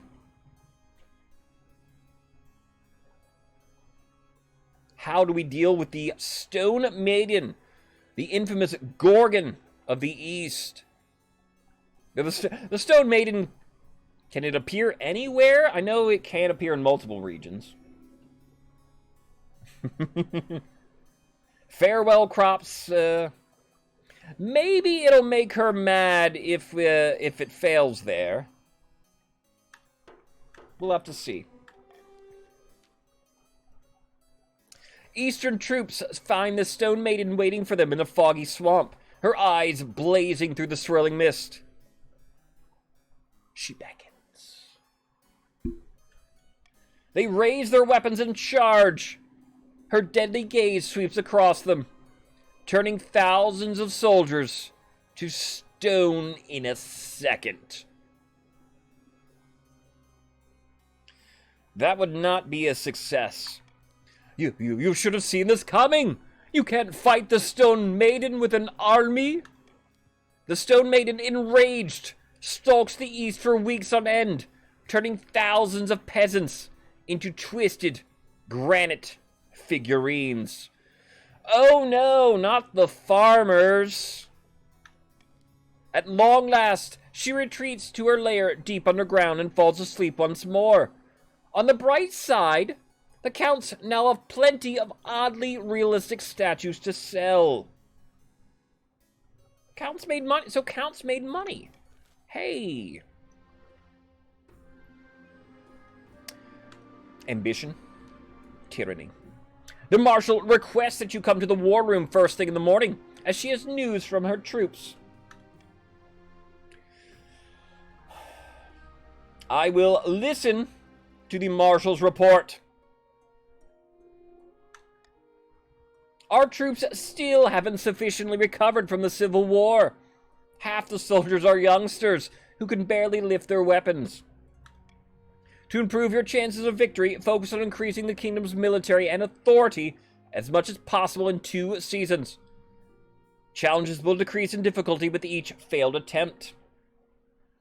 So that was another unsuccessful roll.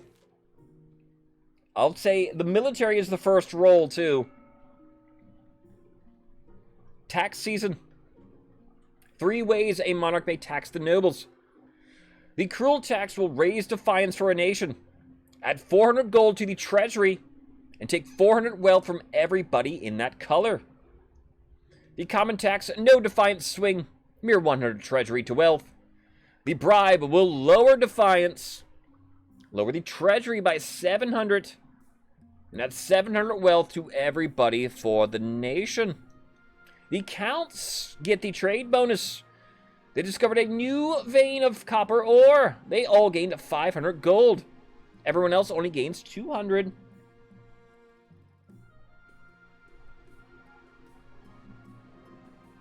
Treasury's beginning getting low. It might be crueler taxing time. We've been getting too many bankrupts.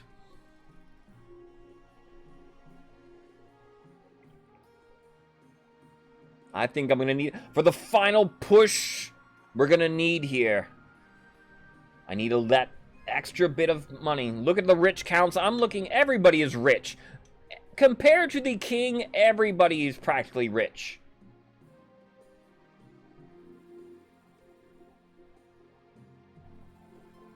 There are a few poor nobles. We moved on the state tree, not yet divine, though the farming just went down some more, so it should be closer than ever.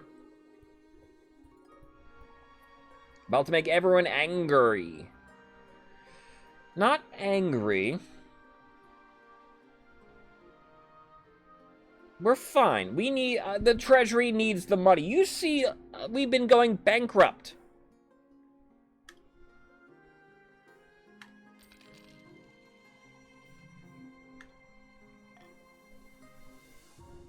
Right. A fateful tree. Combo. Your Majesty, bad news from our new stadium. Let me guess. Collapsed already. Gods be good, I hope not. The stadium sits next to a grove of trees. There's one especially rare, the Greater Arrow Tree. It was planted by Queen Alma the Wise herself, stands over 200 feet tall. Well, I'm hardly an arborist. Neither am I, Your Majesty. Unfortunately, all the visitors to our newly built stadium are disturbing the soil. The Greater Arrow Tree is dying. Not the tree. Do we A, pay Chief Combo Lurker to build strong fences around the tree? B, the tree has survived this long, leave it alone. Or C, designate the tree a protected site in official proclamation.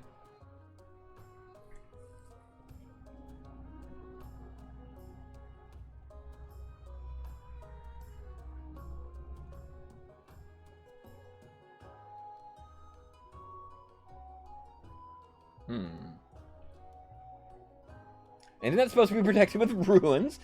I think this is a different stadium. We've built multiple stadiums. I'm a bit you know, this tree has survived long enough. I think we should leave it alone.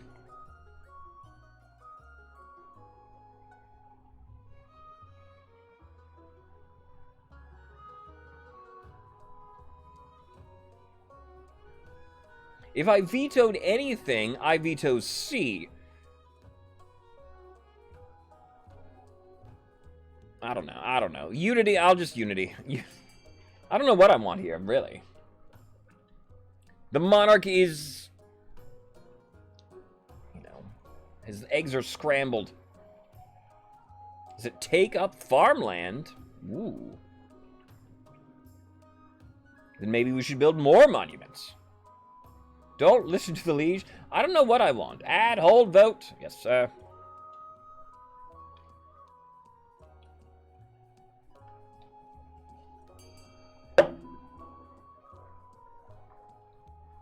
There's a call for unity in place. There's an ad break taking place, apparently, too. What do we do? A giant tree. Pay Chief Combo Lurker to build a fence. B, the tree has survived this long. Let's just leave it. Or C, designate the tree a protected site in an official proclamation. Official.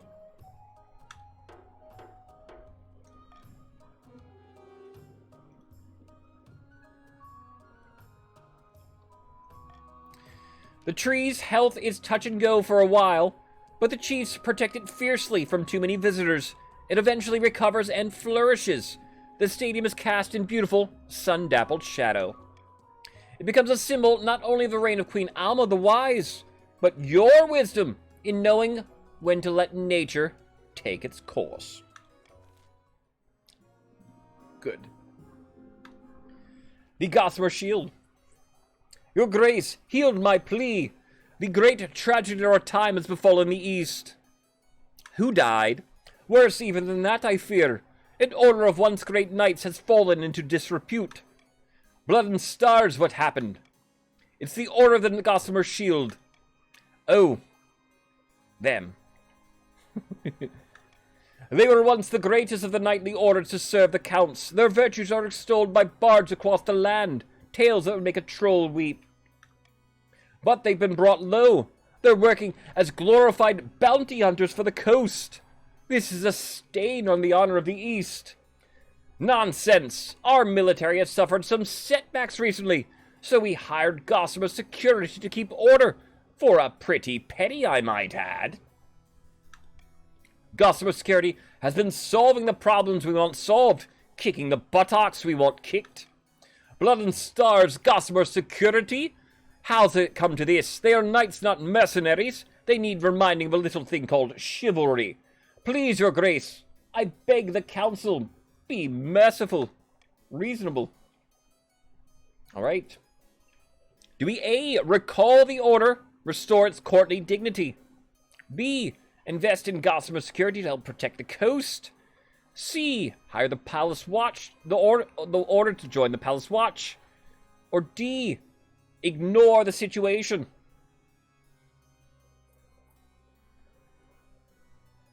This this is no concern of the monarch. If they wish to be hire themselves off as security agents, that is acceptable to me. I think we ignore the situation. And I will monarch's golden choice it.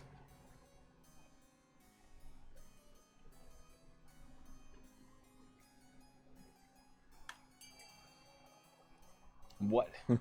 Monarch's golden choice means if you vote for D, you get 500 personal wealth. Now I do not want. Now you don't want to ignore it. This all is fine. Who cares? Who cares? Stop bothering me with these petty problems. I'll pay you guys to leave me alone.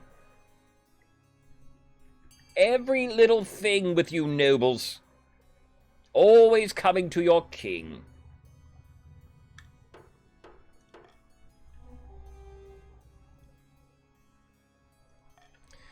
The Order of the Gossamer Knights remain happy mercenaries in the coast, enjoying the spoils of their labor. Slowly, the patricians rebuild their garrisons. But the counts are not happy. Some openly complain about you. I like money. Rumors start going around about your unwillingness or inability to preserve traditions. We love money. A call for apprentices. Airhawk. Grim tidings, your grace. A meddling wizard has set up shop in Terrinopol. I believe it is Lord of the Bells. Tell me more about this wizard. Wizards have managed to tame creation itself. They wield untold power, are naturally distrusted by the church. Even the High Inquisitor won't dare move against them openly. Has influence over sound and its counterpart, silence.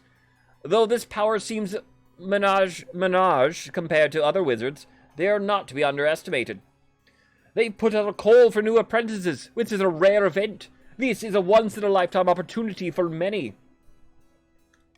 Droves of unwashed, glory-seeking serfs from all across the East are lining up for their chance.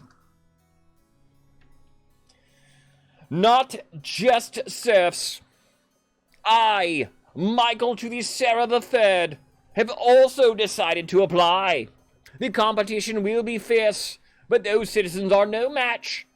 I will be the most powerful wizard, noble this council has ever seen. Michael Sarah, as a wizard? I can see it. It's very good. You couldn't put your clothes on if it wasn't for your servant's help. We can't let this go ahead. To have a potential wizard on the council would present a clear and dangerous conflict of interest. And to reveal how much gold Michael to the Sarah has... Where is he?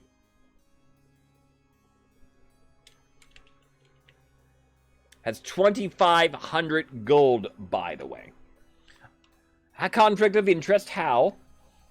Wizards answer only to themselves. Their power is unmatched, such that entire kingdoms cannot stand against them.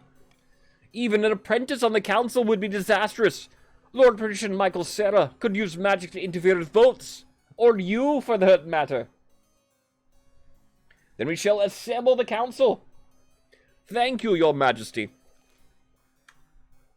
Do we A, allow Lord Patrician Michael Sarah to become an apprentice? B, require he forfeit his noble title in order to become an apprentice? Or C, forbid Michael Sarah from traveling to Terrinopol?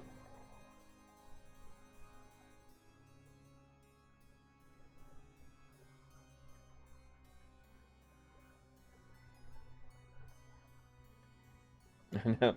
Ephra, we were always super scared of this happening in the other dynasty.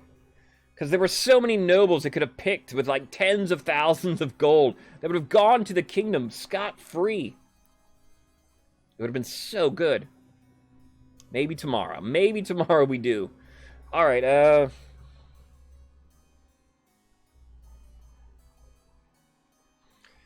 won't veto anything. It is up to you. Do we allow Michael Cera to become an apprentice? Do we require he forfeits his title in order to become one? Or do we forbid him from traveling to Trinopol?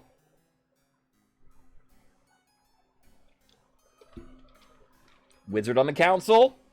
Wizard on the council? Wizards are not to be trusted, usually. Bad things follow. But maybe this time, right? Maybe this time.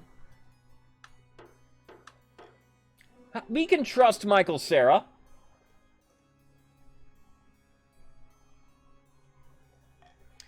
By the blood of the dead! How will he keep up with his noble duties if he's spending all his time in the East with this wizard? What if, knight preserve us, he actually passes the apprenticeship? There's never been a wizard on the council before. You never know, it just might liven things up. You've nothing to fear from me, your esteemed highness. I'll always have the kingdom's interests at heart, even as a wizard. Lord Patrician Michael Cera sets off immediately on his journey to the east. Presence in Terranopol attracts all sorts of visitors, though the power of their latent magic starts to wilt crops from miles around. Wilting crops, you say?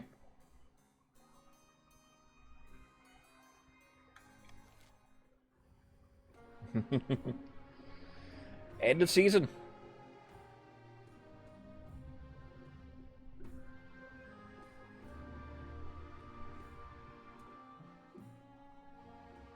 Keep unity or go gamble here. We've been switching a lot. Let's keep switching, just because. Royal gamble, why not? More money. Royal gamble is money for the treasury. On the verge of rebellion are the counts. What is that in the What is that in the middle? I can't even tell. It's hidden behind that flag. We'll go a spot of heresy first. Swedish leprechaun. Your esteemed highness, I'm stunned, outraged, and incensed. I've been summoned to trial by the Inquisition on some nonsense fabricated charges. They're claiming I'm part of a cult because of the peculiar design of my crest, and how I have exactly 10 people at every meal, and the strange noises from hidden chambers. Ridiculous. No one dares defend me on their own. They're too scared of the High Inquisitor. The trial is set, but the council must intervene, your august majesty. Though she remains silent, the council is keenly aware of the High Inquisitor's steely gaze from across the chamber. Do we A. Search for a witness to defend noble patrician Swedish leprechaun? B. Help the Inquisition gather evidence against Swedish leprechaun? Or C. Suggest they pray for a good outcome? That came to my head, missing number. Gamble on searching for a witness for them? Though I don't know.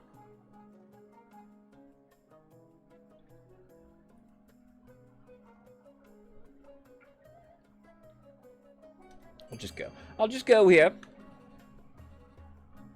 Can we get a witness for noble patrician? Against the noble patrician? Or should they just prage for a good outcome?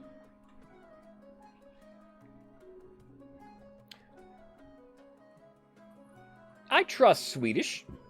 I don't think they're up to any good. Any harm, that is. Tied. Voting is tied 4-4 currently. Anybody that wishes to break a tie? Otherwise, the monarch will decide it. We suggest you merely pray, leprechaun. Oh. During the trial, Swedish leprechaun crumbles and confesses to being a disciple of the 10th god.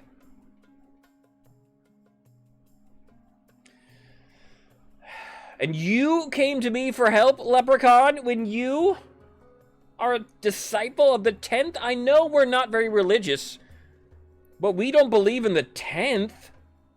That's not the bee god. We have no idea what the 10th god is. It's not the bee one. Unsmiling, the High Inquisitor gives the order. By the end of the day, Swedish Leprechaun has been put to death. All right. I bet he does. Noble patrician Swedish Leprechaun has died, but fear not. If you're new, your character will return as your child, Swedish Leprechaun the second, is taking your place on the council. Famine. Hello, your majesty. I've traveled all the way from the east to beg you do something about the price of grain. I can't afford to feed my family. A day of backbreaking work isn't enough to buy a noble... A day of backbreaking work isn't enough to buy a noble son of Dawn.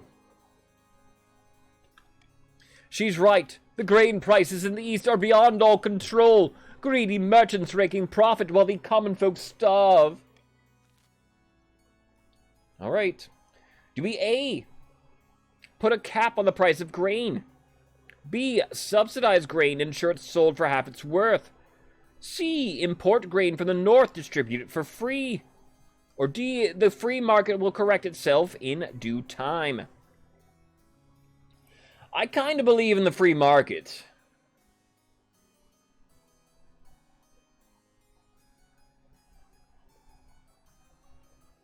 The free market will make us all rich. Wink, wink, nudge, nudge. Monarch's golden choice on D. You'll be fine. It's just a little famine. Just a little famine.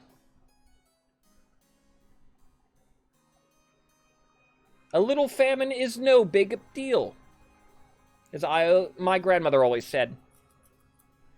Then again, she starved to death. So there's that. Ah, well, probably coincidence.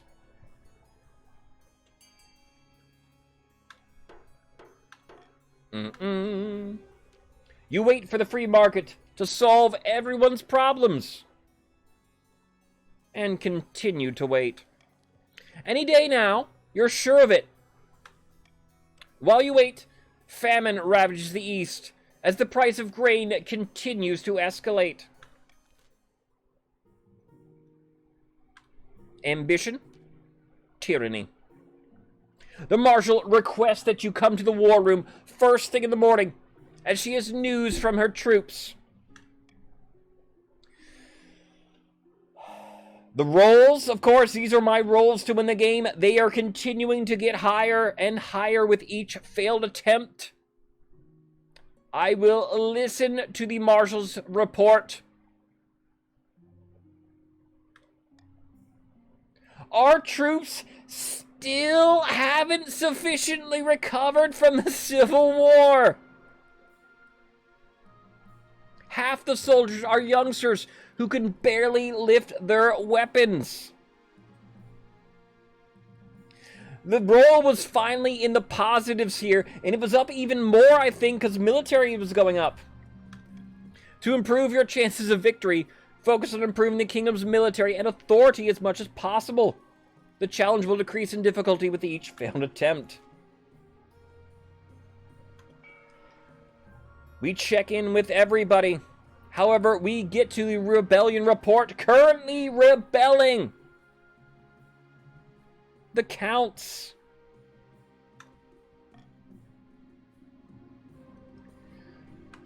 No second chances. Once again, civil war has come to your kingdom. Count Divine Marauder III marches into your throne room, brandishing a list of demands. The Counts of the East will bring you down, pretender to the throne. We will rise up and fight for Ravina, the true queen. After they have left, you're left to brood on your bad luck. Another rebellion? A shadow detaches from the wall. The Spy Master has witnessed the whole thing. The kingdom cannot endure another civil war, Your Majesty. We are still recovering from the first, obviously. We will not recover from the second. I know. Zweifrund, I do, and I wasn't saying anything about it, but, yeah. Shh, but shh.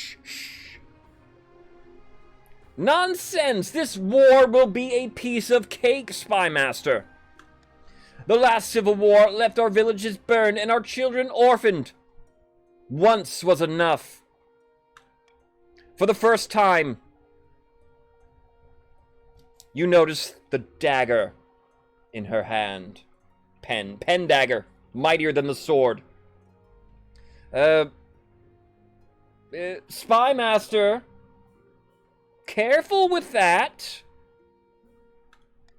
She sighs. You don't like her expression. She looks like a woman contemplating a grim but necessary task. Like putting down a horse with a broken leg. Where did this moralizing come from? Believe it or not, Your Majesty, I have always served this kingdom above all. She's upon you in an instant, flitting across the throne room like a bat past the moon. She plunges the knife into your chest, sunk up to the handle. I forged some documents legitimizing Avina as your successor. The transfer of power should be peaceful, for once. It's a shame, but it's simple mathematics. One life for thousands.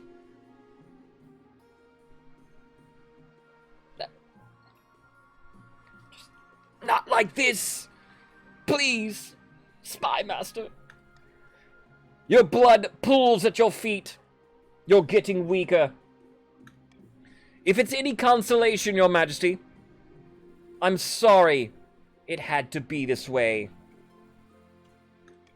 You slip off the throne, and your crown rolls away. Your last thought is that it's not fair. You could have won. The all is lost moment indeed. But the truth is, there would have been nothing left worth winning. GG to everybody, but especially the counts. Yeah, if you did not know, and it seems some people did not know, if there is a second rebellion in a game, that is game over. A nation will not make it through 2 rebellions, as the Spy Master says. If there's a second rebellion, that is it. So counts. That was another path to victory you backdoored into there. After a second rebellion. I know, it almost happened the other day. I was trying to prevent it the other day, because I wanted the long game. Here I didn't mind it, I guess. After a second rebellion was declared against Monarch Halla, the Spy Master took action to spare the kingdom from further violence. Unable to keep their puppet on the throne, the chiefs were forced to retreat to the frozen north and brood. It wouldn't be long before a new northern claimant would arise, and when they did, the chiefs would be ready. The attempt to roost Scrampton to the coastal cause was doomed to failure. Eventually, the wizard, bored of these mortal quabbles, fed noble patrician Steve to a kraken. The Eastern Rebellion ended before it could properly begin, but thanks to some forged documents and a helpful Spy Master, they took the throne anyway. Monarch Halla's body was never found. Counts won that one. Good GG's Counts. Very hard fought. A very long one again. Another 5-year, 3-month reign. Another marathon epic game here. Monarch Halla the Stubborn. Oddfin of the North. A great husband. At the very least, I had an awesome husband this game. Me and Oddfin for life. Queen Avina will be the successor. Richest noble, Waper ends up at 28,000. The stats across the kingdom. I knew the stats were low. That's why you guys were able to rebel really early there. All right. Trade high across the kingdom. Farming only high for the chieftains. Military got low then for the counts after that first rebellion. GG's everybody. Wow. The Chiefs, I guess the Chiefs, if I wasn't unlucky, that last roll was a 70%. So if I had hit that 70% roll, then the authority roll would have been 80%. So we were close to winning, Chiefs. Not to be, though. The truly faithless kingdom. I don't think faith ever got... the highest faith was the very first reign. After that, it was never higher than, 5 combined for everybody. But that will be it. Thank you all for playing. This has been the Khan Role-Playing Dynasty. And we will retire it momentarily here. To give a sneak peek, tomorrow's game, we will play... Where are they, then? Where's my Hoi Dynasty? Please be here somewhere. There it is. Here is the Hoi Dynasty we play tomorrow. This is the longest running game of King of the Castle in all of existence. I'm not quite sure where it is, but we're in the year 2000s. All right, we're in the year like 2050 almost in this dynasty. It is a patricians, barons, grandees dynasty. As you can see, then, North, thank you for praising the ninth. Lorenz, it has been a king victory for a couple of reigns, so Lorenz will be a monarch trying to ascend to the throne here. Oh, go up to the spy master during his... I thought that was quiet. How did that wake you up? We are officially in the future in this game. Never seen the grandees before. I enjoy the grandees. They are the pious nation. They praise the ninth. If you want a nation that doesn't have zero faith, that's usually the grandees. So tomorrow's game, we will play them. But for now, then, thank you all for playing today. Hopefully everybody has had a lovely time. Let's find another King of the Castle streamer.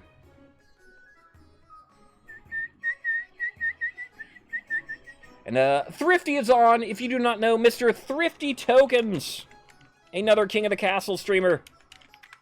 Does roleplay dynasties as well, though a different twist than my roleplay dynasties. You can see the stats in Thrifty streams. Is it about to end? Oh no! Well, Thrifty's game's about to end. Maybe he'll play another one, or he'll raid over. There's one other person I haven't met. But if he raids over to them, hopefully they are a good streamer as well then.